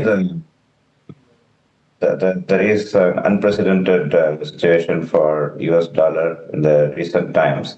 There has been a slight movement over the decades of reduced dominance of dollar, but that is very, very minor movement over several decades. And that is more because of the rise of China, rise of other economies over time. But right now, what is happening is because of all this, tariff uncertainty, the trade restrictions, and so on, many countries have already started, reducing their dependence on the US. And also, there has been increased initiatives by the BRICS countries even apart from the BRICS currency, which is going to take some time. Even apart from that, there has been a lot of steps taken by various governments to reduce dependence on dollar, and ultimately any currency is just the value is just a reflection of supply demand dynamics. So if the demand for dollar goes down over time, it's going to definitely create a dent on the dollar. So I see that given all these trade situations going on and the rise of new emerging economies, the dollar will continue to kind of depreciate over time. But maybe the depreciation rate may be faster from in the near future. But at the same time, the US government is also taking some steps on this. The recent initiative by the Trump administration on stable coin, promoting the cryptos for backed by the dollar. So those kind of things also may try to salvage the Okay. So you spoke about the trade perspective. Then Ajay Sahai, does the reliance on the dollar then still serve Indian exporters well, or do you think it's increasingly a cost and a vulnerability?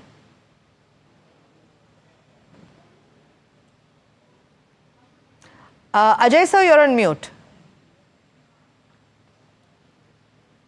I'm sorry. No problem. In fact, Please so go far ahead. as exports are concerned, and the depreciation of rupee against the dollar helps the exporters also. In fact, the dominance of dollar comes from the fact that it's a safe currency, it's a stable currency, and a liquid currency. Probably, definitely, countries are toying with the ideas of different currencies. That there is increasing influence with regards to the trading in local currencies also. And I'm pretty sure that these kinds of initiatives will gradually evolve, but I don't think in the short term there is any alternative currency which may replace or come as close to the dollar. Even though US accounts for less than 10% of the global trade, the invoicing in dollar is accounting for over 70% of international trade. And when it comes to the forex reserve, probably the dollar is dominant into that. Of course, the euro has also gained to the extent of 20%.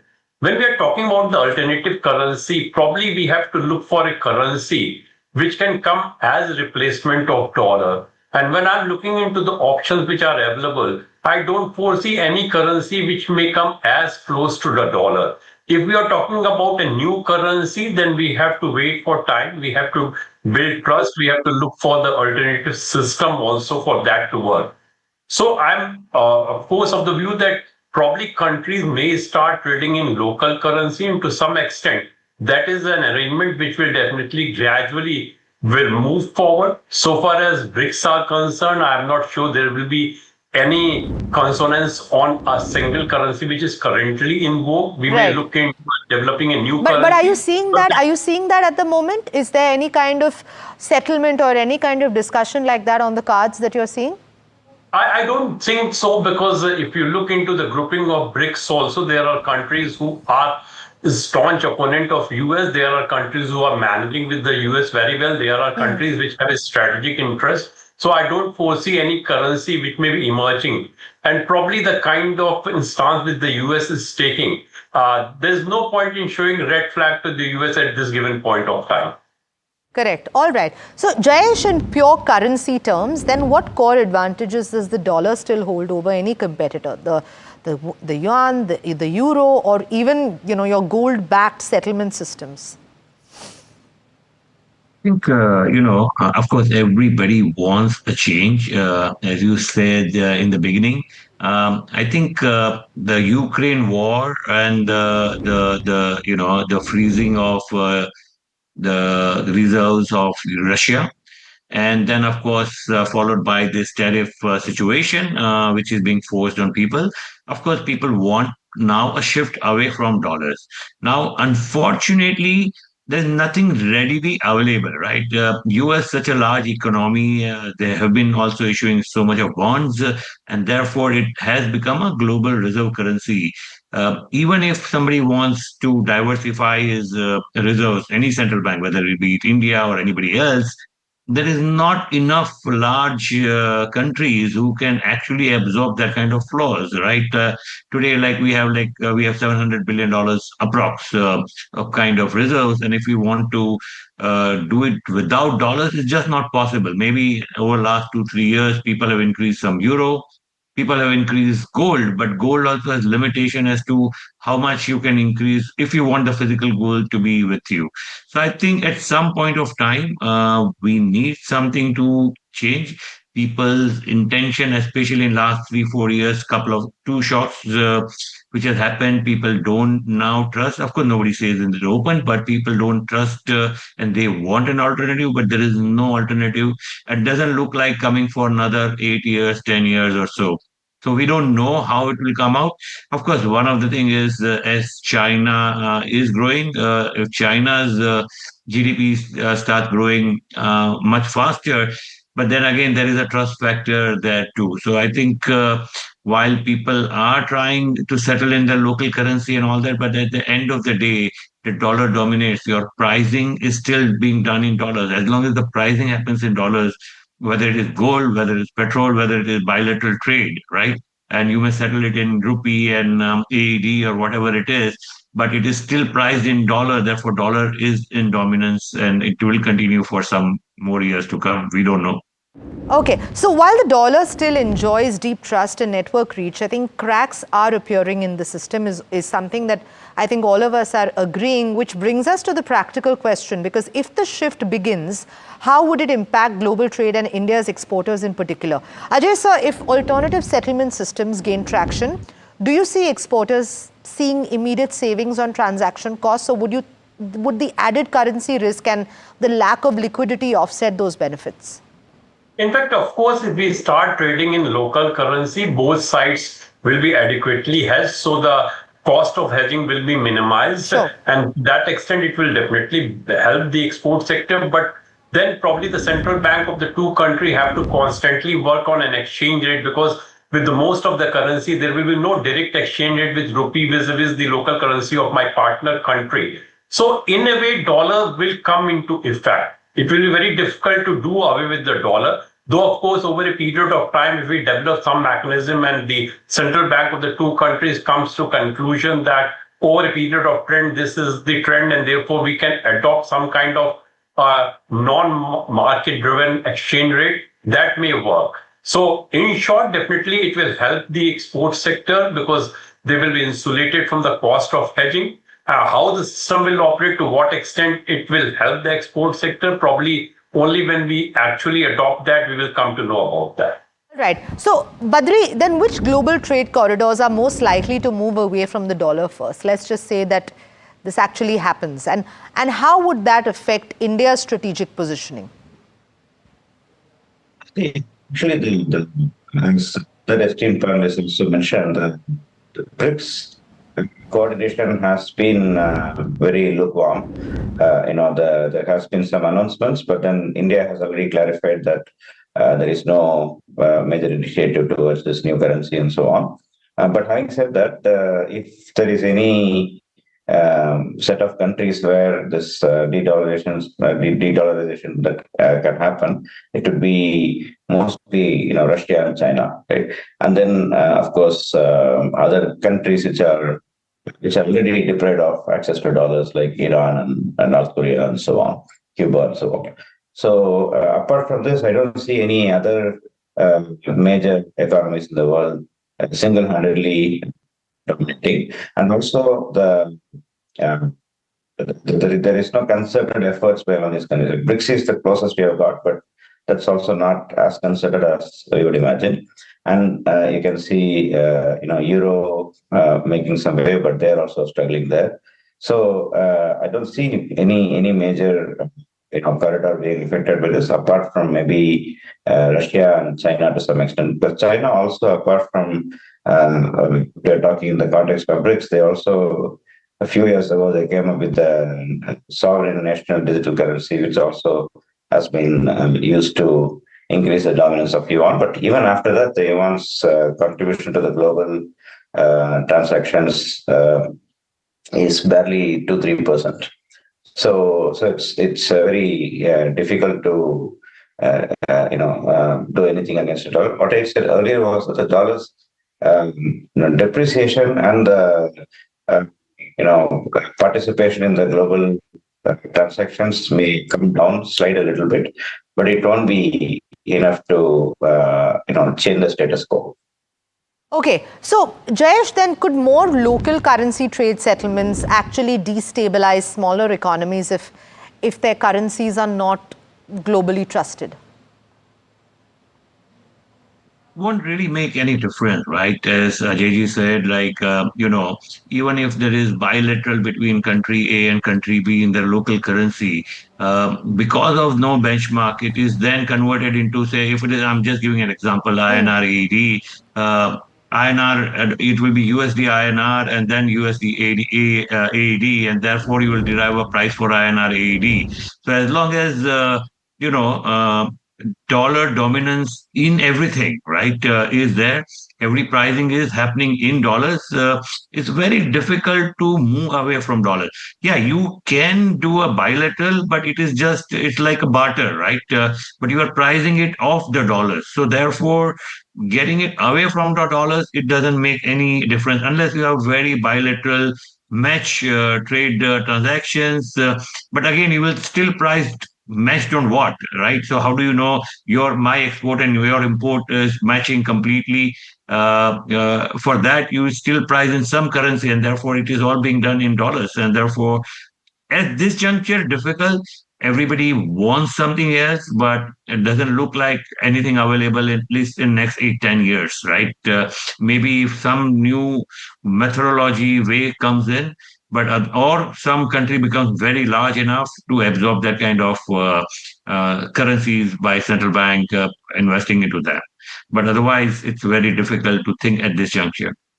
So that's the trade picture, or whatever we can glean of it. But even if there's willingness, the ability to actually move away from the dollar depends on whether alternative currencies can actually handle that load. So Jayesh, a follow-up. To rival the dollar, a currency needs liquidity. It needs convertibility. It needs this trust. Which of today's contenders comes closest, and where do you think that they fall short?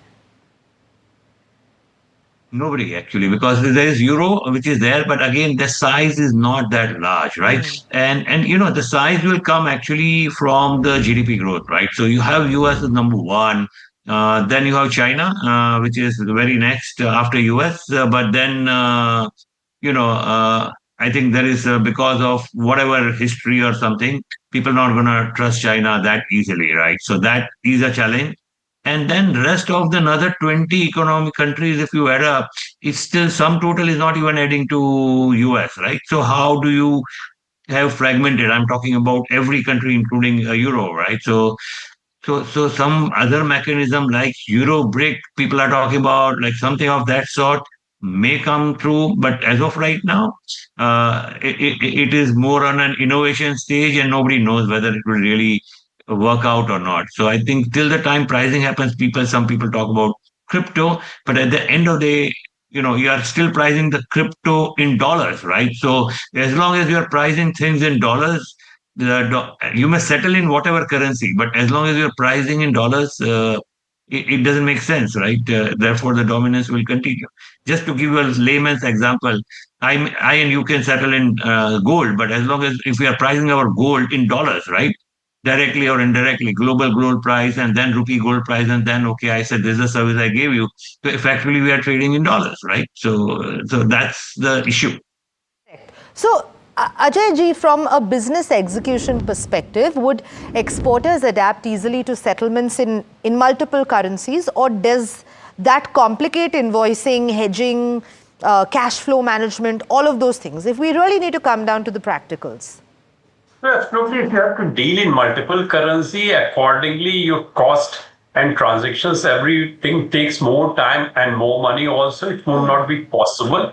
I think let us not look into de-dollarization of the trade. Let us look into how increasingly we can use the local settlement mechanism or some other currency, because as other speakers have pointed out, the only country which is growing, which already have a currency, is China. But whether Chinese currency is managed, whether it's market driven, is an issue, and people are not having trust in that. Chinese yuan has been launched as an international currency roughly 15 years back, and they still only account for less than 5% of the global trade, and there too where China is doing it and China is promoting with Iran or with that matter Russia. So I don't foresee any other currency. If the world agrees for a new currency, that's a different issue. But amongst the existing currency, I'm not seeing any currency which can come even as close as US dollar. Okay, so then Badri, could technology like central bank digital currencies, blockchain settlements, could this accelerate the shift away from any currency and solving some of these trust and settlement issues? The US has already taken a major step in the recent months. Right? As I mentioned earlier, a stable coin is going to be backed by dollar. Right. And so that way they have kind of taken on the whole blockchain digital currency landscape. China made that attempt a few years ago, but like Ajay mentioned, that has not created any dent because of the trust issues. Because in blockchain, the thing is, it's commoditization of trust. The trust is taken over by technology, but people are not that, I would say, naive or whatever you want to say, to place so much trust on a technology. So ultimately, it depends on who is behind that system, right? So now when US does that, that's going to have much greater traction compared to others. So I would say that the systems are there, the technology is there, but ultimately we are not moving on from the traditional notions of trust. So we, that is only strengthening the position of dollar than anything else. Okay, so even if the mechanics work, I think the bigger question is, will the world actually trust and adopt a new system? And I think all of us here don't seem to agree with that, or rather that I think we're saying there is no need for that just as yet. So that's where the perception and market confidence come in. Because Jayesh, let's just actually, put ourselves in that scenario. In the event of a sudden move away from the dollar, what kind of market turbulence should businesses and governments actually prepare for? Well, I'll break this in two parts, right? So one is the settlement part, right? So settlement crypto or gold, barter or local currency can do the settlement part of it. But in terms of pricing, so my biggest question is even stable coin, right? If it is stable coin linked to gold, right, or USD, it is going to get priced out of US dollars, right? And therefore, to get away from US dollars at this juncture is not possible. Yeah, you can, you can have better settlement system. The global settlement system was SWIFT based. Now you have Asia, BRICS, other settlement systems can come, blockchain systems can come, but they are all settlement system. It just eases your settlement side of it. As long as the pricing still happens in dollars, I think that my view is it's still far away, even if you say Bitcoin or whatever technology you say. Okay, so do you then, Ajay, see Indian exporters proactively pushing for diversification in settlement currencies, or will they wait until that shift is unavoidable? I think Indian exporters are only looking into two options. Either they are dealing with the existing currency dominated by dollar, or they are looking into local settlement or rupee payment settlement, because these are the two options which are providing them much comfort, as they are completely insulated from the exchange rate so far as exports are concerned. Though, of course, when you are talking about the rupee mechanism, the importer is exposed to those, though, of course, in the local currency, both are being taken care of. So at the moment, exporters are either looking into the existing option or they are looking into trading in the local currencies.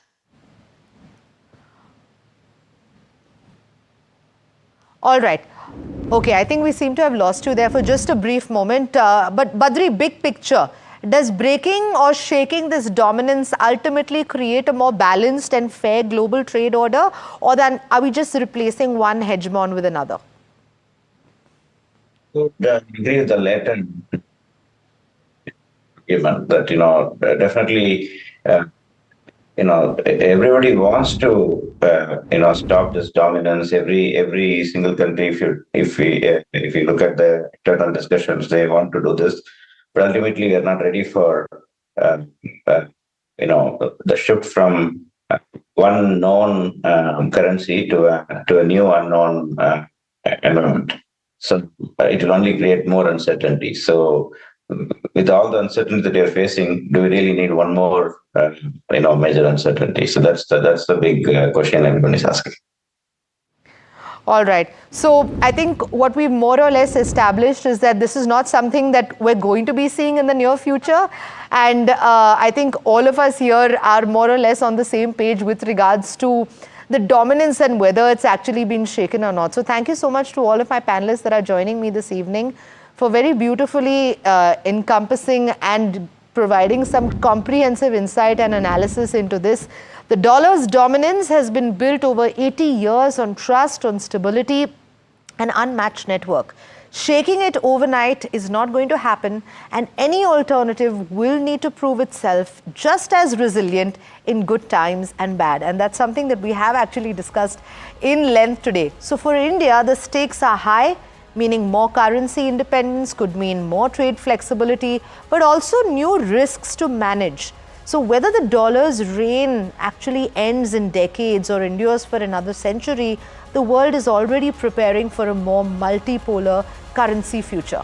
I'm Sanjana Chauhan, and this was The Big Question. Good night.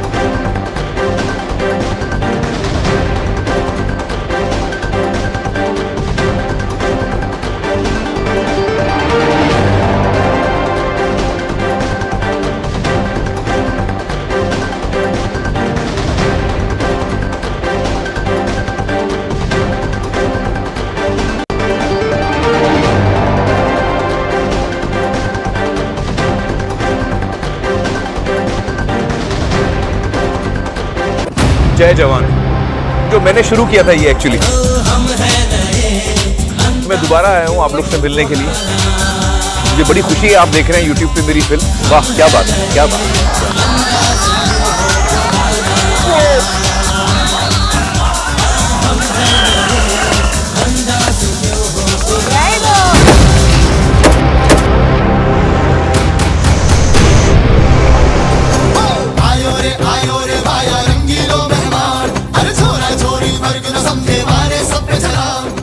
देखिए जय जवान मेरे साथ 15 अगस्त को सिर्फ NDTV पर। जय जवान, जय जवान, जय हिंद, जय हिंद। हेलो बोलिए मैडम, डब्बा ट्रेडिंग कब से चल रहा है पता है मैडम आपको? हम और आप तो जन्म भी नहीं हुआ था हमारा। We investigated a shady advisory firm that has spent big bucks on advertising on the front pages of national dailies. ये आपको बिल्कुल उसका ऐसे हल्का सा भी खौफ नहीं है। मैडम एक बात को खौफ किस लिए रखना चाहिए तो बताओ, कौन सा गलत काम कर रहा हूँ मैं?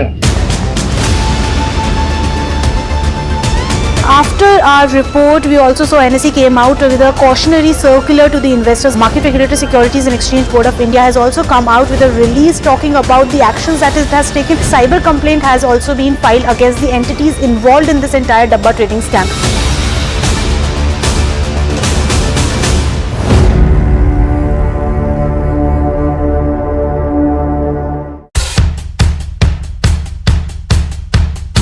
The markets move fast. And so should your portfolio. Expert insights, real-time stock picks. Do I buy Ola? Should I hold CDSL for the long term? Buy, sell or hold.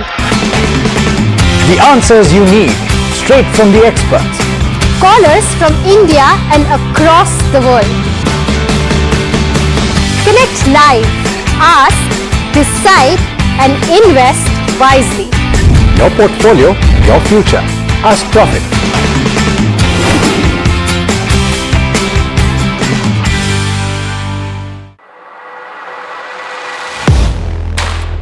Do you really know the company you invest in?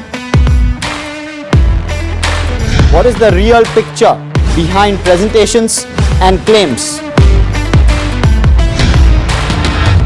Is the outlook as rosy as the company claims? Know Your Company, powered by NDTV Profit Research, shines a light on the biggest stock market movers.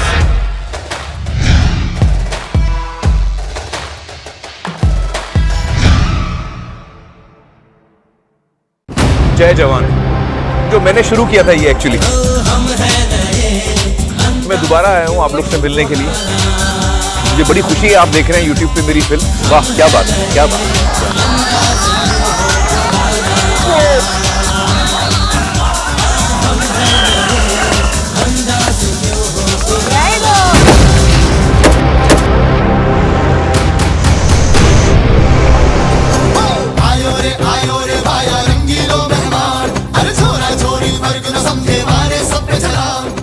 देखिए जय जवान मेरे साथ 15 अगस्त को सिर्फ NDTV पर।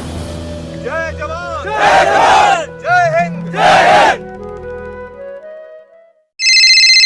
Hello बोलिए madam, डब्बा ट्रेडिंग कब से चल रहा है पता है मैडम आपको? हम और आप तो जन्म भी नहीं हुआ था हमारा। We investigated a shady advisory firm that has spent big bucks on advertising on the front pages of national dailies. ये आपको बिल्कुल उसका ऐसा हल्का सा भी खौफ नहीं है। मैडम एक बात को खौफ किस लिए रखना चाहिए तो बताओ, कौन सा गलत काम कर रहा हूँ मैं? After our report, we also saw NSE came out with a cautionary circular to the investors. Market Regulator Securities and Exchange Board of India has also come out with a release talking about the actions that it has taken. Cyber complaint has also been filed against the entity.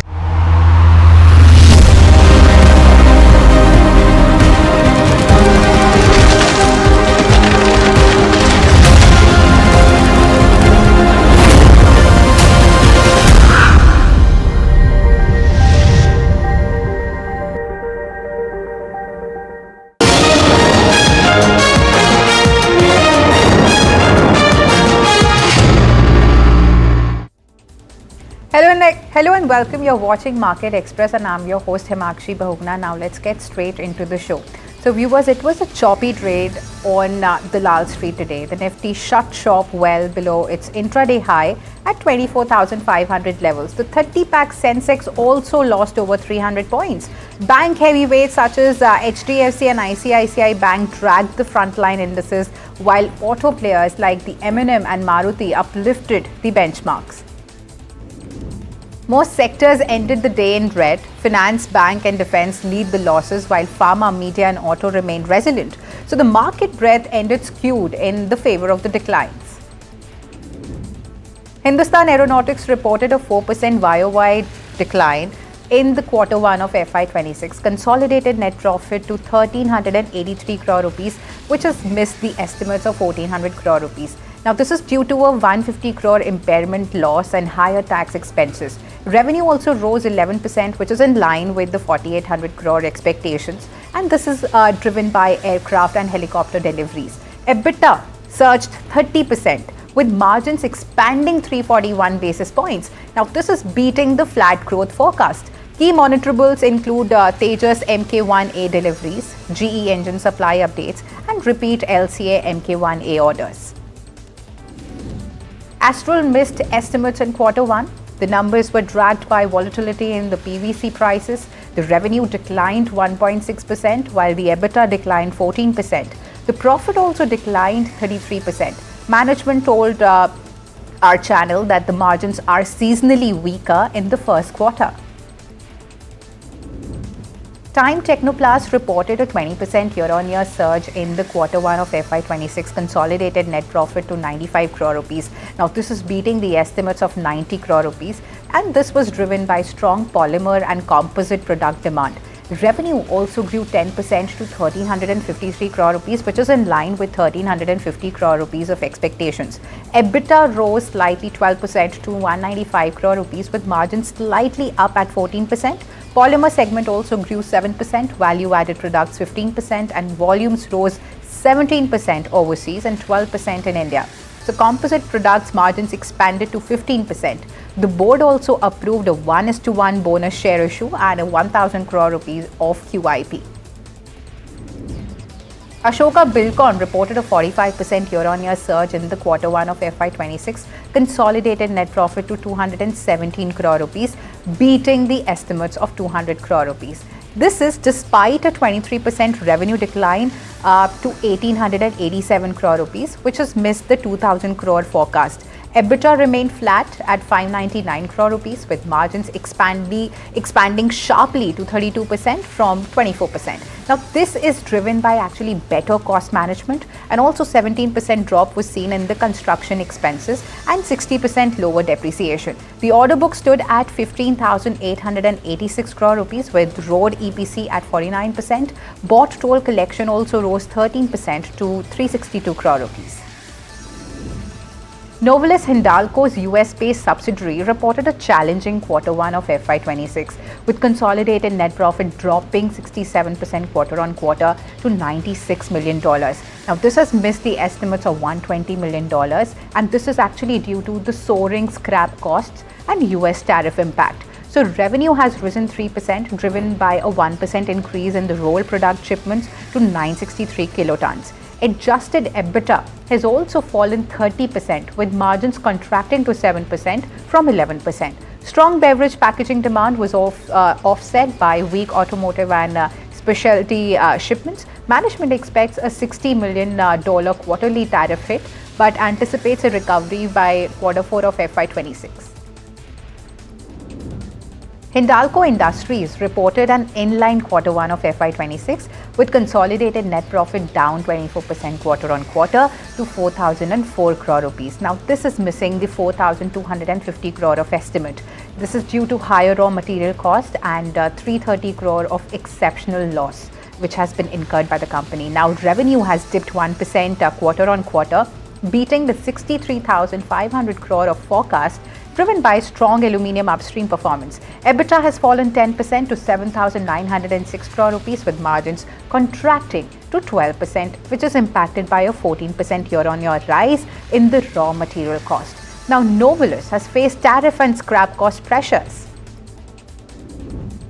Alchem Laboratories stock jumped 6% today after a stellar Q1 of FY26, with revenue up 11.2% to 3,371 crore rupees.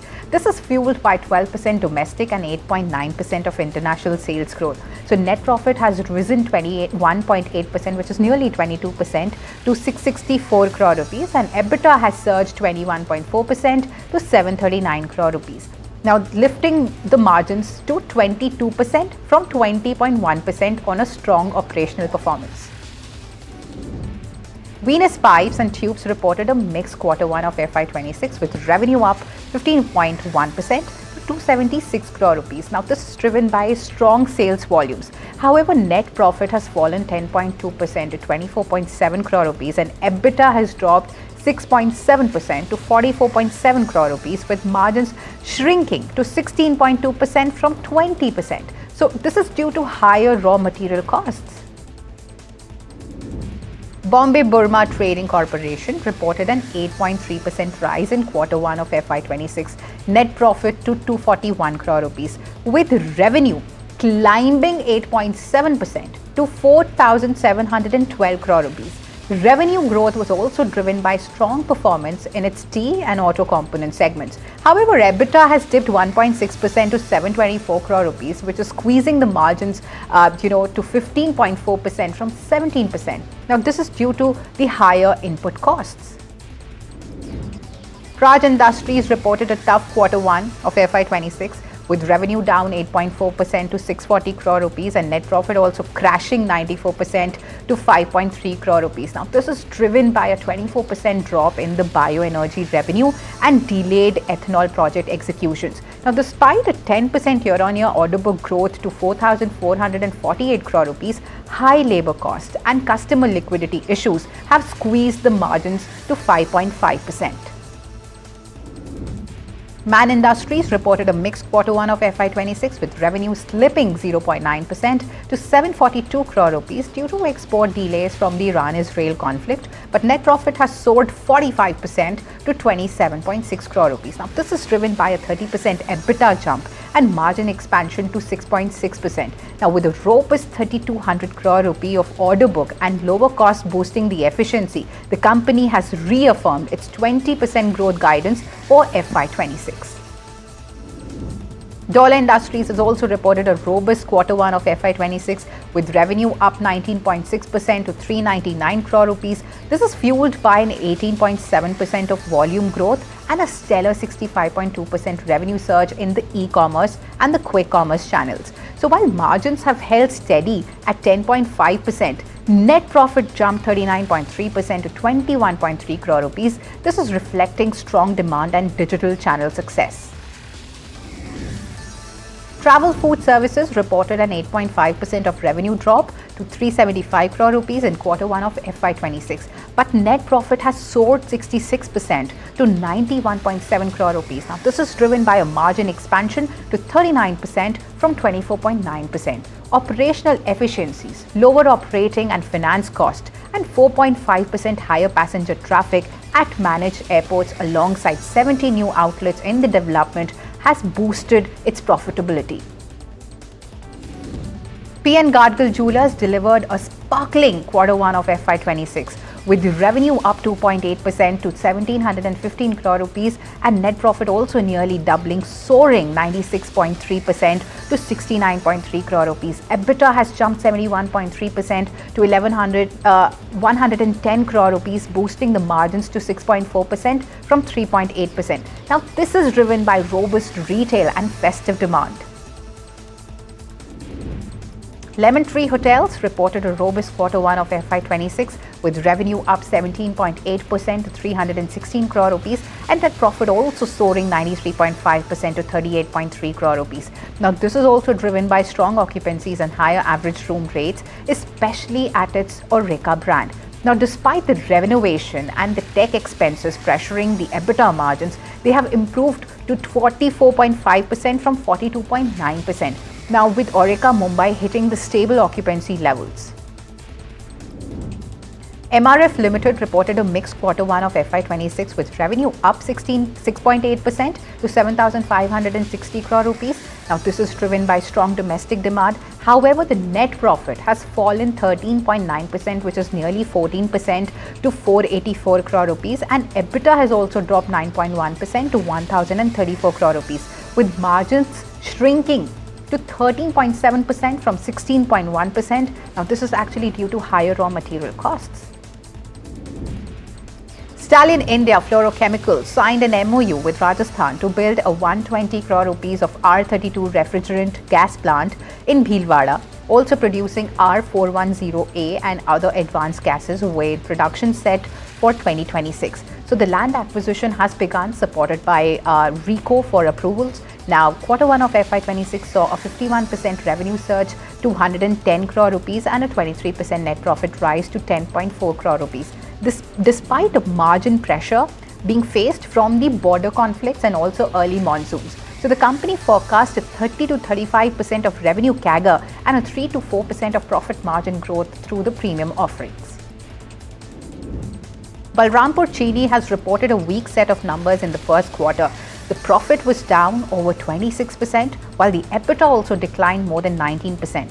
Margins are also contracted on a year-on-year basis. President Donald Trump said that gold will not face tariffs, knocking down a ruling by the US customs officials that bars off the precious metal imported from Switzerland would actually face the duties. So the spread between futures and spot gold narrows to $50 from $100. Now, federal ruling last week had dictated that 1 kg and 100 ounce of gold bars will be subject to duties.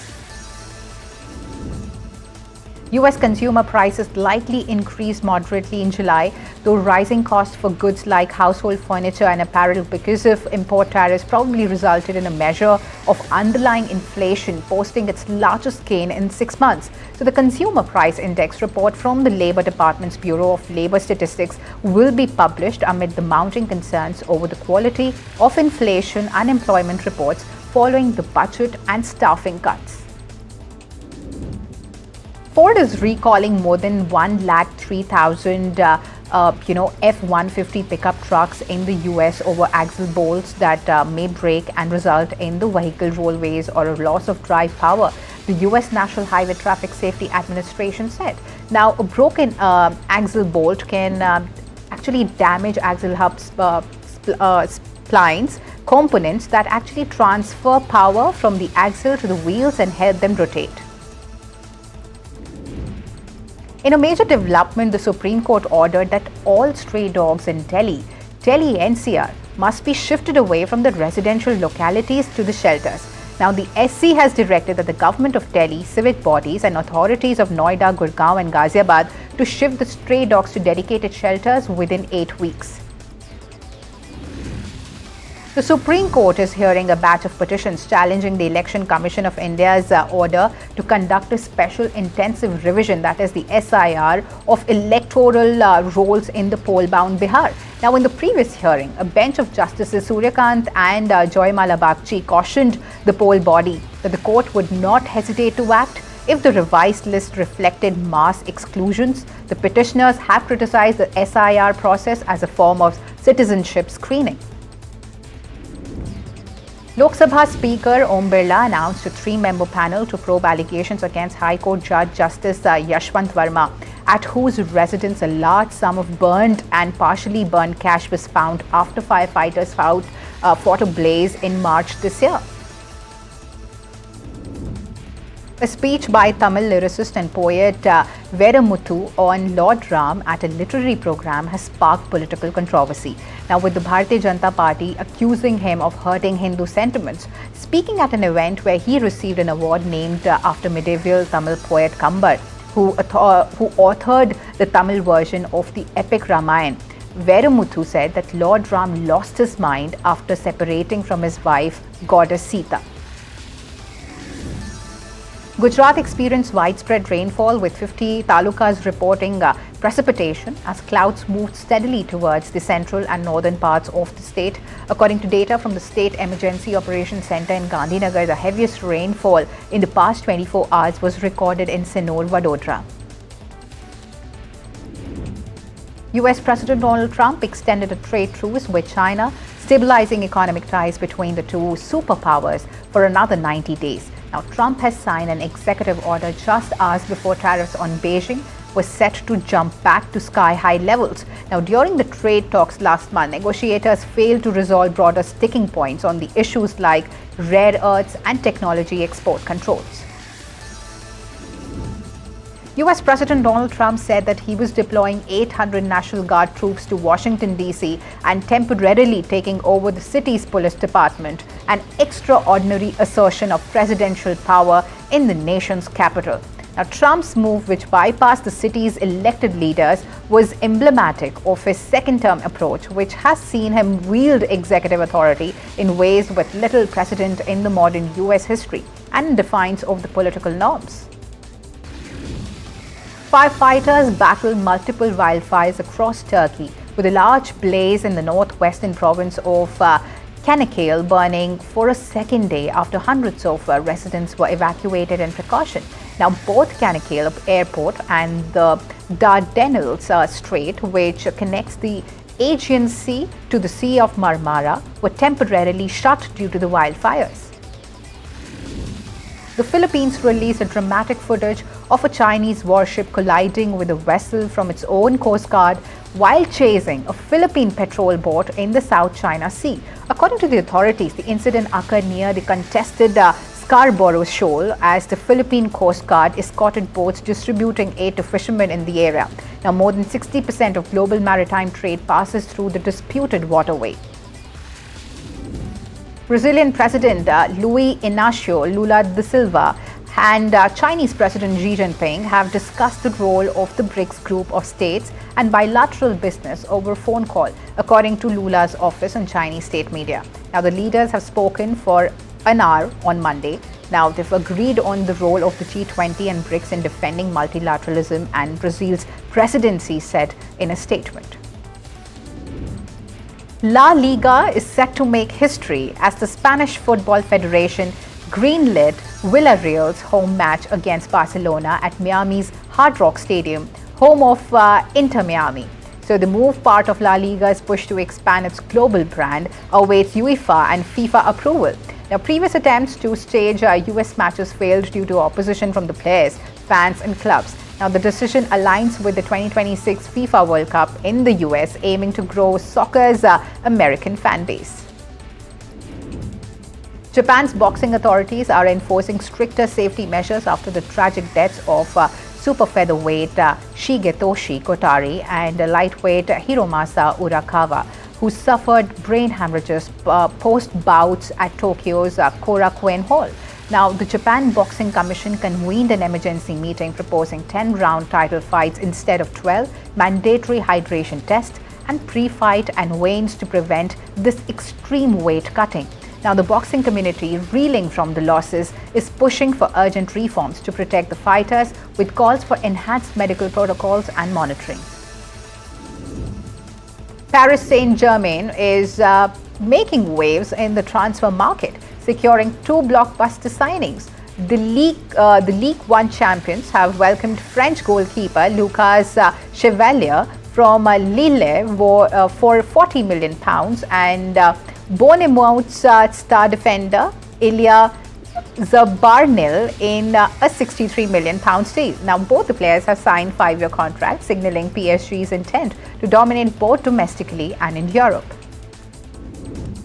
Soccer superstar Cristiano Ronaldo is officially engaged to longtime partner Georgina Rodriguez. The couple, together since 2016, shared the news on Instagram, with Rodriguez flaunting a massive diamond ring. After 8 years and 5 children, the Al Nassr star and his fiancée are set to tie the knot. The Duke and Duchess of Sussex have extended their Netflix partnership with a multi-year first-look deal for Arkwell Productions, giving Netflix priority on their film and TV proposals, unlike their $100 million 2020 deal.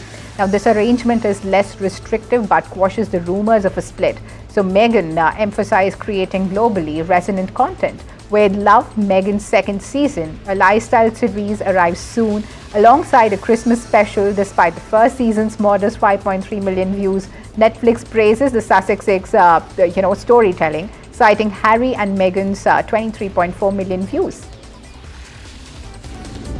Well, with that, viewers, it's a wrap on this edition of Market Express, but please don't go anywhere and stay tuned to NDTV Profit.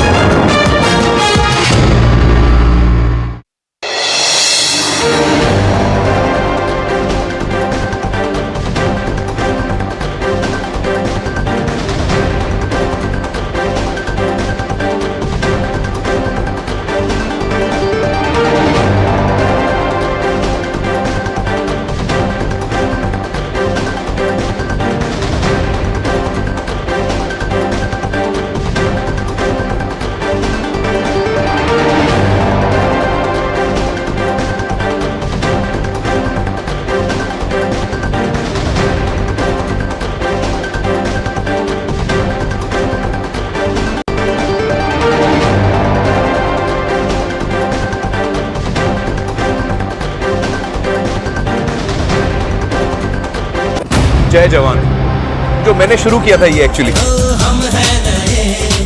मैं दोबारा आया हूँ आप लोग से मिलने के लिए। मुझे बड़ी खुशी है आप देख रहे हैं YouTube पे मेरी फिल्म। वाह क्या बात है, क्या बात है।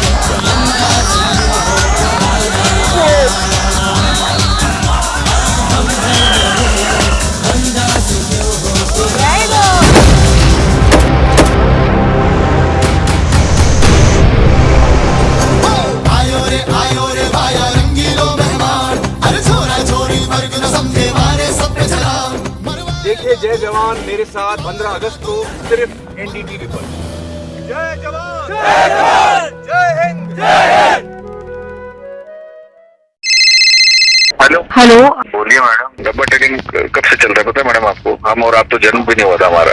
We investigated a shady advisory firm that has spent big bucks on advertising on the front pages of national dailies. ये आपको बिल्कुल उसका ऐसे हल्का सा भी खौफ नहीं है। मैडम एक बात को खौफ किस लिए रखना चाहिए तो बताओ, कौन सा गलत काम कर रहा हूँ मैं? After our report, we also saw NSE came out with a cautionary circular to the investors. Market Regulator Securities and Exchange Board of India has also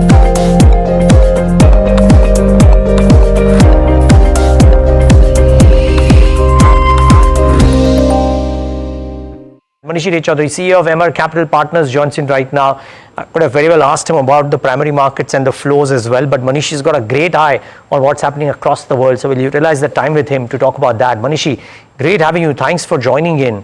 Now, Manishi, for people whose money you may be advising / managing, portfolios that you might be advising as well, how do they think about this whole this tariff issue, and in some sense I can call it a tariff war that Donald Trump personally seems to have picked up with India, because China has been given a 90-day extension of truce simply because there is not as much that he can do with China with all of those rare earth controls that China has, right? So how are people thinking about it, and what's the impact on multiples or flows for Indian markets?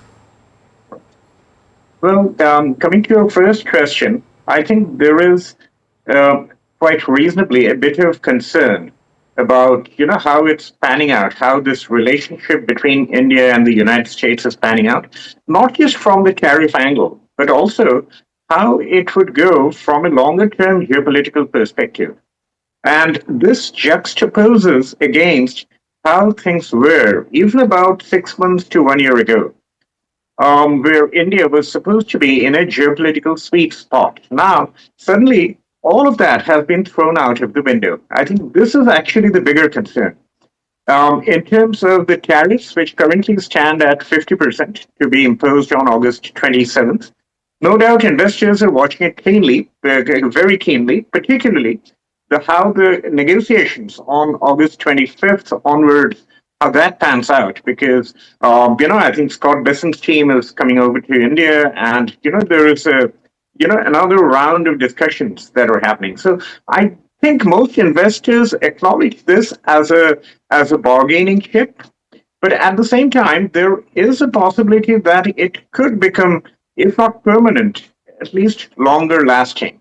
And India's exports to the United States are about 2% of GDP. Out of that, about 40%, that's pharmaceuticals and smartphones, are currently exempted. But who knows? I mean, these things are volatile. One doesn't know what decision would be made 6 months or 3 months down the line. So, I think this is an additional layer of uncertainty on India, apart from the usual earnings estimate decline and the valuation premium that all investors have been struggling with. You reckon, Manishi, that if this were to continue, that valuation premium could come off, or that growth, even if it were to come off below 6%. Yesterday we had HSBC's Pranjul Bhandari saying that growth could be sub 6% if the tariffs are high. But while 6% is not good enough for India, in relative terms, relative to all large economies, 5.5-6% growth, is it terrible? And therefore, will it still be taken to kindly in terms of the valuation multiples? Right. So, my questions, in fact, you asked me 2 or 3 different questions. No, it's centered around multiples, Manishi. My question is centered around multiples for India. Right. And I personally think that, yes, Indian multiples should be declining both in absolute terms and relative to the Asian peers. And even in the absence of these higher tariffs, they should have come down. Think of a market which is relatively expensive. It trades at about 20 to 22 times P multiple 1 year forward, but the earnings estimates are declining. So the multiples could actually appear even higher 6 months or 1 year down the line, because the earnings estimates on which they were calculated have declined. And I think this is the single biggest concern that investors have right now. No one has a problem paying expensive multiples in a growth market where earnings estimates are increasing, the earnings growth is high. But for a market which is seeing a bit of a earnings degrowth at this point of time, or at least earnings growth degrowth, I think that concern about valuation takes an upper hand. Your estimates are what, 5-6% earnings growth for FY26, and is that the reason? And should Indian EPS growth be close to about 10-odd%, does that take care of the concerns or not really? My estimate would be around 10 to 12%, possibly in the maybe spilling over into the low teens at this point for fiscal 26 and fiscal 27. But remember, I mean, just this estimate for both fiscal 26 and 27, even 4 or 5 months back, was about 17%. So from around 16 to 17%, it's already come down to about 11 to 12%. It looks like there could be even more downside going by the commentary that we're hearing from most of the corporates during the earnings season.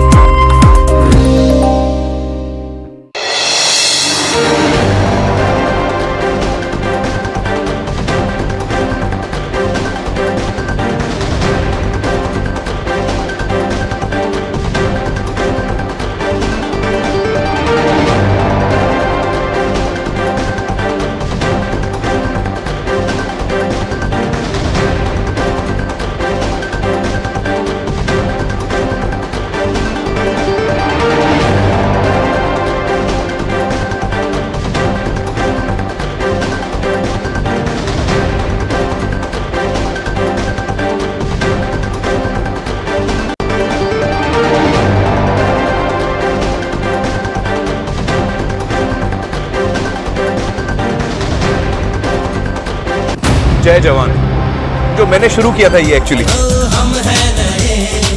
मैं दोबारा आया हूँ आप लोग से मिलने के लिए मुझे बड़ी खुशी है आप देख रहे हैं YouTube पे मेरी फिल्म वाह क्या बात है क्या बात है